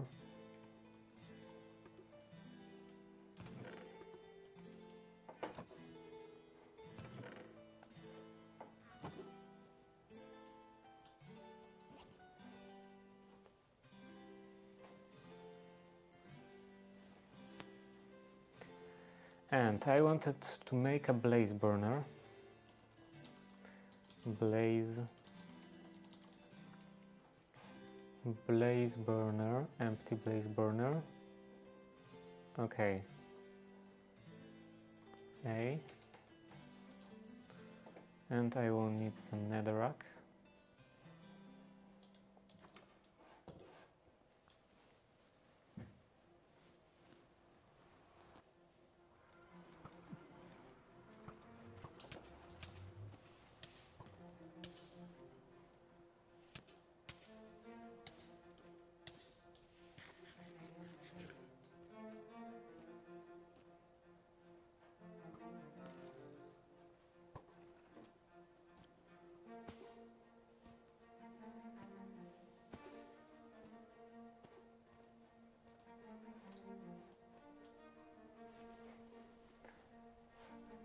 Okay, so netherrack.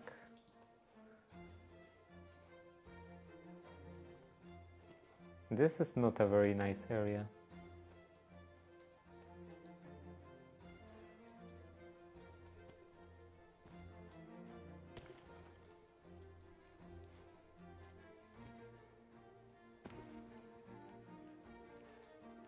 Any enemies? Any enemies?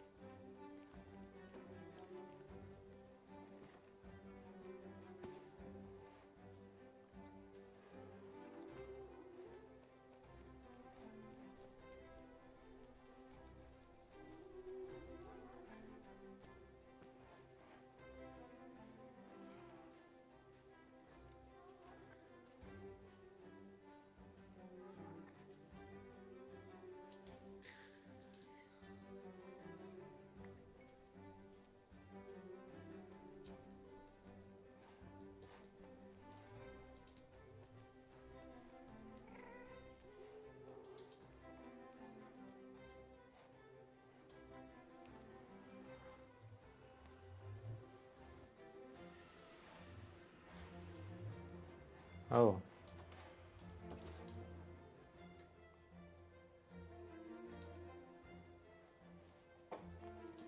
So let's make some blaze burners.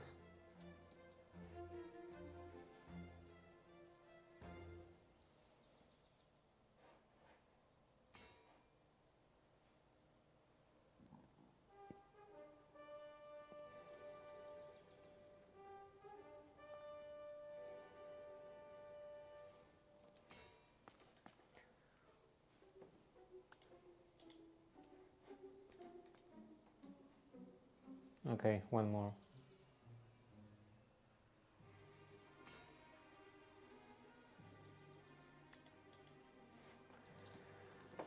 So I have 16 and 4 blaze burners. And now we can go explore the nether.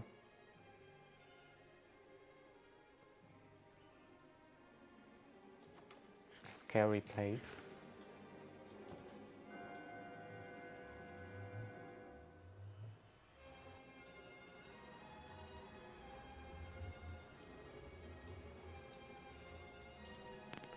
And which way should I go? This seems better. Like the area. This looks like a forest. And this looks like a forest. And there is a bunch of soul sand over here.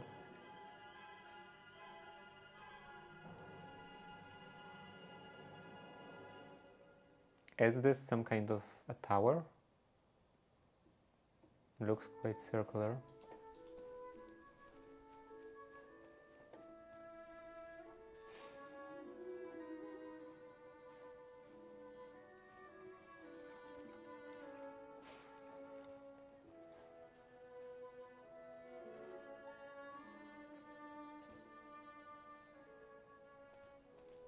Oh. Can I get from here?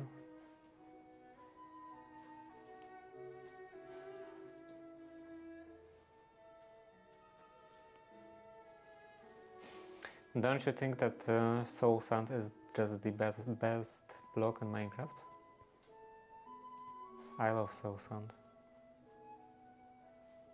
You can relax going so slowly.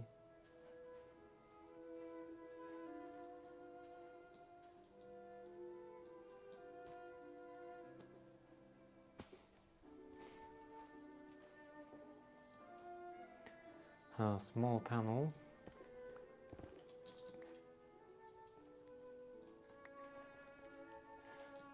Well, I should probably patch it.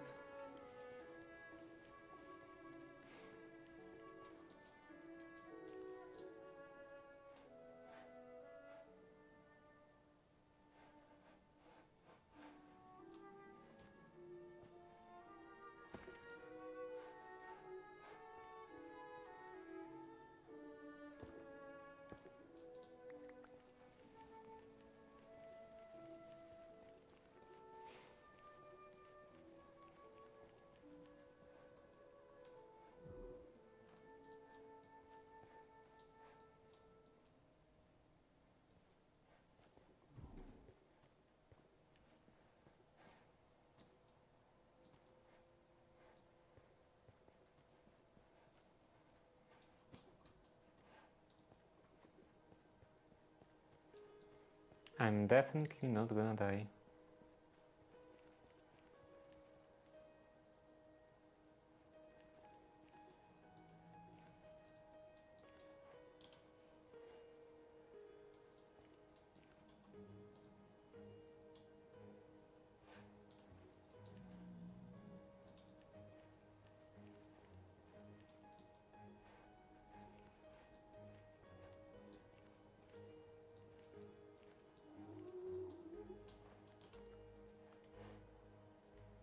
I should probably mark the portal. I guess it was somewhere over here, in this general direction.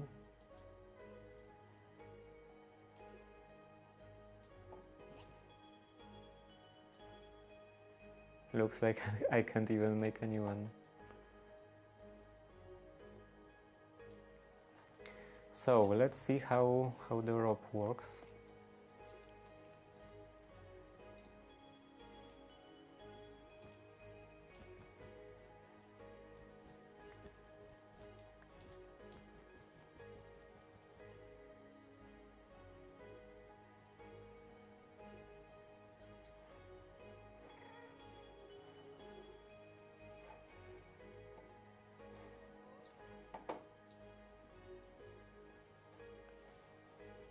That's a very nice item.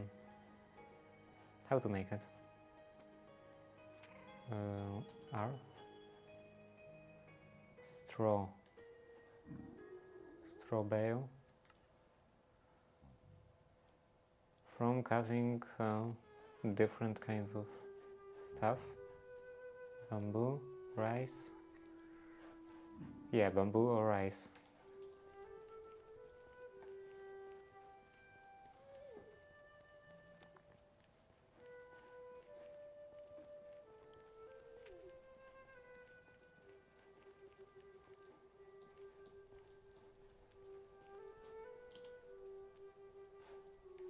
This is probably a bastion.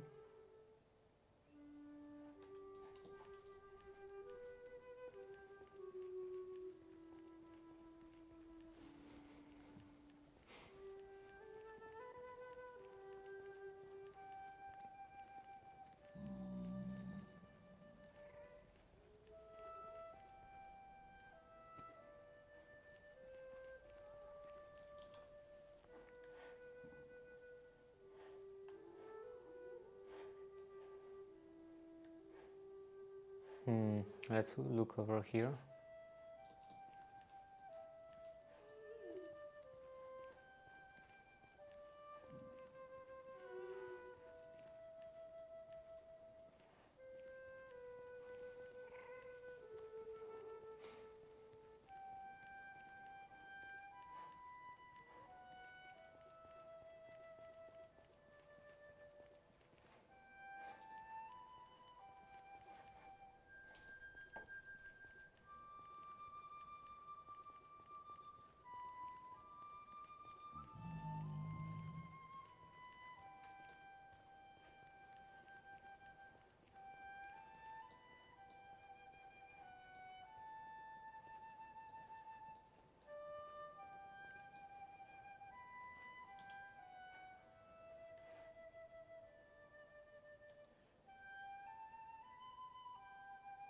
Scoria. Oh, this looks like a fortress.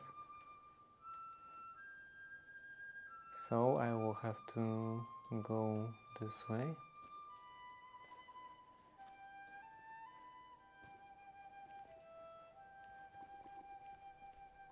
Somehow get over here.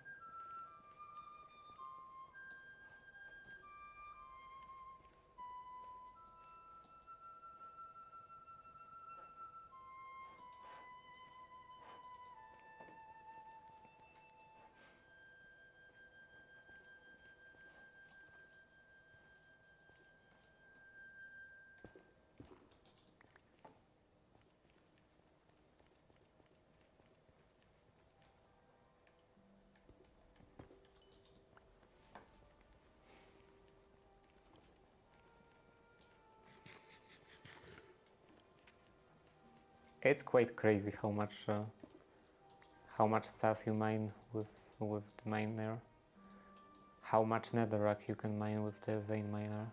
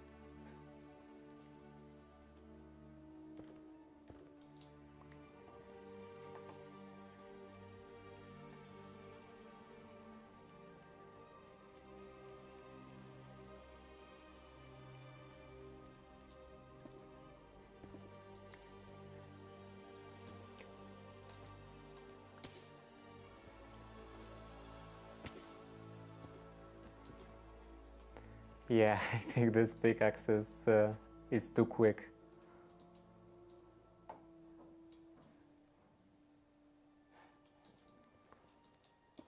Too quick for netherrack.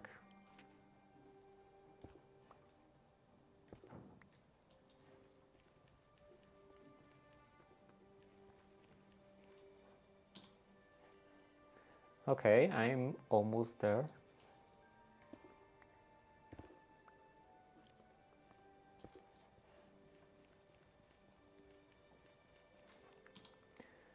It should be right in here.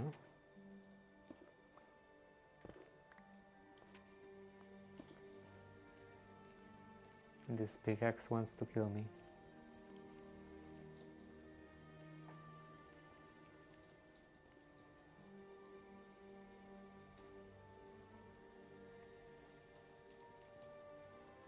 Now let's change to escape tunnel.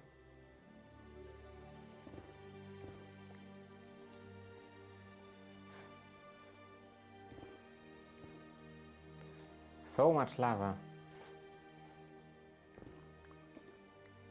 Okay, that's not lava.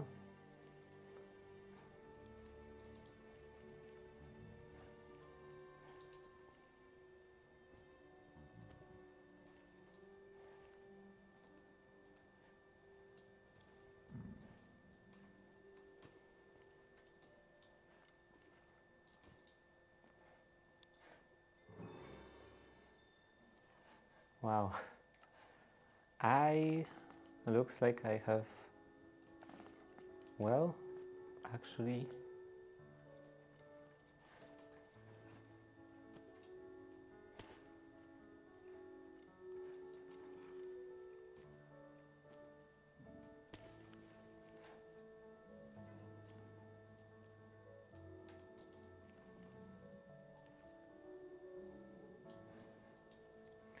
okay, so I can't even open a crafting table.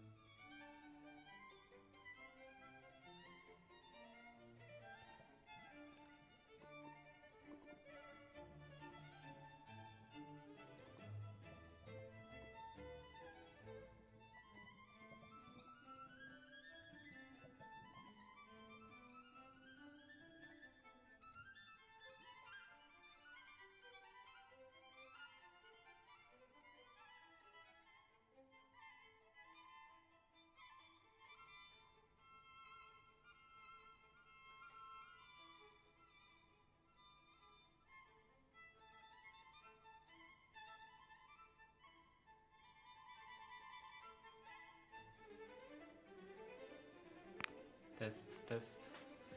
I can see that my microphone wasn't even working.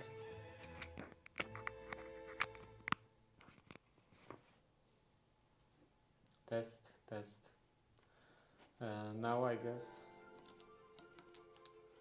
I should slide it like up a bit more. Test, test, test, test, test. Okay, I think that's fine.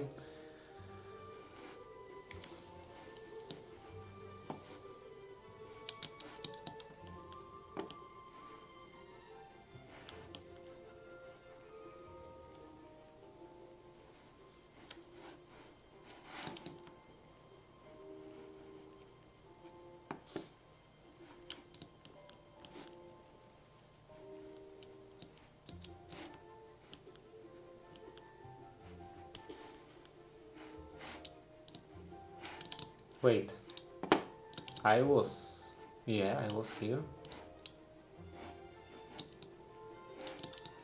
Where did I come from?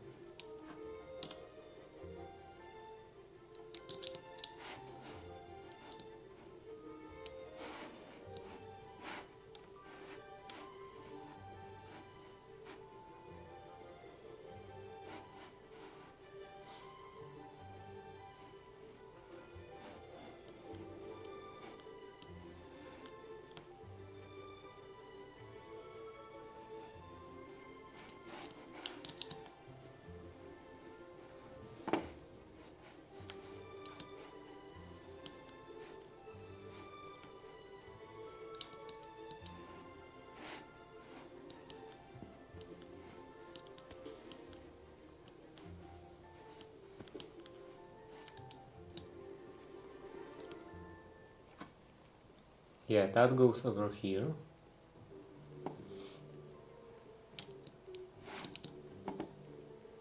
This is definitely my tunnel.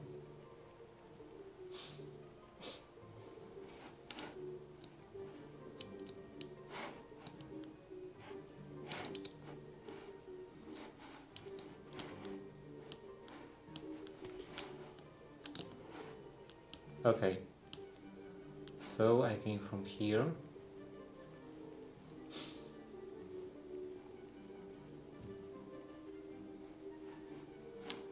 And now somewhere... Well, this is probably right next to my portal. Yeah.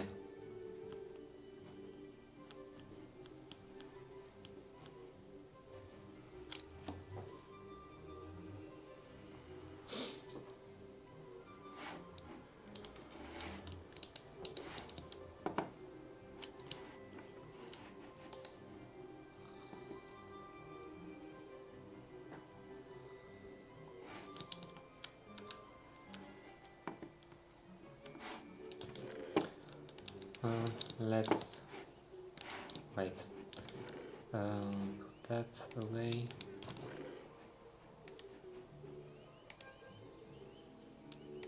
Trash and trash.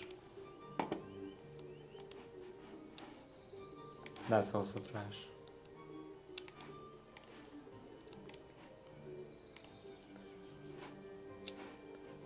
So let's take some diamonds and repair the pickaxes.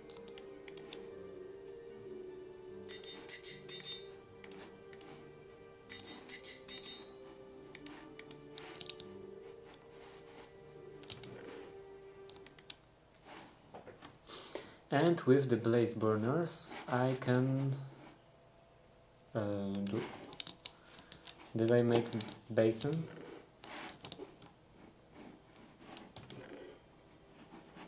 Basin.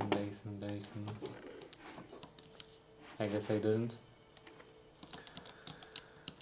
Basin. This one. Okay, so not very hard.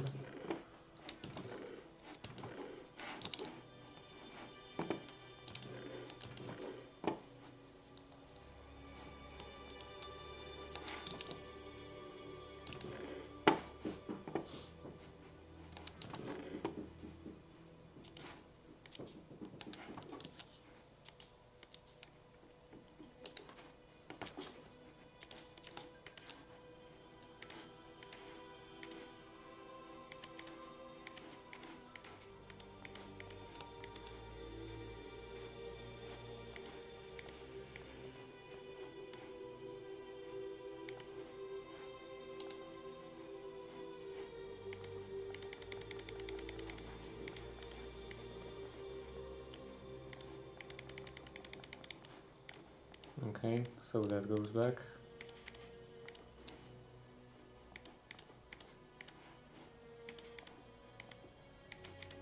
Wait, that's gravel.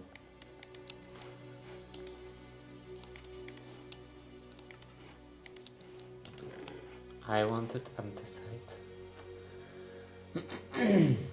Andesite. So a couple of those.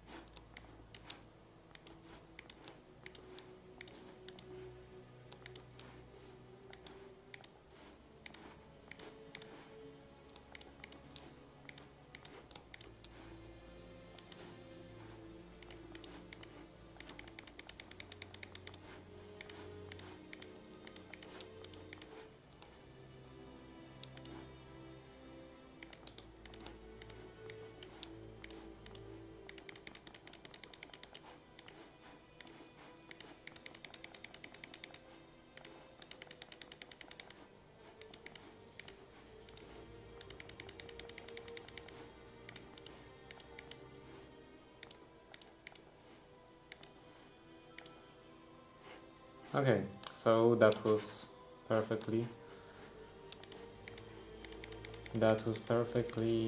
4 stacks.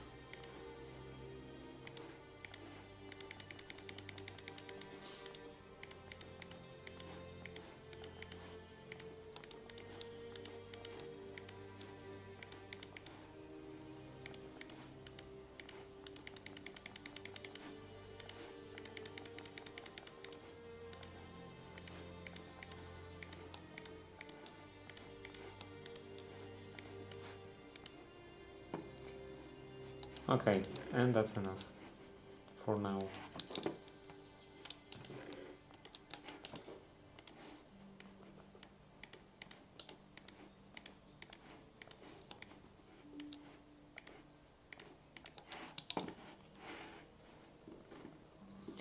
So one basin I can put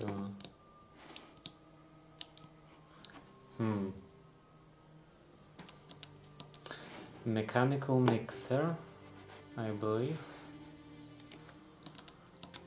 Mixer, industrial mixer, mechanical mixer.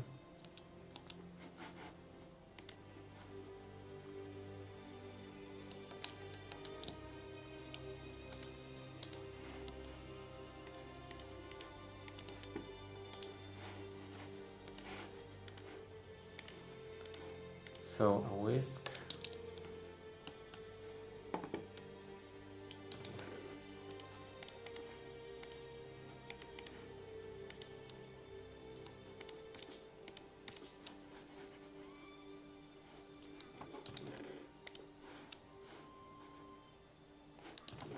And a cog. Are there any cogs?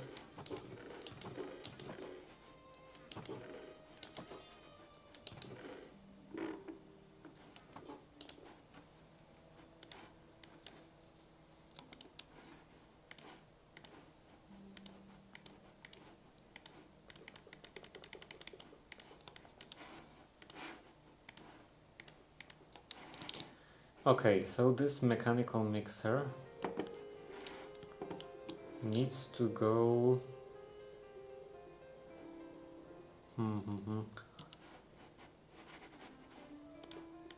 I think like this.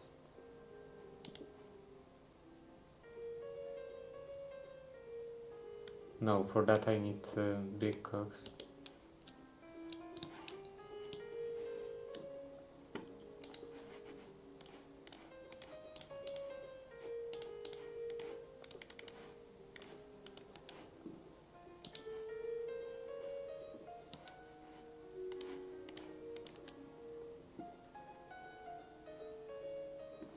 Actually, just a gearbox. It would be easier. A gearbox. any more casings.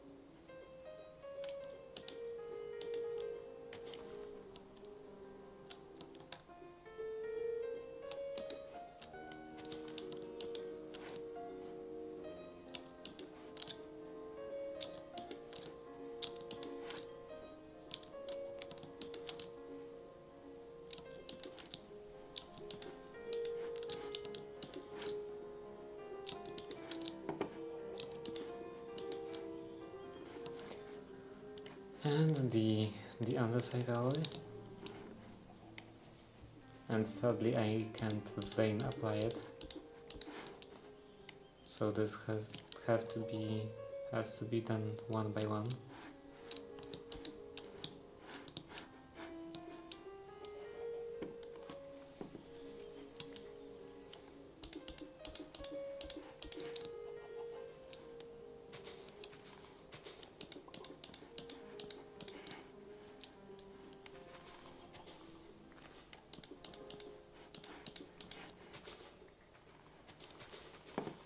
I should probably make some kind of tree farm.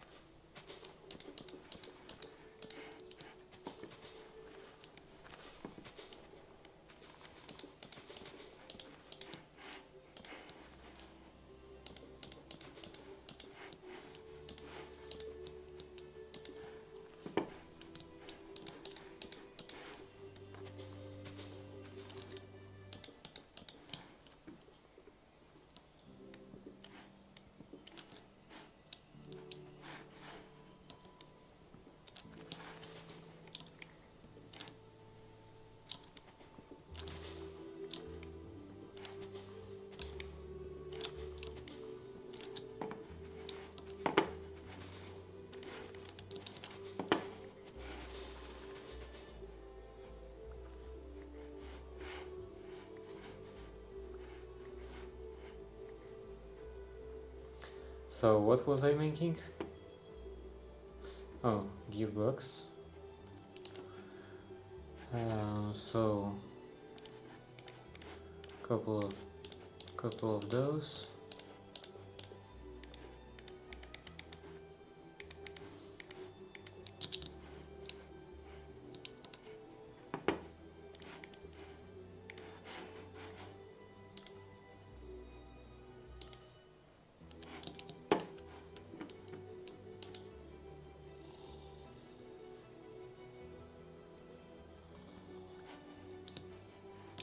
And this needs to be a vertical gearbox. So let's do it like that. And then a cogwheel on top.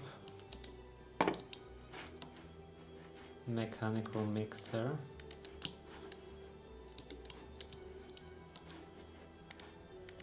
A basin below. So on this level.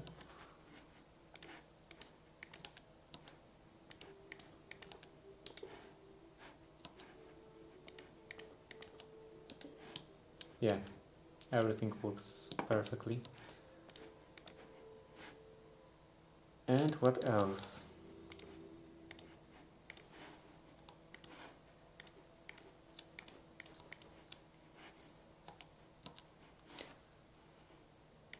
Deployer. For that I need brass, and brass I can make from zinc and copper.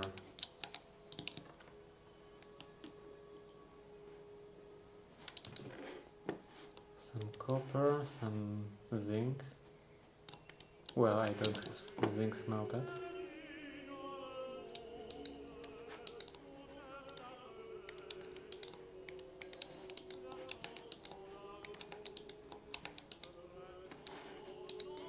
I guess I could divide it.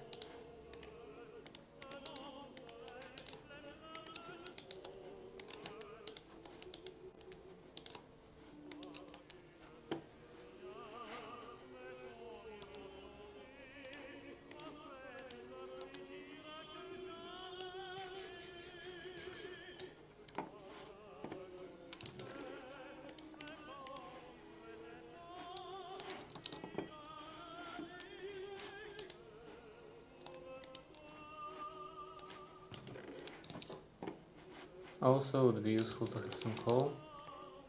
Do I have coal in here?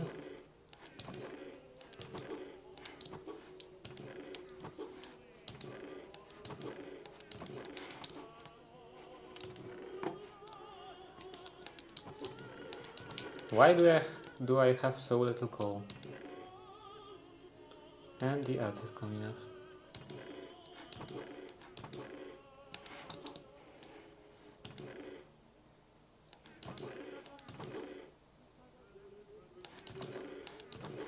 Well, I guess I have this coal. Will this work?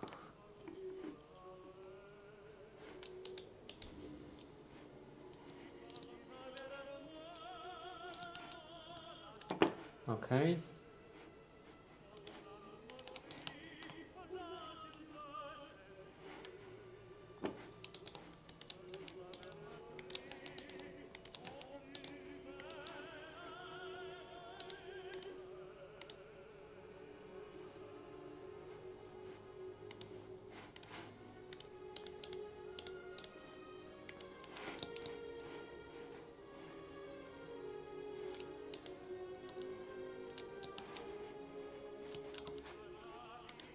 Some block.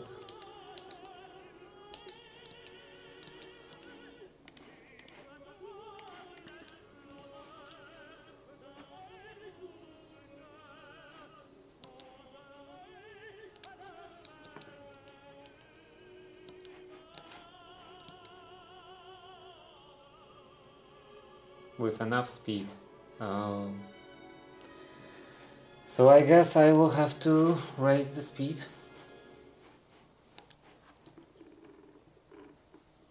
All of that for nothing.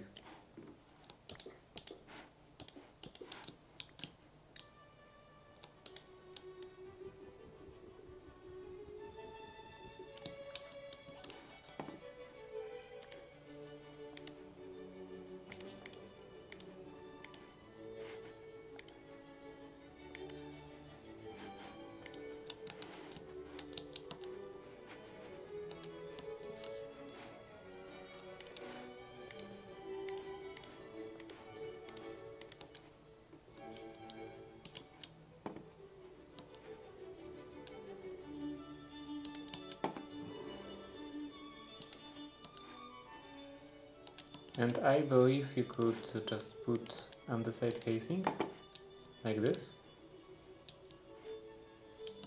and it shouldn't interfere.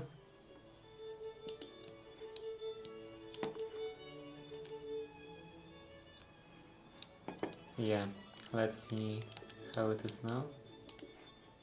How is it now?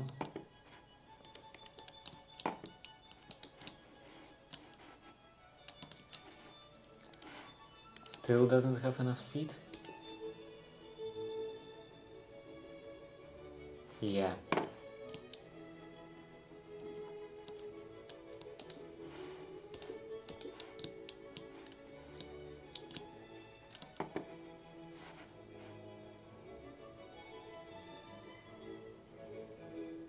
So I guess I need more wood.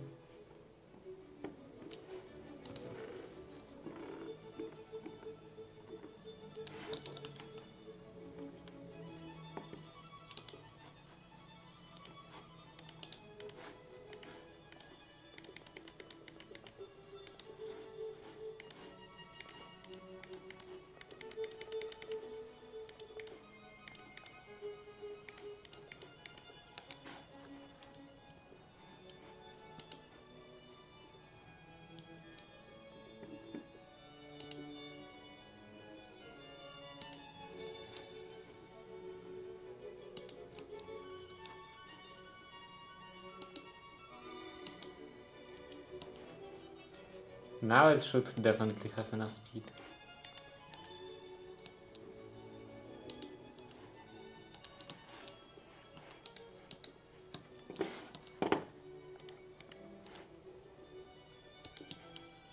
Okay, now it's not complaining. And the blaze burner.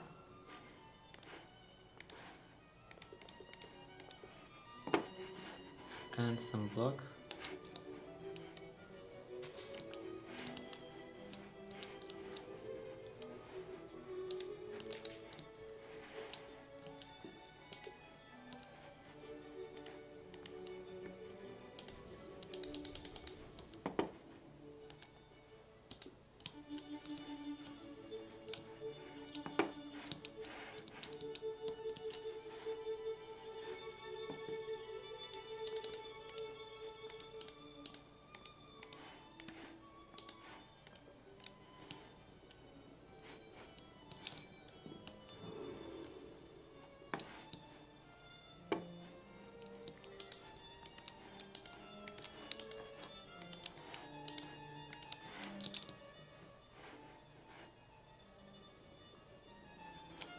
How is it going?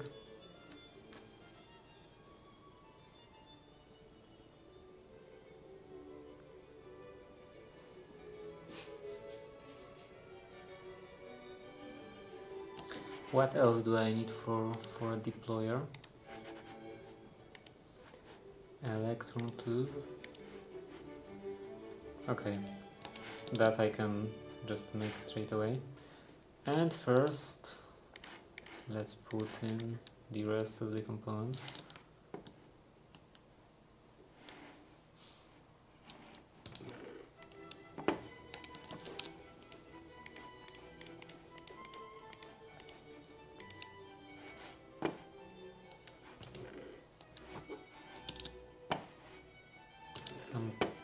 Some redstone and some quartz.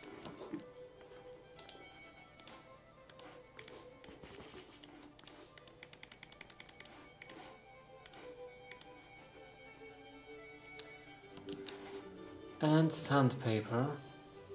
I assume sandpaper is you just made with sand and paper.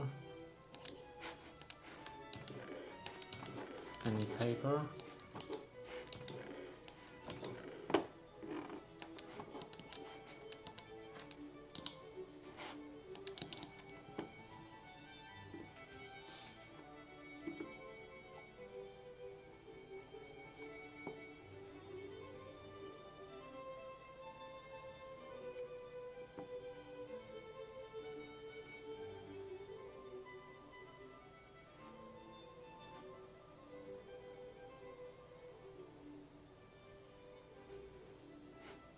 Where is sun?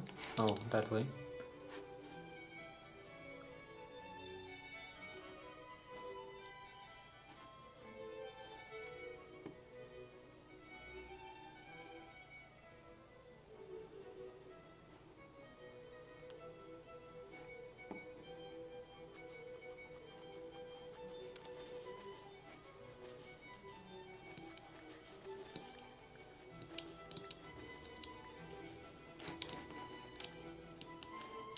Yeah, I was about to vein mine it, but I guess it wouldn't look very nice.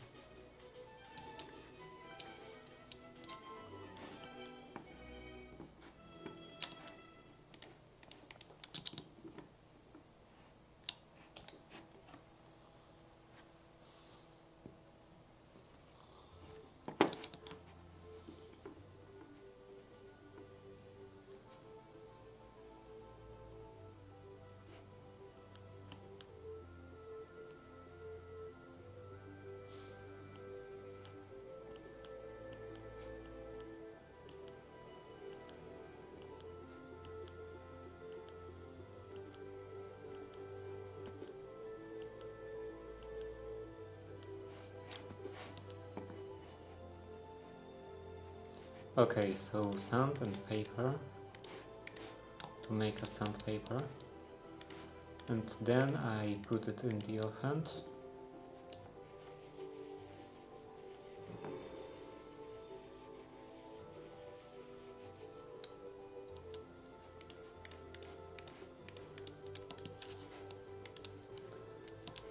And this is just with the iron plate, yeah.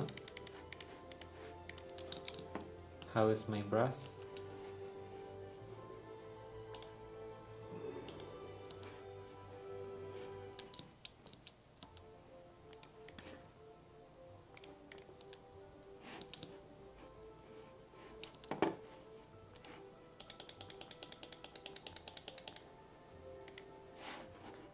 Well, how much do I need?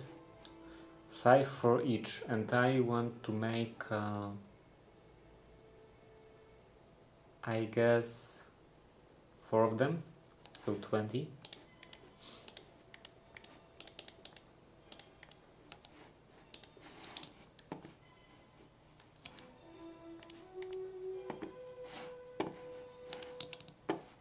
And for that I should probably modify that structure. Is it solid? No.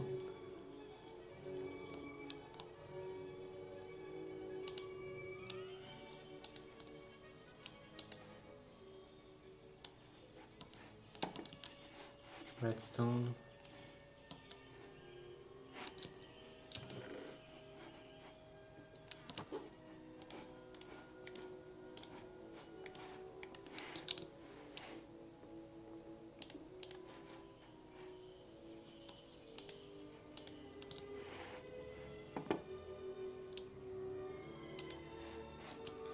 Okay, now. Wait. Oh, that's not what I wanted to do. Mine. I should give them names. This one? No.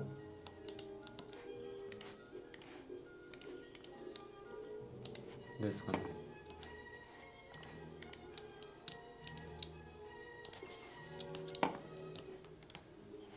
Okay, so now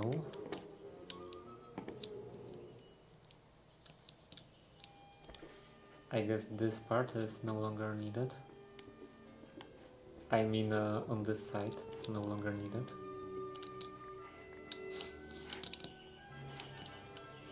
And it can go back on this side.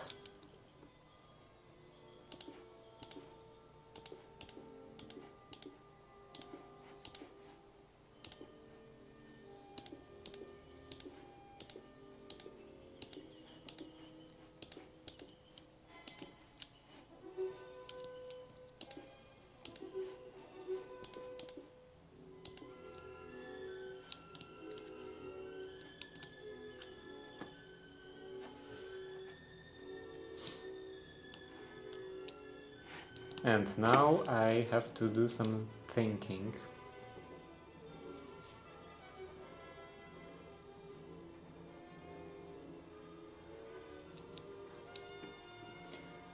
Yeah, so let's break that one. And I will have a deployer up here. No, up here. Deployer up here, placing the rails. And another one in front, placing whatever, like cobblestone or something that would have to be placed if there was a gap. Some canyon or something. A cave. So yeah. 2 deployers in front.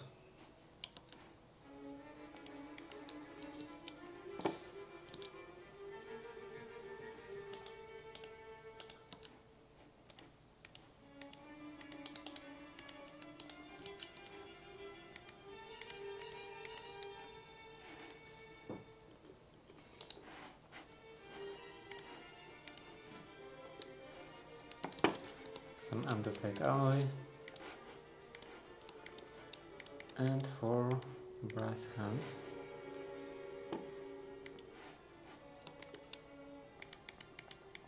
And 4 deployers. So one should go like this, and one in front. No, I will place that in front. Didn't mean to do this.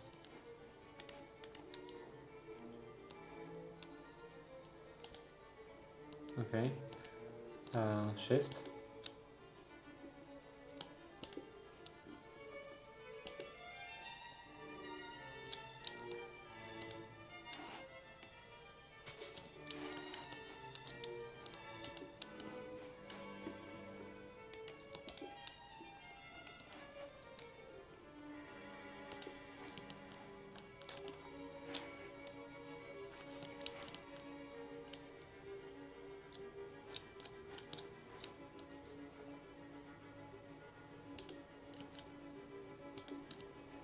Okay, so it will be something like that.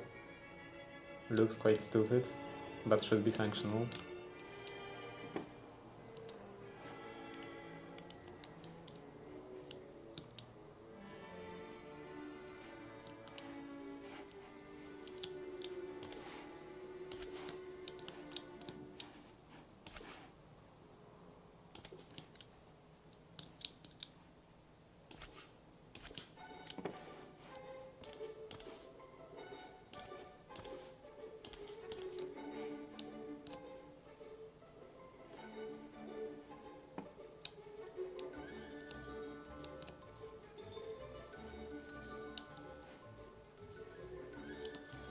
Let's try to pick it up. The redstone signal first. I guess I can pick up that one.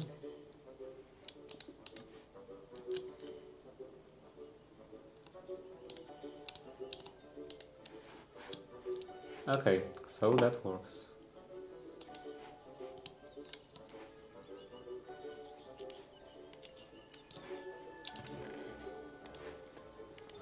And let's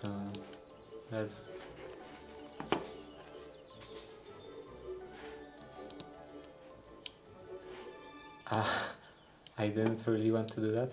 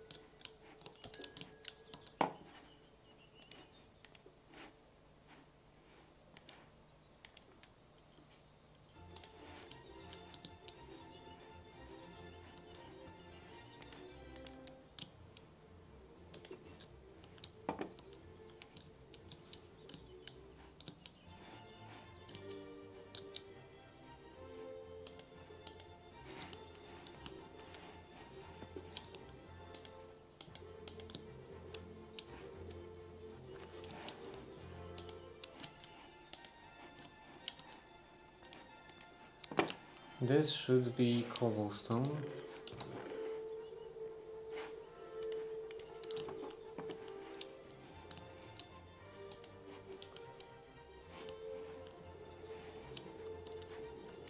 And these should be tracks. Now I would like a plow. So one more iron.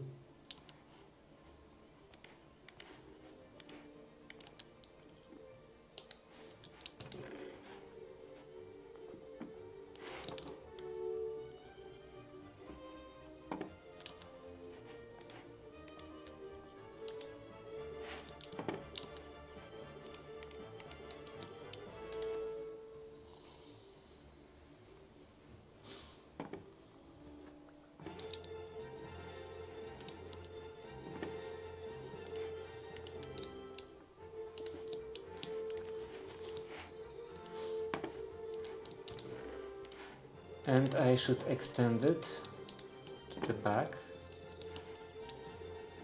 Maybe even break that.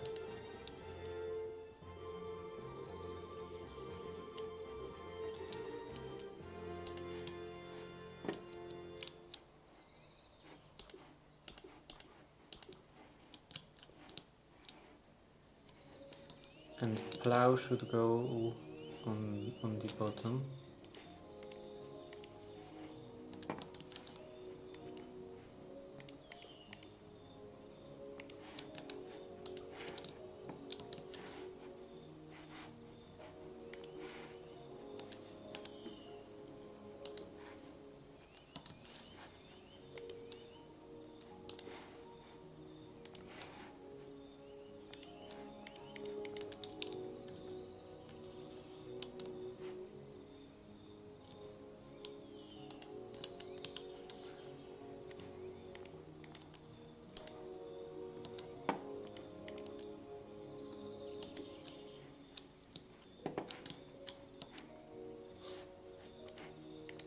And a seat over here.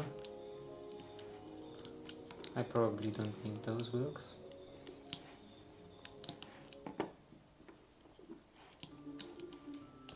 Let's glue everything together.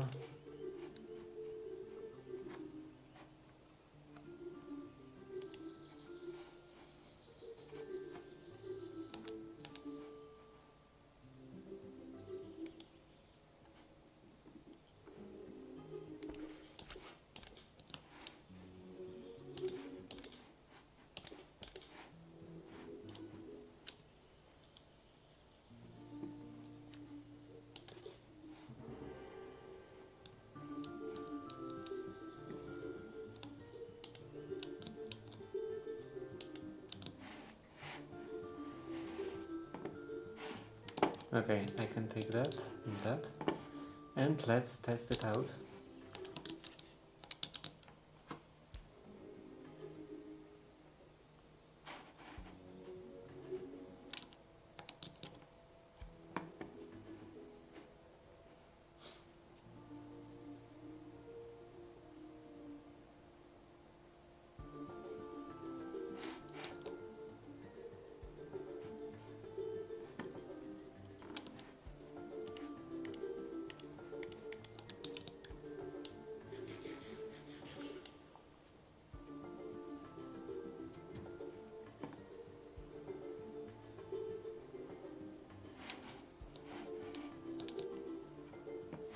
So my area, first area is in here.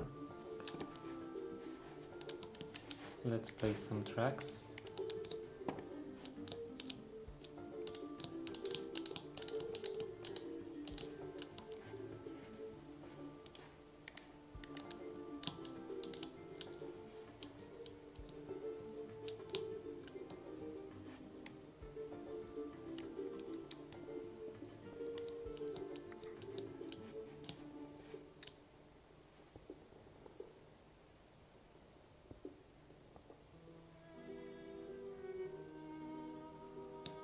Okay, some coal.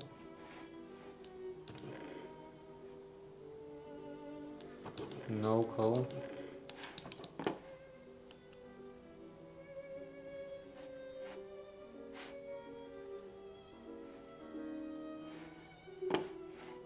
I guess this has to be normal coal.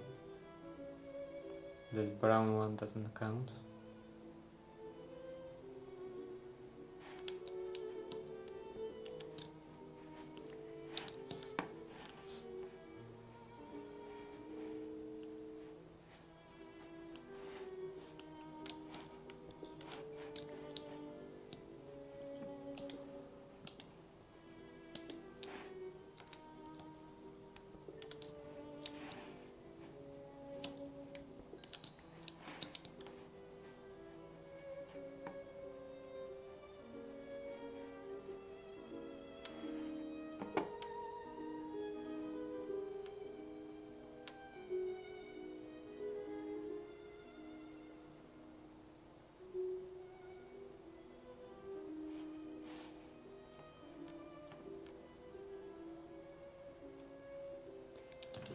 Let's put in some coal.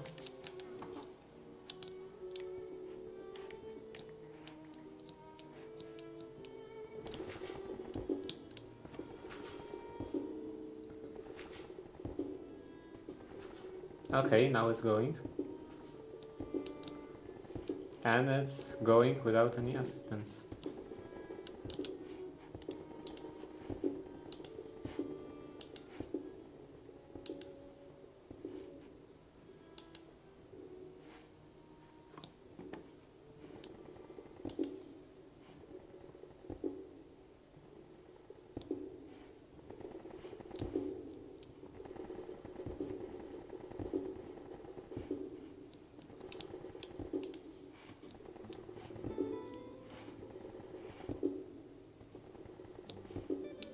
And I can still add some more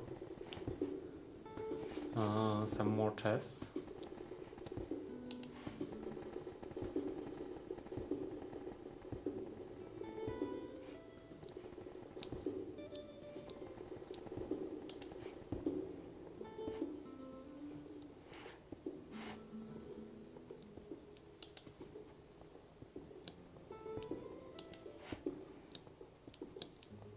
And the bridging is also working.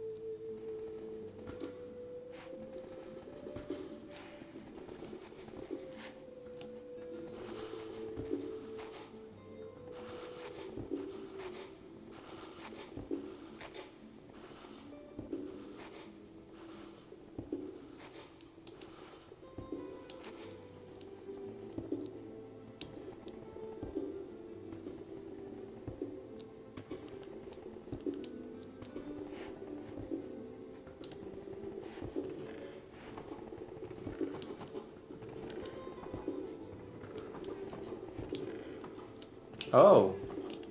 I was wondering what is that sound?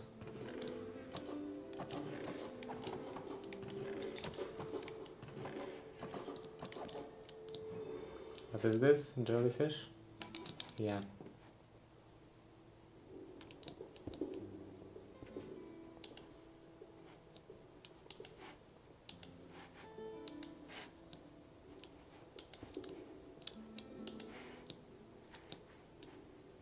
Okay, I'm taking that.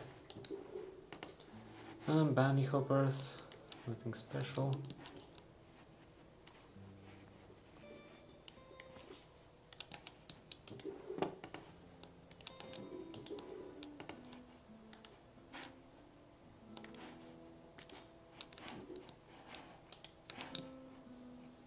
Yeah, just nothing special in general.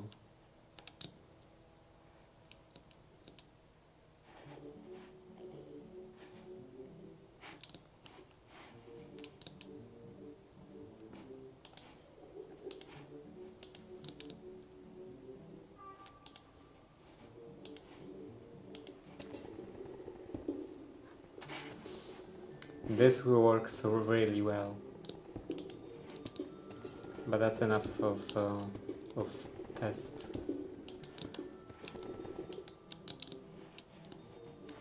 testing.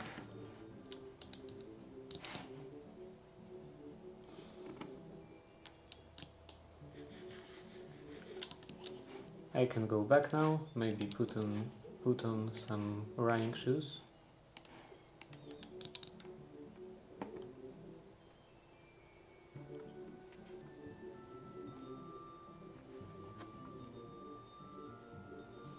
And these definitely do accelerate.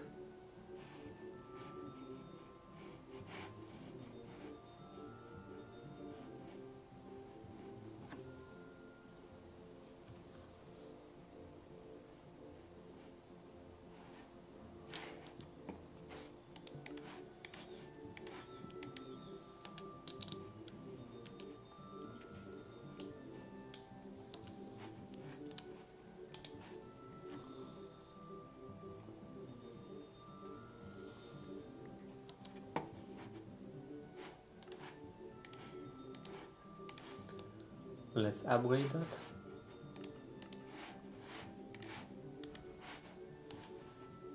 And that. Just everything in general.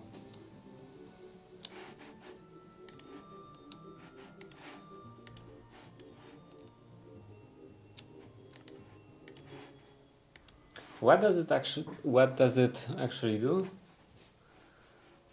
Okay, below 50%.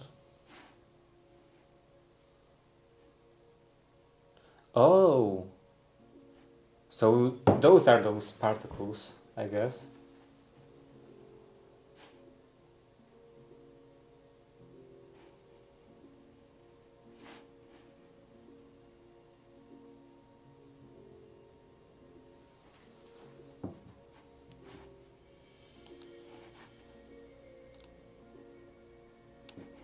And the ad is coming up, starting in 20 seconds.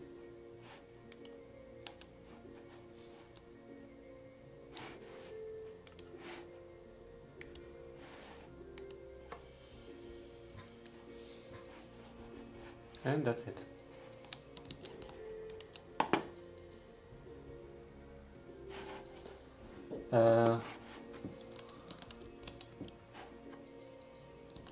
So this is done, this is done, this is done. I didn't get fire immunity, and I can also start the track production. For that I need two deployers, one press. How to make a press? I believe that press, yeah, with block of iron.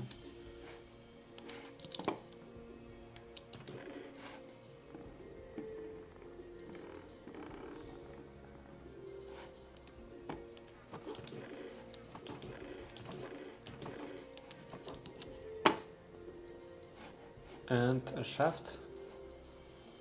Yeah, a shaft.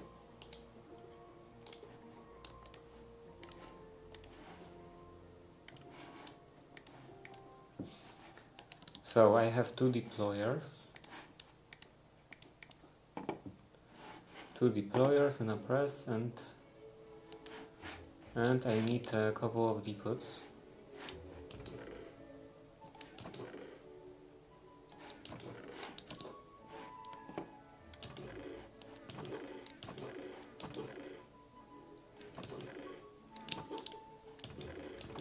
I guess it will be easier to just make them. Yeah.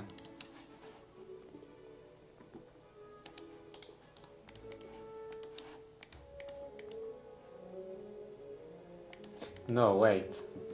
I should have a belt.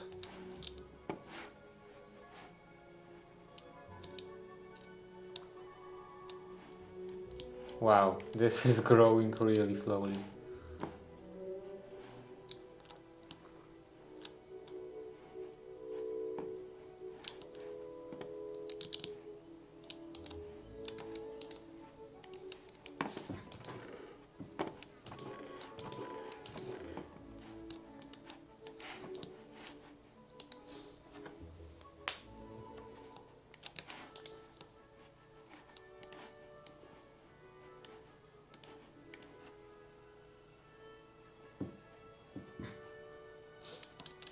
And another shaft.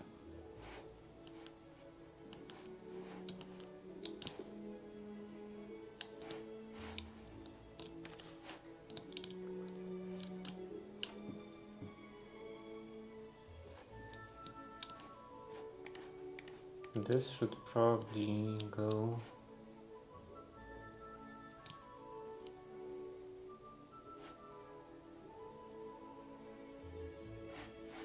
this way.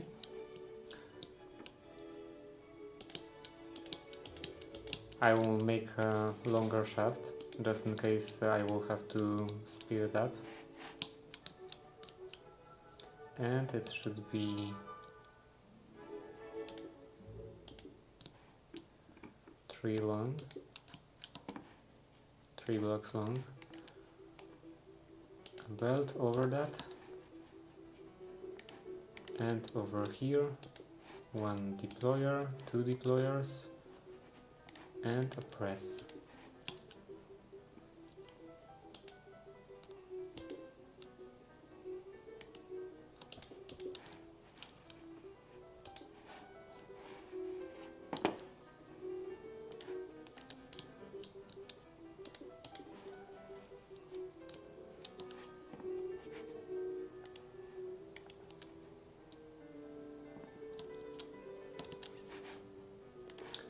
Andesite casing,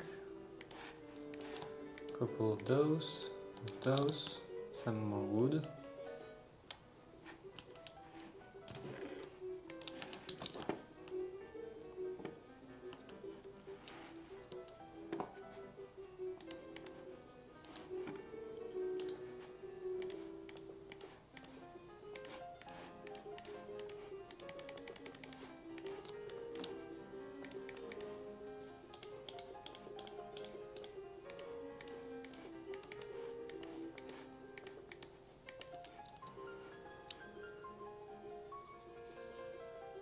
And I have to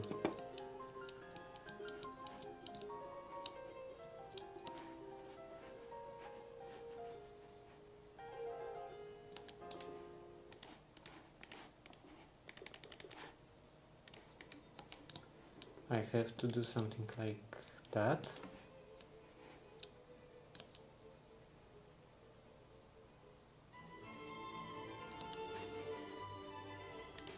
Two vertical gearboxes. There is probably a better way to do this, connection, but I guess this works. And now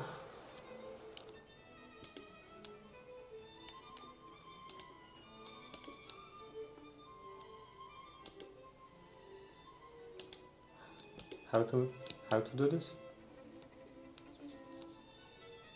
You could somehow extend the belt.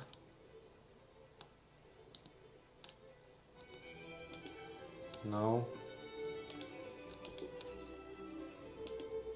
No. I'm sure. Anyway.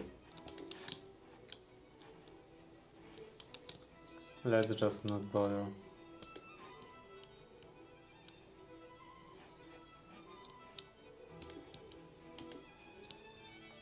Do it like this. In here I probably won't need one.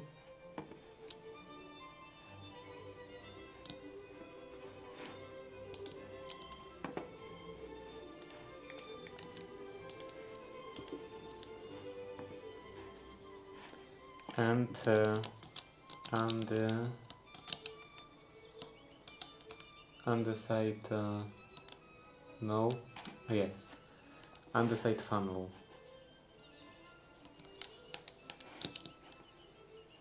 I think I won't have enough. Yeah.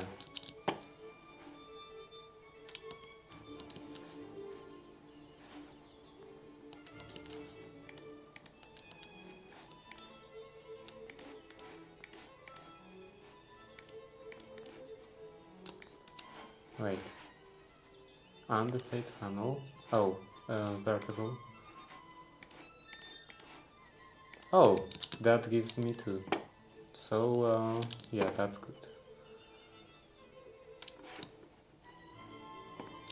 And 2 chests.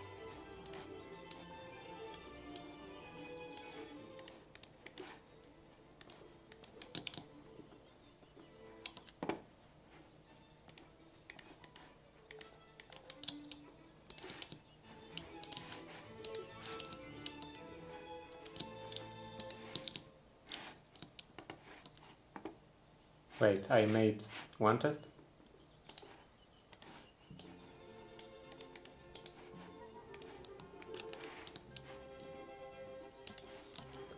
So 1 andesite funnel should go in here and another in here.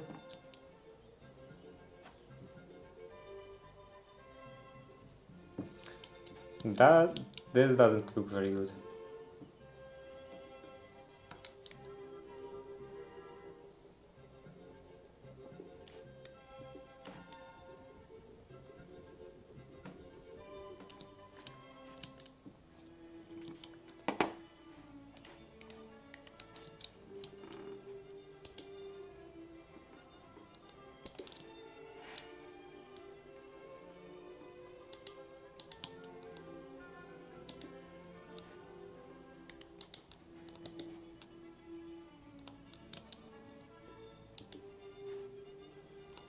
I'm sure there was a way to extend those.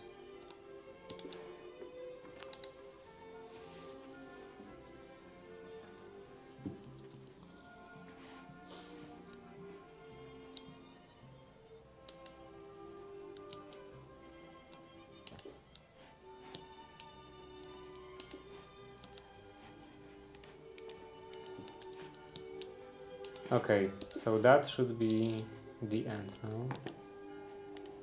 The end of the stream.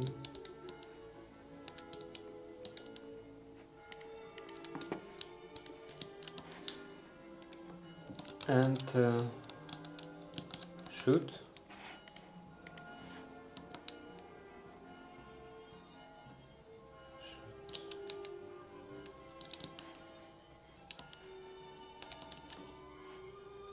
Okay, that's perfect. So one iron.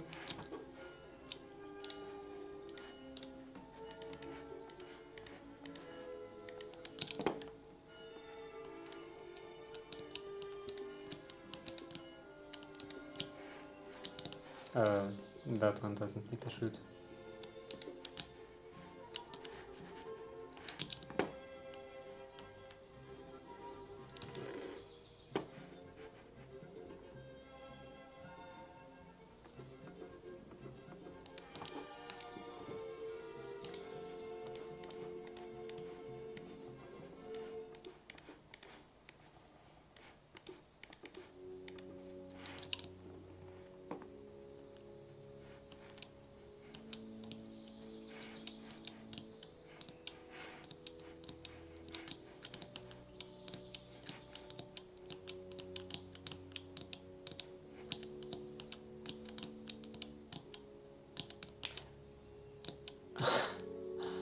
Okay, now one in here, one in here.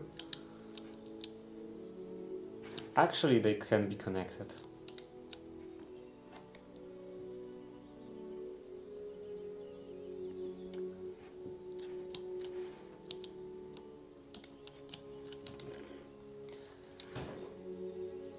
So, tracks need... it has to be stone or andesite.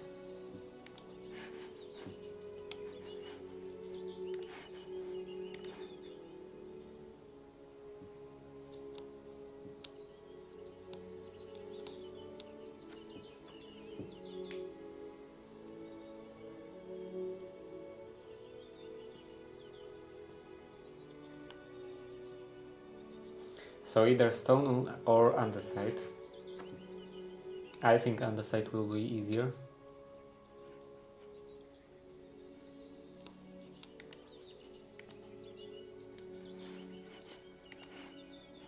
And what kind of nuggets?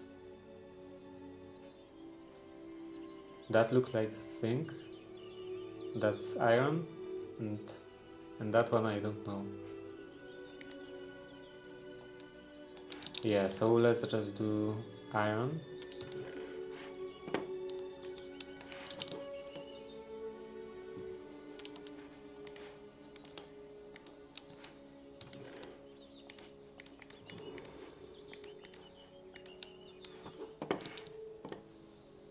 And some andesite.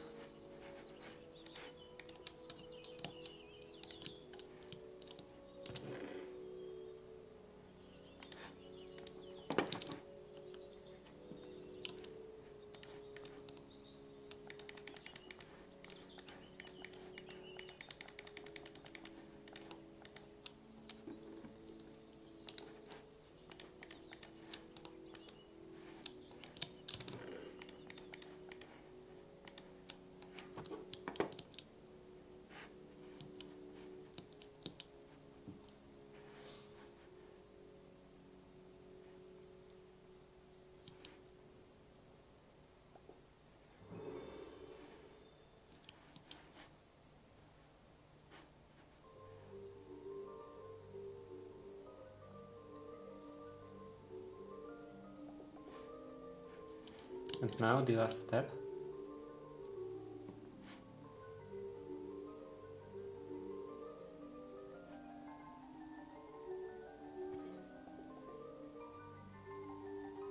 And I have tracks.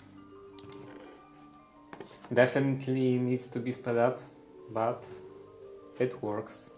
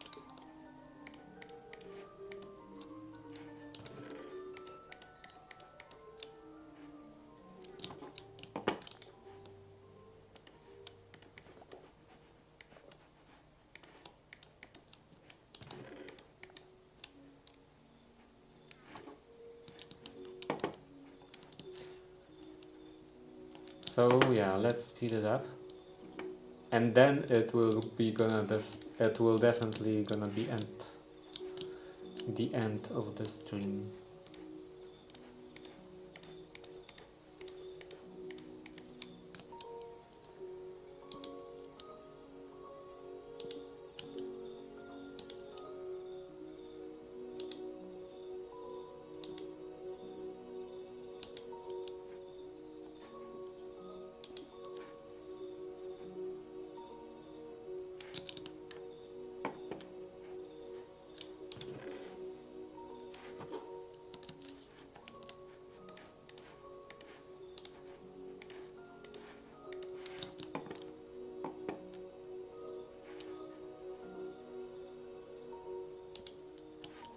Well, I actually need 2 of them.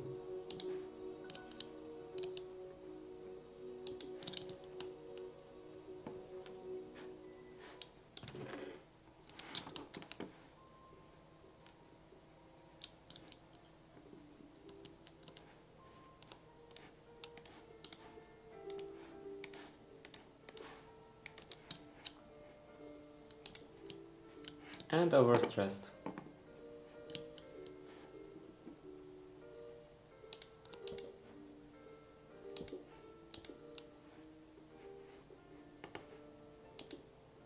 Still overstressed.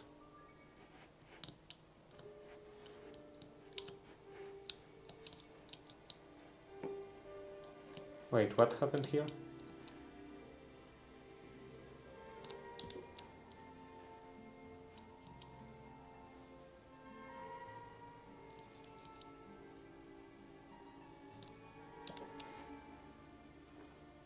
Oh, that was correct.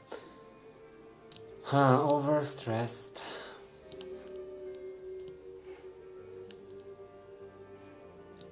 I guess I could just add another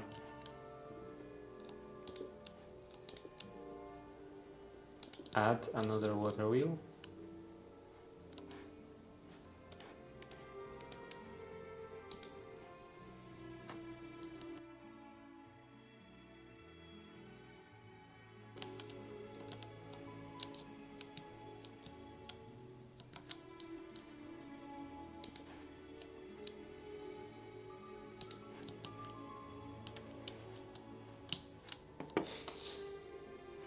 Yeah, let's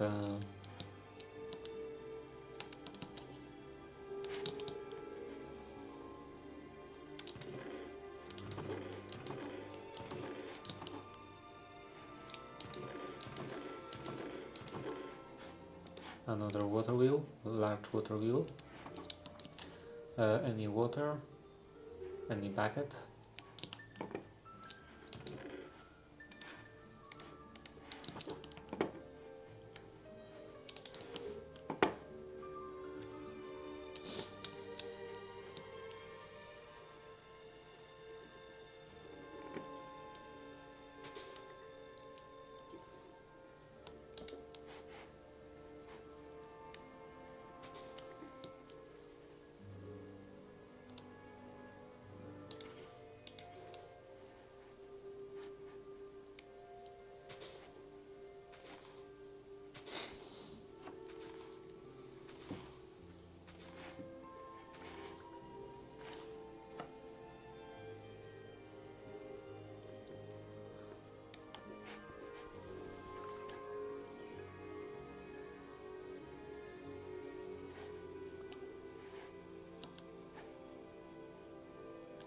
Now can I just do something like this? Will this work?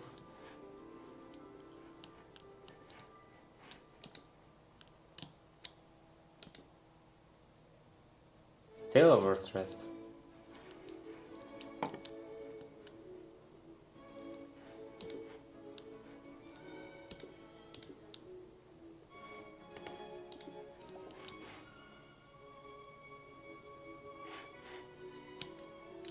Okay, I guess that's enough.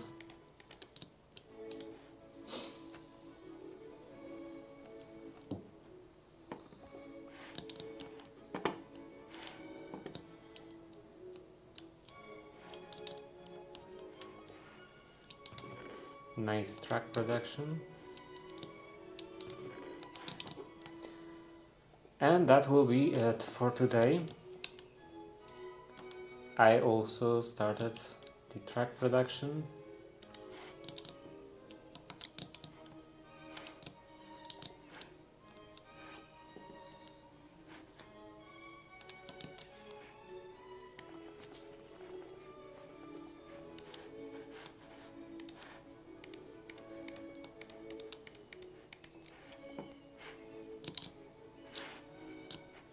So tomorrow maybe I will finally start a train. First train. But I don't even have to have any sort of of a destination.